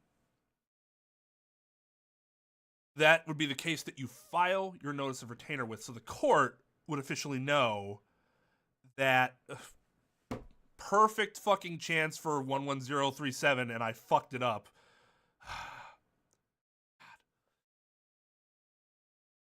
Yeah, I'm disappointed in myself. So you would file that with the court, but that's only when the charges are brought and the case is officially filed with the court. Before that, you are simply acting on like, I am this person's attorney. And you'll be like on, say, a list at the jail or detention center. Like, this person is my attorney, so they are allowed to come talk to me whenever they want. So I guess in this circumstance, you wouldn't hear anything from the investigators until either you inquired yourself or you found out from the defendant or your client themselves, because they would be notified right away if something like that would happen. Normally, they would then say, okay, I've just been told that I'm being charged for murder, homicide, instead of involuntary manslaughter, so I would please like to contact my attorney so that I can speak to them about it. You find out, you're like, wow, that's fucked up. Looks like I got some more investigating to do, figure out why the fuck that's happening, and then you can have your questions with the DA. But if they've changed it, they've changed it within the investigations, but that still doesn't mean that that's what the district attorney is going to charge with. Regardless of how the police department is investigating the crime, they could say, we're investigating it as a homicide. The thing is that it is still up to the district attorney as to how they want to charge the person. They could look at this case and say, I know you're looking at this as a homicide. I don't think you have enough evidence to call this a homicide. We are instead going to charge them, or file motion to charge them with, I guess it wouldn't be motion. You're filing the charges of involuntary manslaughter. So it's just something to keep in mind in terms of like, I know it's different here because the police and the prosecutor's office in Japanifornia work very differently in that they are very intertwined, whereas the district attorney and a law enforcement agency in the U.S. can be very disparate from each other in terms of how they operate. They'll generally try to do what they can to file the charges that the police are like investigating and trying to gather the evidence for, but they could come back and say, I don't agree with what the police believe that they can charge you with. We think that we can charge you with this lesser crime, even though the police only think it's like this, or it could be the opposite. So, that's just something that I'm always thinking about when I see when they're talking about investigation versus what the actual prosecutor would do. That went on for way, way longer than I thought. And I feel like I just went into a fugue state. So I hope some of that made sense.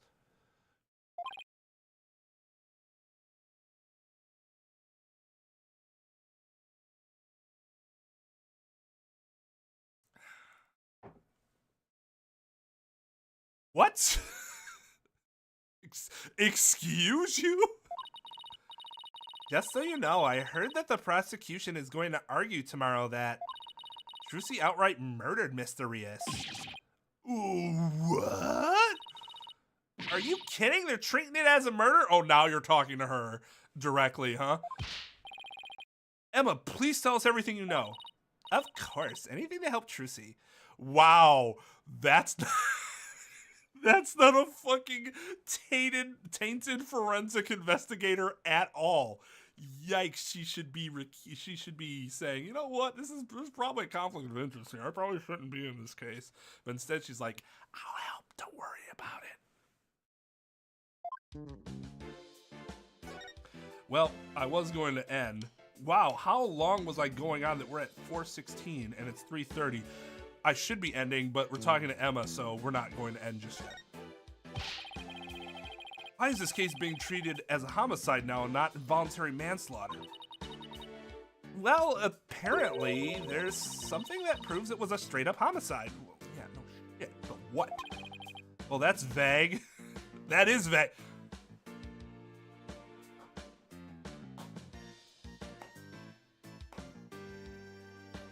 Very good, Apollo. Very good. Yeah, God bless. God bless. But how vague? Oh, God. I love chat callbacks to earlier streams so much.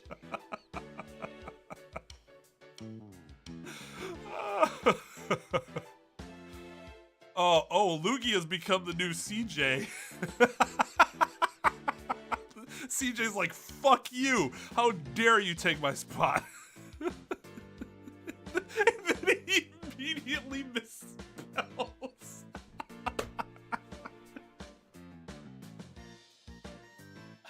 CJ's immediately regresses. Fucking stepping on cats. That's something that we should make a short of, because I that's one that I like. I remember going back and seeing people saying that I said stepping on cats, but I do not at all remember actually saying that, because I know I meant to say stepping on spiders. But that's obviously not what I said. Unless chat gaslight did the fuck out of me.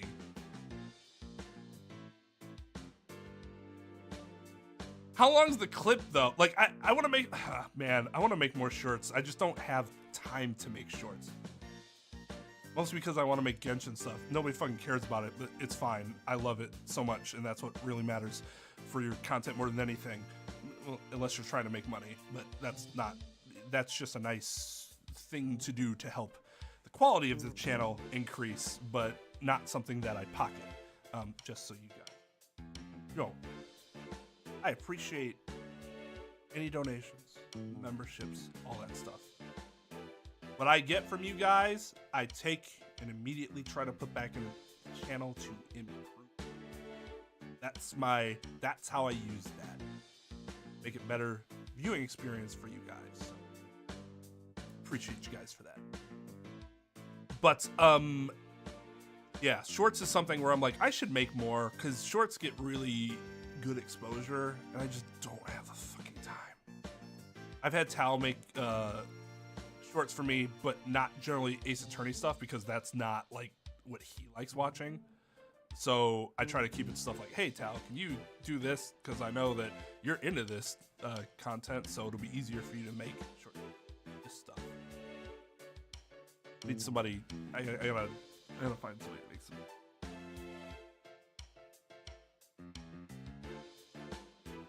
Unless they are under my shoe. God damn. Oh my god.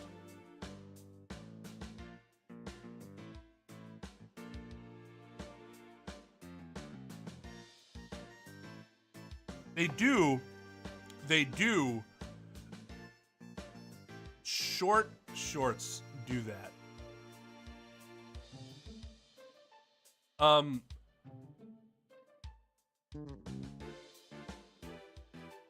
There is the problem I have with TikTok is when you have videos that are like 10-12 seconds. You go to the next one. You go to the next one. You go to the next one. The shorts that are like pushing the limits of shorts, though, I don't think Let's get it! Let's get it! Let's get it! Let's go! I don't think there's any problem with that. Like what's my shortest short? I bet it's not less than 30 seconds. And 30 seconds is a pretty long time. DJ, 3 years. Thank you, my dude. Orange is, well, I did thank you, and then you said orange is the best color with a U, first of all, and then it's vague and ambiguous. So that might be the worst membership message I've ever read in my life.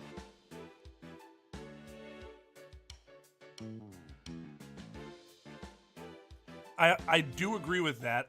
That's because I usually view YouTube on desktop, not mobile. Most people view it on mobile, though. There are people that stream like that now, and I'm like, that. Can't do that. All right, sorry. Gotta get through Emma. It's late. I do need to go to bed at some point, so I should probably get through the dialogue. You know any of the details? No, I'm afraid that's all I was told. And then I was told to do my job. Really? How come? Well, because the lead prosecutor is kind of a dick. So maybe it's just a culture gap thing? Oh, is he... Okay. Anyway, he's not one to really share his thoughts. Wait, what do you mean by culture gap? I mean that he's a foreigner, so his way of going about things is different. Alright. I would just like to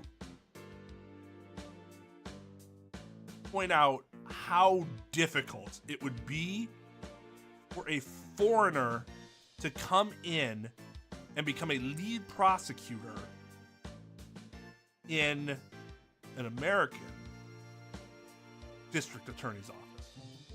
Not that it can't happen, but if I were to look at the district attorneys, which is the lead prosecutor in the United States, I would be very surprised if I found more than a handful. If that. People that you would classify as a foreigner.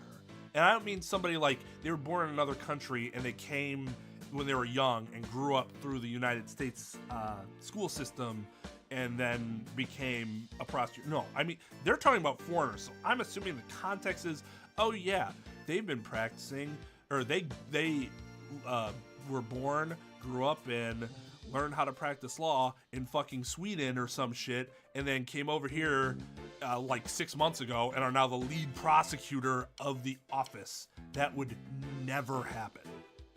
Never, ever happen.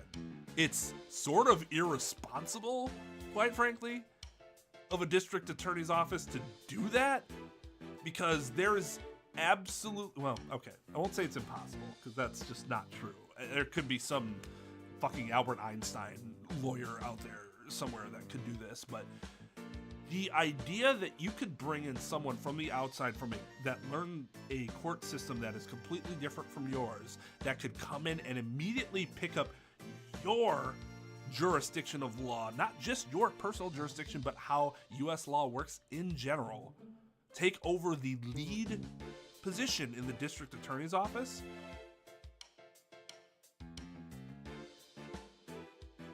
The amount of people that could do that on this earth is an incredibly small amount. And then you'd have to take those people, and that small amount of people, and go, how many of these people would actually bother doing that? And the number becomes even significantly smaller.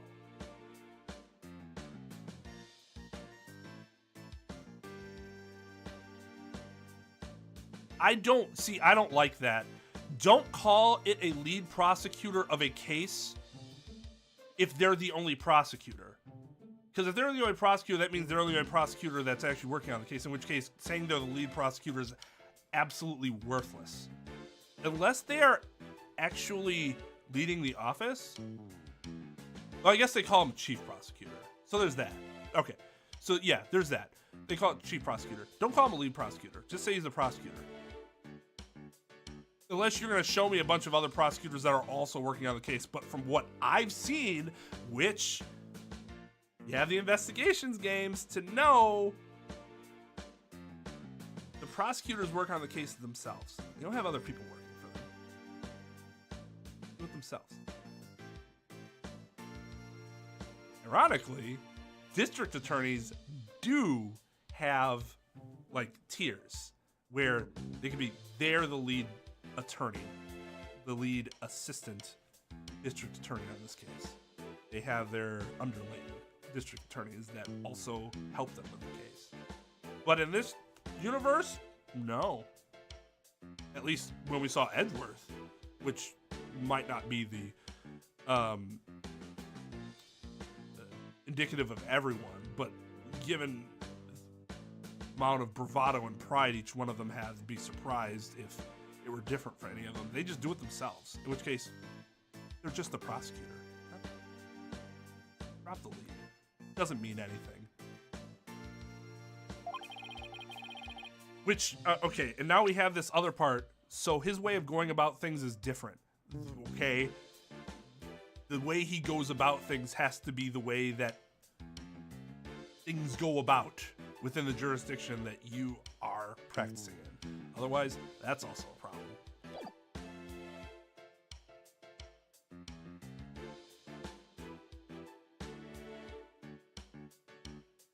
So who exactly am I up against tomorrow? I guess let's just go with this. We'll talk about Emma later. Chief Prosecutor Edgeworth.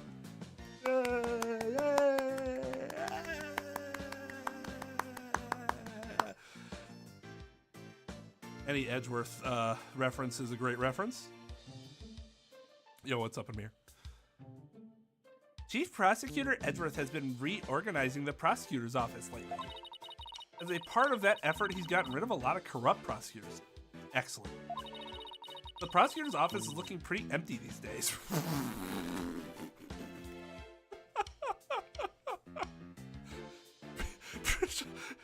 Edgeworth started getting rid of all the corrupt prosecutors, so they're like, there's no more. Like, oh shit. Whoops. No, this is actually really funny. Remember 2 hours ago when I told you my mom texted me and I was like, what is she texting? She texted me a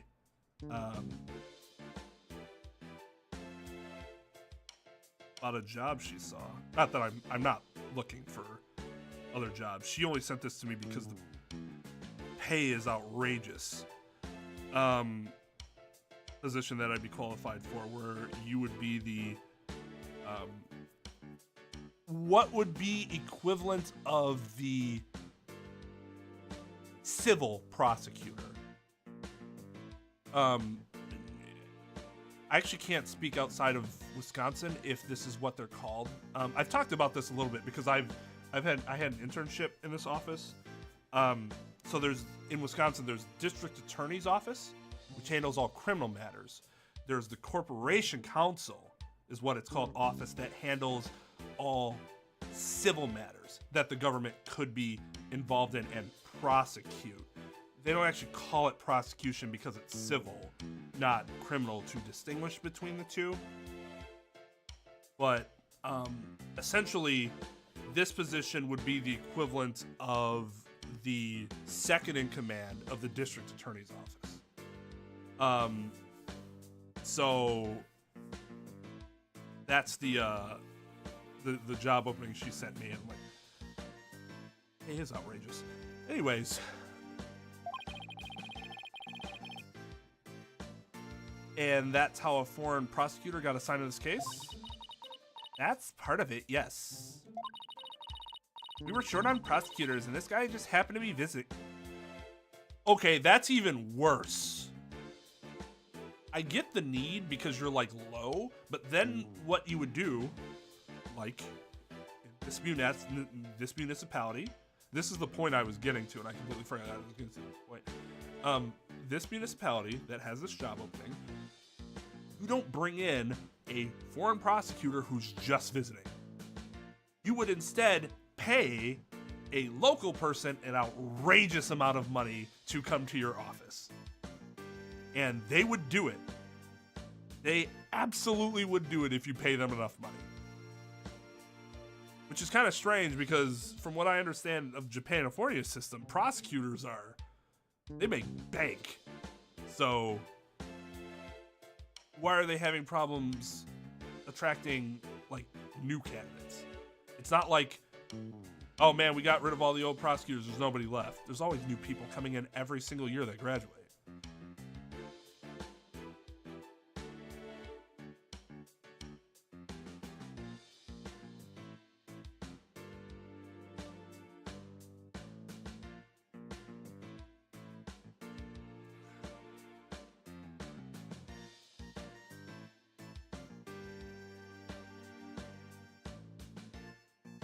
Yeah, he's running Clavier and Simon into the ground. That's sad. Yeah, I would think Winston, or did he? For some reason, I remember him being on like the retirement block, but I could just be misremembering. Yeah, Sebastian needs the Prosecutor Culpability Act. There you go. Especially with how fucking corrupt they were. Francisca's still working with Interpol, isn't she? Or did she come back?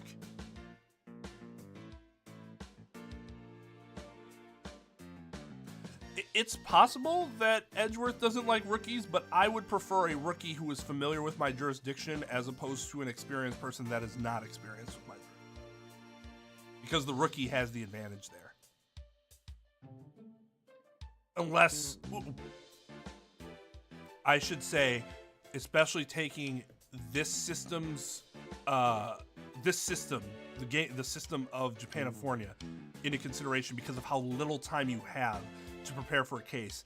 If you had as much time in real life to prepare for a case, then yeah, if they're a grizzled veteran, they're coming in and they know how to figure out the jurisdiction and they get months to do it, then yeah, that would make more sense than a rookie, but we know that's not how it happens here.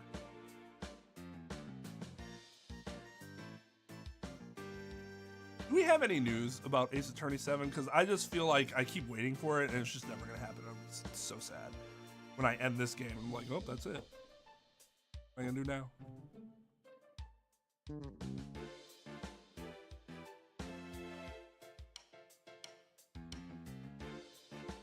Well, I'll just have to make enough money that I just buy the intellectual property rights from Capcom and make the game myself.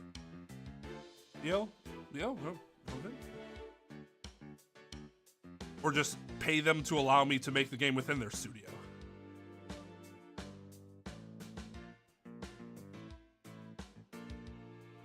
It is, I do have hope because yeah, with everything being ported, it's like, hey, we would like for you to have more access to these games first, and then we will make a new game with all the people that we have gotten new fans of by porting all these games.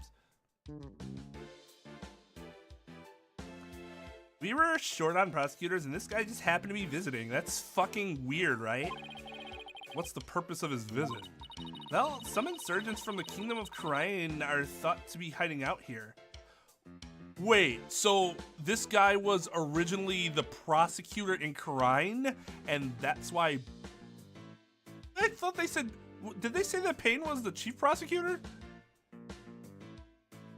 Or am I misremembering that? Even though he had only been there for 3 months. They did. Okay, he did. So whoever this guy is couldn't get the chief prosecutor spot from a dude with a horrible record that came in 3 months ago. Whew, that's not a great start to his character arc. Okay, we'll see what happens. As an international prosecutor, he apparently came to investigate the matter personally. So he's from the kingdom. Oh, so he. Sorry, I started drifting into your Valley Girl voice. So he's from the Kingdom of Crying.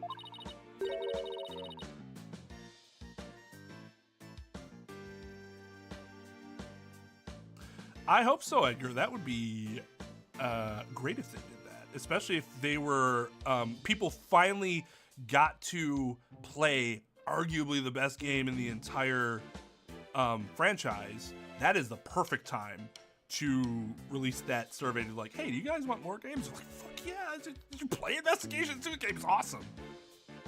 What is an international prosecutor? So there is such a thing as international law. However, international prosecutor isn't really a thing.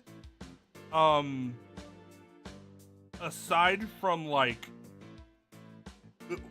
he wouldn't be a prosecutor from crime. He would be a part of some like world organization that like where you have a bunch of signing countries or whatever. Because if you don't have that, then there's no way there can be an international prosecutor with jurisdiction over all these places. You have to have one of those frameworks in place.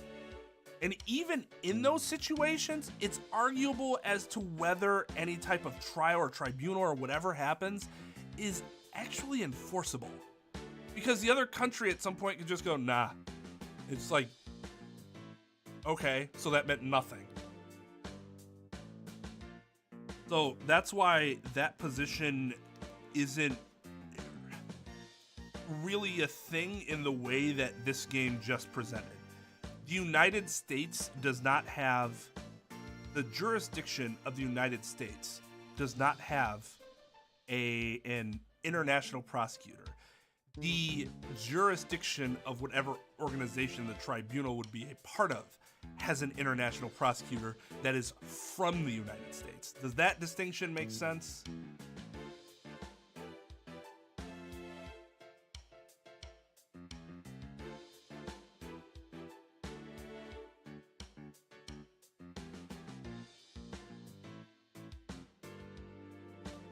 Otherwise, you have federal prosecutors that will attempt to prosecute internationally, but they're not international prosecutors. They're United States federal prosecutors. Yeah, I need to get through this. I need to go to bed. Oh, yeah, okay. Well, that's right. He's also a Carinus monk, because, like, why the fuck not? Monk? So how did he get assigned to this particular case anyways? I feel like I've talked about more new shit. Not new shit. I mean, to me, it's not new, but like stuff I've never talked about in the past like 45 minutes than I have in maybe the past 3 games combined. It seems he's very devoted to furthering his studies as a prosecutor. Ah, yes. So let's just throw him in a murder trial, and that's in a different country. And that's how he'll do that. That's responsible. Sure. He wanted to learn how crime scenes are investigated here, so he just showed up and he got a job. Fucking kidding me, Edgeworth? So he was just curious, huh? And is now the prosecutor of this case. Okay. He looked the entire crime scene over quite earnestly. He was like, why the fuck am I doing this? Because in my country, like, there are investigators that do this, and then they give me the information, and then I just prosecute shit. I would never do this. Your system is god awful. And so we were like, well, what the fuck, man? Why would you come up in our shit and criticize us like this? We're trying to help you out, and all you can do is be a dick about it. I don't know where that whole fucking rant came from, but it it's oh, this week sucked. And just as everyone else was ready to call it a case of involuntary manslaughter, this is most certainly a murder, the cruel act of an impure soul. Oh, so we already know this dude's a fucking terrible, terrible prosecutor. So we've already been vindicated before this case ever even started. Unless you're gonna tell me that this prosecutor was like, oh, it's a murder made by an impure soul. And they're like, all right, so we gotta charge Trucy Wright with the murder, right? And he's just like, and then they do it, and we go into the trial, and he's like, oh, I never said Trucy Wright was the impure soul that committed the murder, in which case I would want to literally cut this man's head off. Right off. Clean off his head. Because he would be a gigantic piece of shit. That's what he said, just like that. And he volunteered himself as the prosecutor for the case. And, you know, Chief Prosecutor Edgeworth should still probably have said, no. Why would I do that, ever? With this shortage of prosecutors right now, the prosecutor's office was glad to have him. So Trucy was arrested for murder all because of this guy, huh?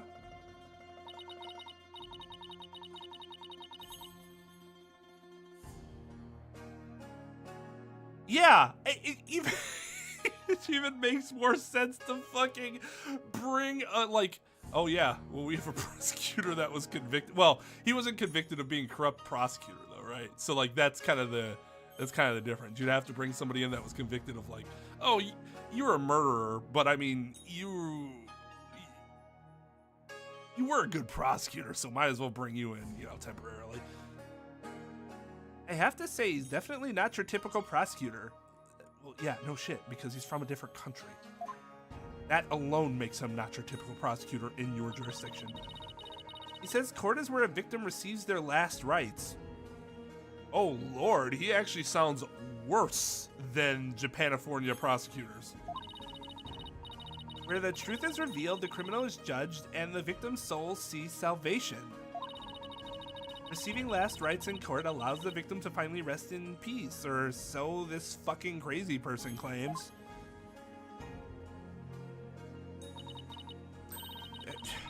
As though we truly have the right to judge somebody on a divine level like that. Like, wow, that's really self-aggrandizing of him. Like, what a fucking egomaniac. Emma's just like talking on the side, and Athena's like, I don't fucking care what she has to say. So to him, a trial is like performing funeral rites for the victim, huh? That's certainly a unique way of looking at it. His name is Nayuta Sadmati. I think that's how it's pronounced, at least. What? Nayuta Sadmati? What? Why would Apollo be like, what's his name? Like, if he's from, we already know he's from Khura'in, so unless Apollo knows this person, that's right. What? You know him or something? Oh, I guess you could. Okay, all right. That's why I let it go, because I'm like, you know what? Maybe I should, you know, continue the dialogue to see if maybe it's perhaps that Apollo does know this guy. This is not just a racist, like, oh, excuse me, what the fuck is his name? It's not Jake Smith or some shit? Apologies to all the Jakes out there. You guys have cool names. I like the name Jake. Just came to mind for some reason. Oh, well, I guess you could say I've heard of him. Yeah, well, he is pretty famous, despite the fact that a worthless prosecutor from our jurisdiction went and overtook him as chief prosecutor in a matter of 3 months. Actually less than that, I suppose, because he was already chief prosecutor for at least a little while to have gotten the reputation that he did in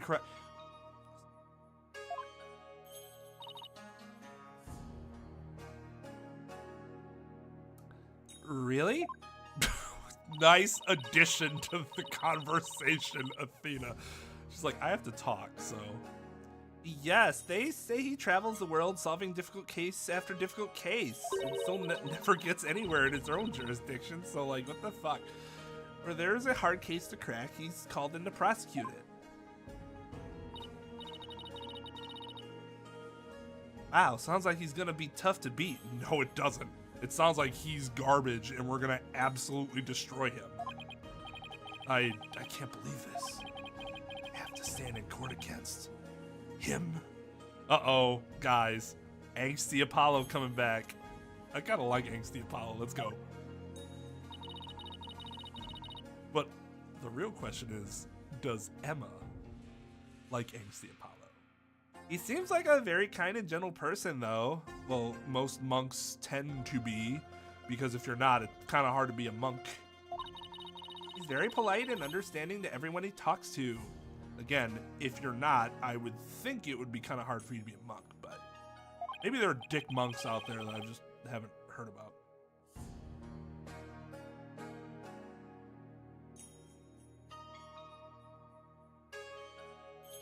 I don't mind the fact that he travels and prosecutes, as opposed to like leading his own country's office. But then why bother being associated with Khura'in's prosecution in general if you have a if you have a moral objection to the way the was it DCA works, I feel like you shouldn't be associated with them in general. Then. Although I guess did they technically say he's from the prosecutor's office there? They just said he's from Karine. Maybe he's not associated with you, and that's just an assumption I'm making. I guess we'll see. Maybe that's addressed. Huh? So he's a pretty agreeable guy, huh? Yeah, he's bound to see what kind of person Trucy really is. Oh, sounds kind of set on, she's a murderer and he's not gonna change his mind. But don't they hate defense attorneys in Karine? Do you even listen to what we have to say? I don't see why not. He certainly seems like the type of person who would. I feel like Emma doesn't really understand what Athena just said. Wait.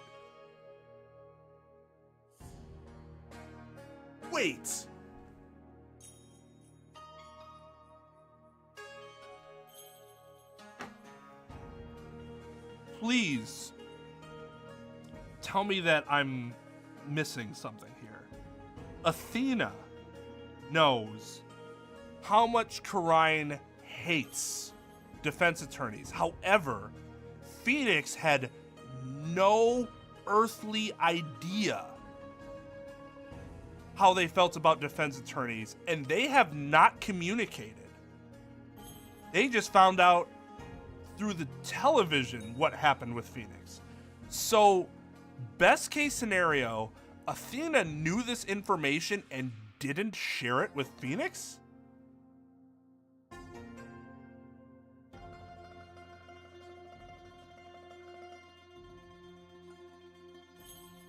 It was on the news about Phoenix winning, but did they go into depth about how much they hated the defense attorneys? Maybe I'm not remembering the whole news bulletin, but I thought it was like vaguely mentioned, as opposed to like Athena's like, sure, like she seems like the way she said that, it seemed like she was there and had experienced it or like read about it. Like, oh, they fucking hate defense attorneys there. They said first win in 23 years. They did not say that they hated defense attorneys, though.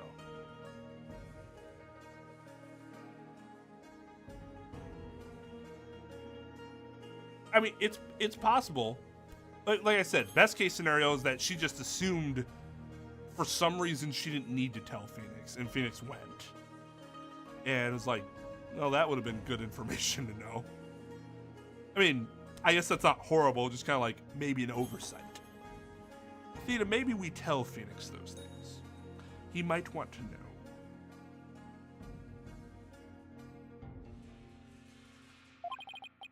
Even so, do you think he could do us a favor, Emma? Yeah, let's prosecutor against us do us a fucking favor. Actually, you know what? I say that, but I've had that happen before. So, okay, well, not favor, but actually, in a lot of circumstances, I mentioned this before. This is the thing about Clavier that I really liked. You won't actually see very often that the attorneys are super adversarial with each other, outside of court, at least, when it comes to gathering information and stuff like that. Think about My Cousin Vinny, for those that have seen My Cousin Vinny, and why that's considered to be one of the best movies in terms of American law and how realistic it is. Vinny doesn't have a bad relationship with the prosecutor. Like, the prosecutor just sees this is just another case. Like, you're the attorney, or you're the defense attorney, I'm the prosecutor. This is how we interact. This is we give this, we do this for each other because this is what we have to do, and like, whatever. There's no hostility. Is the word that there isn't any hostility there. So I've never had hostility against a prosecutor, whether it be criminal or civil. It's always very cordial. I've been cases where I have been on the other side of my fucking mentor before. We didn't have a bad relationship at all. She's my fucking mentor. I think the world of her. So I guess it's not. Yeah. I guess the problem I have, you don't want to say favor. That's not how you want to frame it. It's more about looking for cooperation is the better way to put it. Because favor makes it sound slanted towards your side, whereas cooperation could be more of a neutral thing.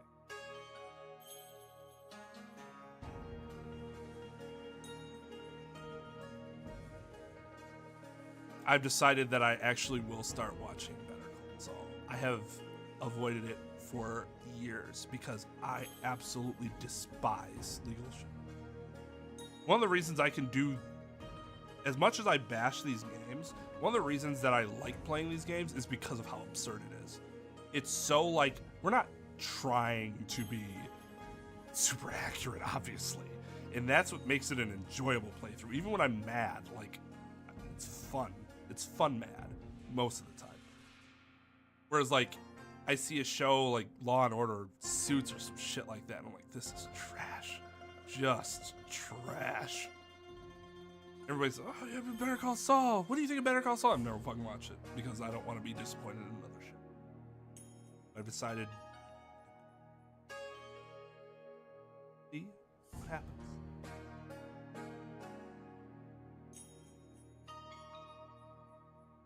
But did it end with you realizing that your mentor responsible for the death of your father in an elevator 15 years ago?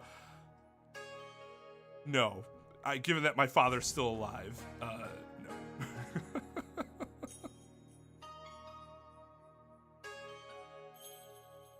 no. Yeah. Broken Twain. That's one of the times where it wasn't so great. Even so, do you think you could do us a favor, Emma? Did you tell Prosecutor Samadi about Trucy and about what a good person she is? Oh yeah, this is a horrible idea.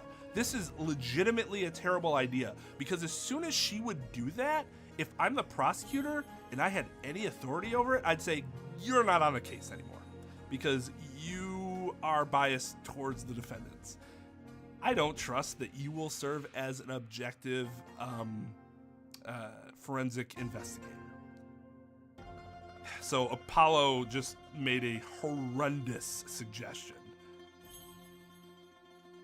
Of course, leave it to me. I'll make him understand there's no way Trucy could have committed murder.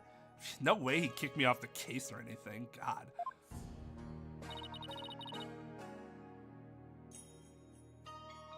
I hope he listens to reason. Me too. Alright. Here we go. Congrats on finally becoming the forensic investigator you always wanted to be.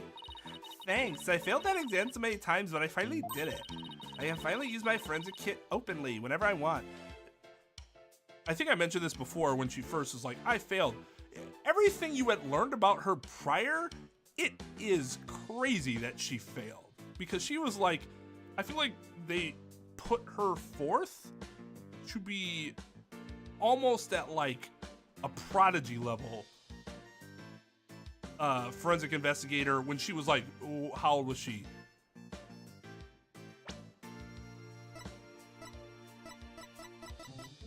"27 now. How many years ago was that? 10? No, it was longer than that, wasn't it? 16. Okay, so she was 16. She was almost like a prodigy at level.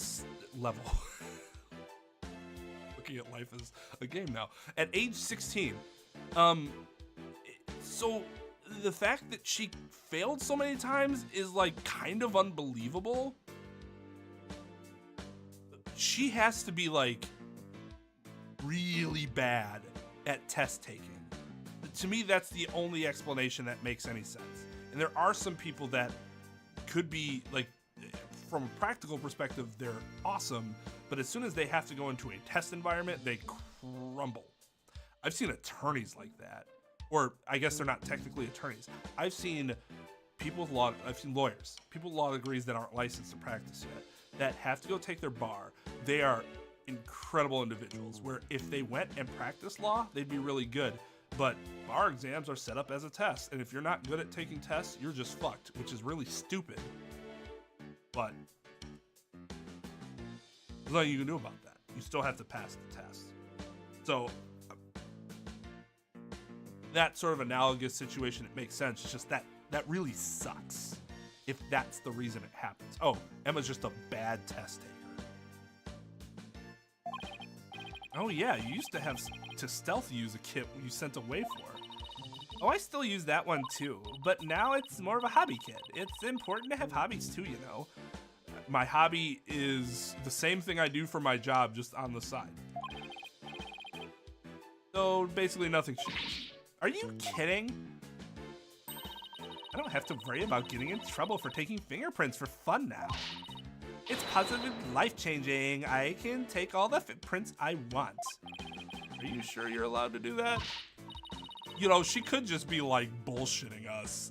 And she's been fired, but she got a hold of one of those armbands and just walking around like, yay, I'm a forensic investigator, because she's completely lost her mind at this point because getting fired was the breaking point. It's implied in the Japanese version that the school she went to sucked. Okay, that's very interesting. That's very interesting. But, like, how do we reconcile that with the information she actually, like, her general knowledge base that she has in, 1.5? Like, even if the school that she went to, you can go to a shitty, I've seen this happen, you can go to a shitty school and, like, still succeed in the field because you're just that good. It didn't matter that you went to a shitty school because you can go to a shitty school and still be as good as somebody else if you have the drive to learn outside of what the school is teaching you. You go on your own and do it. And that's what she was, I feel like she was obviously doing that. So while that at least somewhat attempts to explain it, and I appreciate that, it doesn't seem like enough based on how they presented her in 1.5.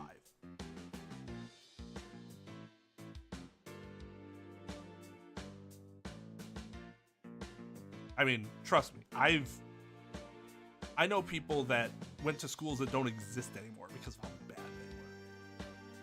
were. And they still end up being successful. It can happen.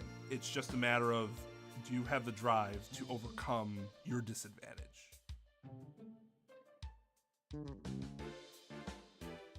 Which, again, I feel like that's how she was presented at least. I don't know, maybe she lost her ambition at some point. Doesn't seem like it, but sure, I'm sure. I've been collecting all the prints I've taken into a personal Whoa, that's not great. I don't think that's okay. Database. Now, hold out your hands. I need to get your prints too. Fuck that. Just promise me you won't use them for evil. I can't believe she took my prints too, Apollo. You didn't have to give her anything. This was voluntary. This is looking pretty bad, Apollo. They're calling it a murder, and they've even got proof. Allegedly. I don't even know that they said they had proof. It's just this dude came in and was like, it was a murder. What are we gonna do? Look at the bright side, that's what? Bright side? What bright side? Says the person wearing yellow. Well, the good thing about there being proof is that it has to point to the real killer. We can find out who that is. We can prove Trucy's innocence. Oh, hey, you're right. Which means our objectives are clear. We have to find out two things: proof of Trucy's innocence and evidence of the true culprit's identity. Everyone knows you can't win a case in Ace Attorney unless you do both. You know what, Apollo? You're starting to give me a glimmer of hope. That means there's only one thing to do. Emma, would it be alright if we investigated the scene? I said no, you just do it behind my back anyways, right? No, actually, because they told us to get the fuck off the set. There isn't anything we can do about it. When I do something like that, I guess the jig is up. All right, but I better come along. Yes! Who knows what sorts of mischief you get up to if I'm not there to keep an eye on you. Mischief? Sounds like Emma trusts you about as far as she can throw you, Apollo. Yeah, sure, that's the reason she's going. He has been known to move things around at the scene of a crime, you know. And what about you? You used to do all kinds of forensic tests on things without permission. There's nothing wrong with that. In theory. After all, forensic is always on the side of justice, even though you're not technically supposed to be doing it. How's that even remotely fair? Gosh.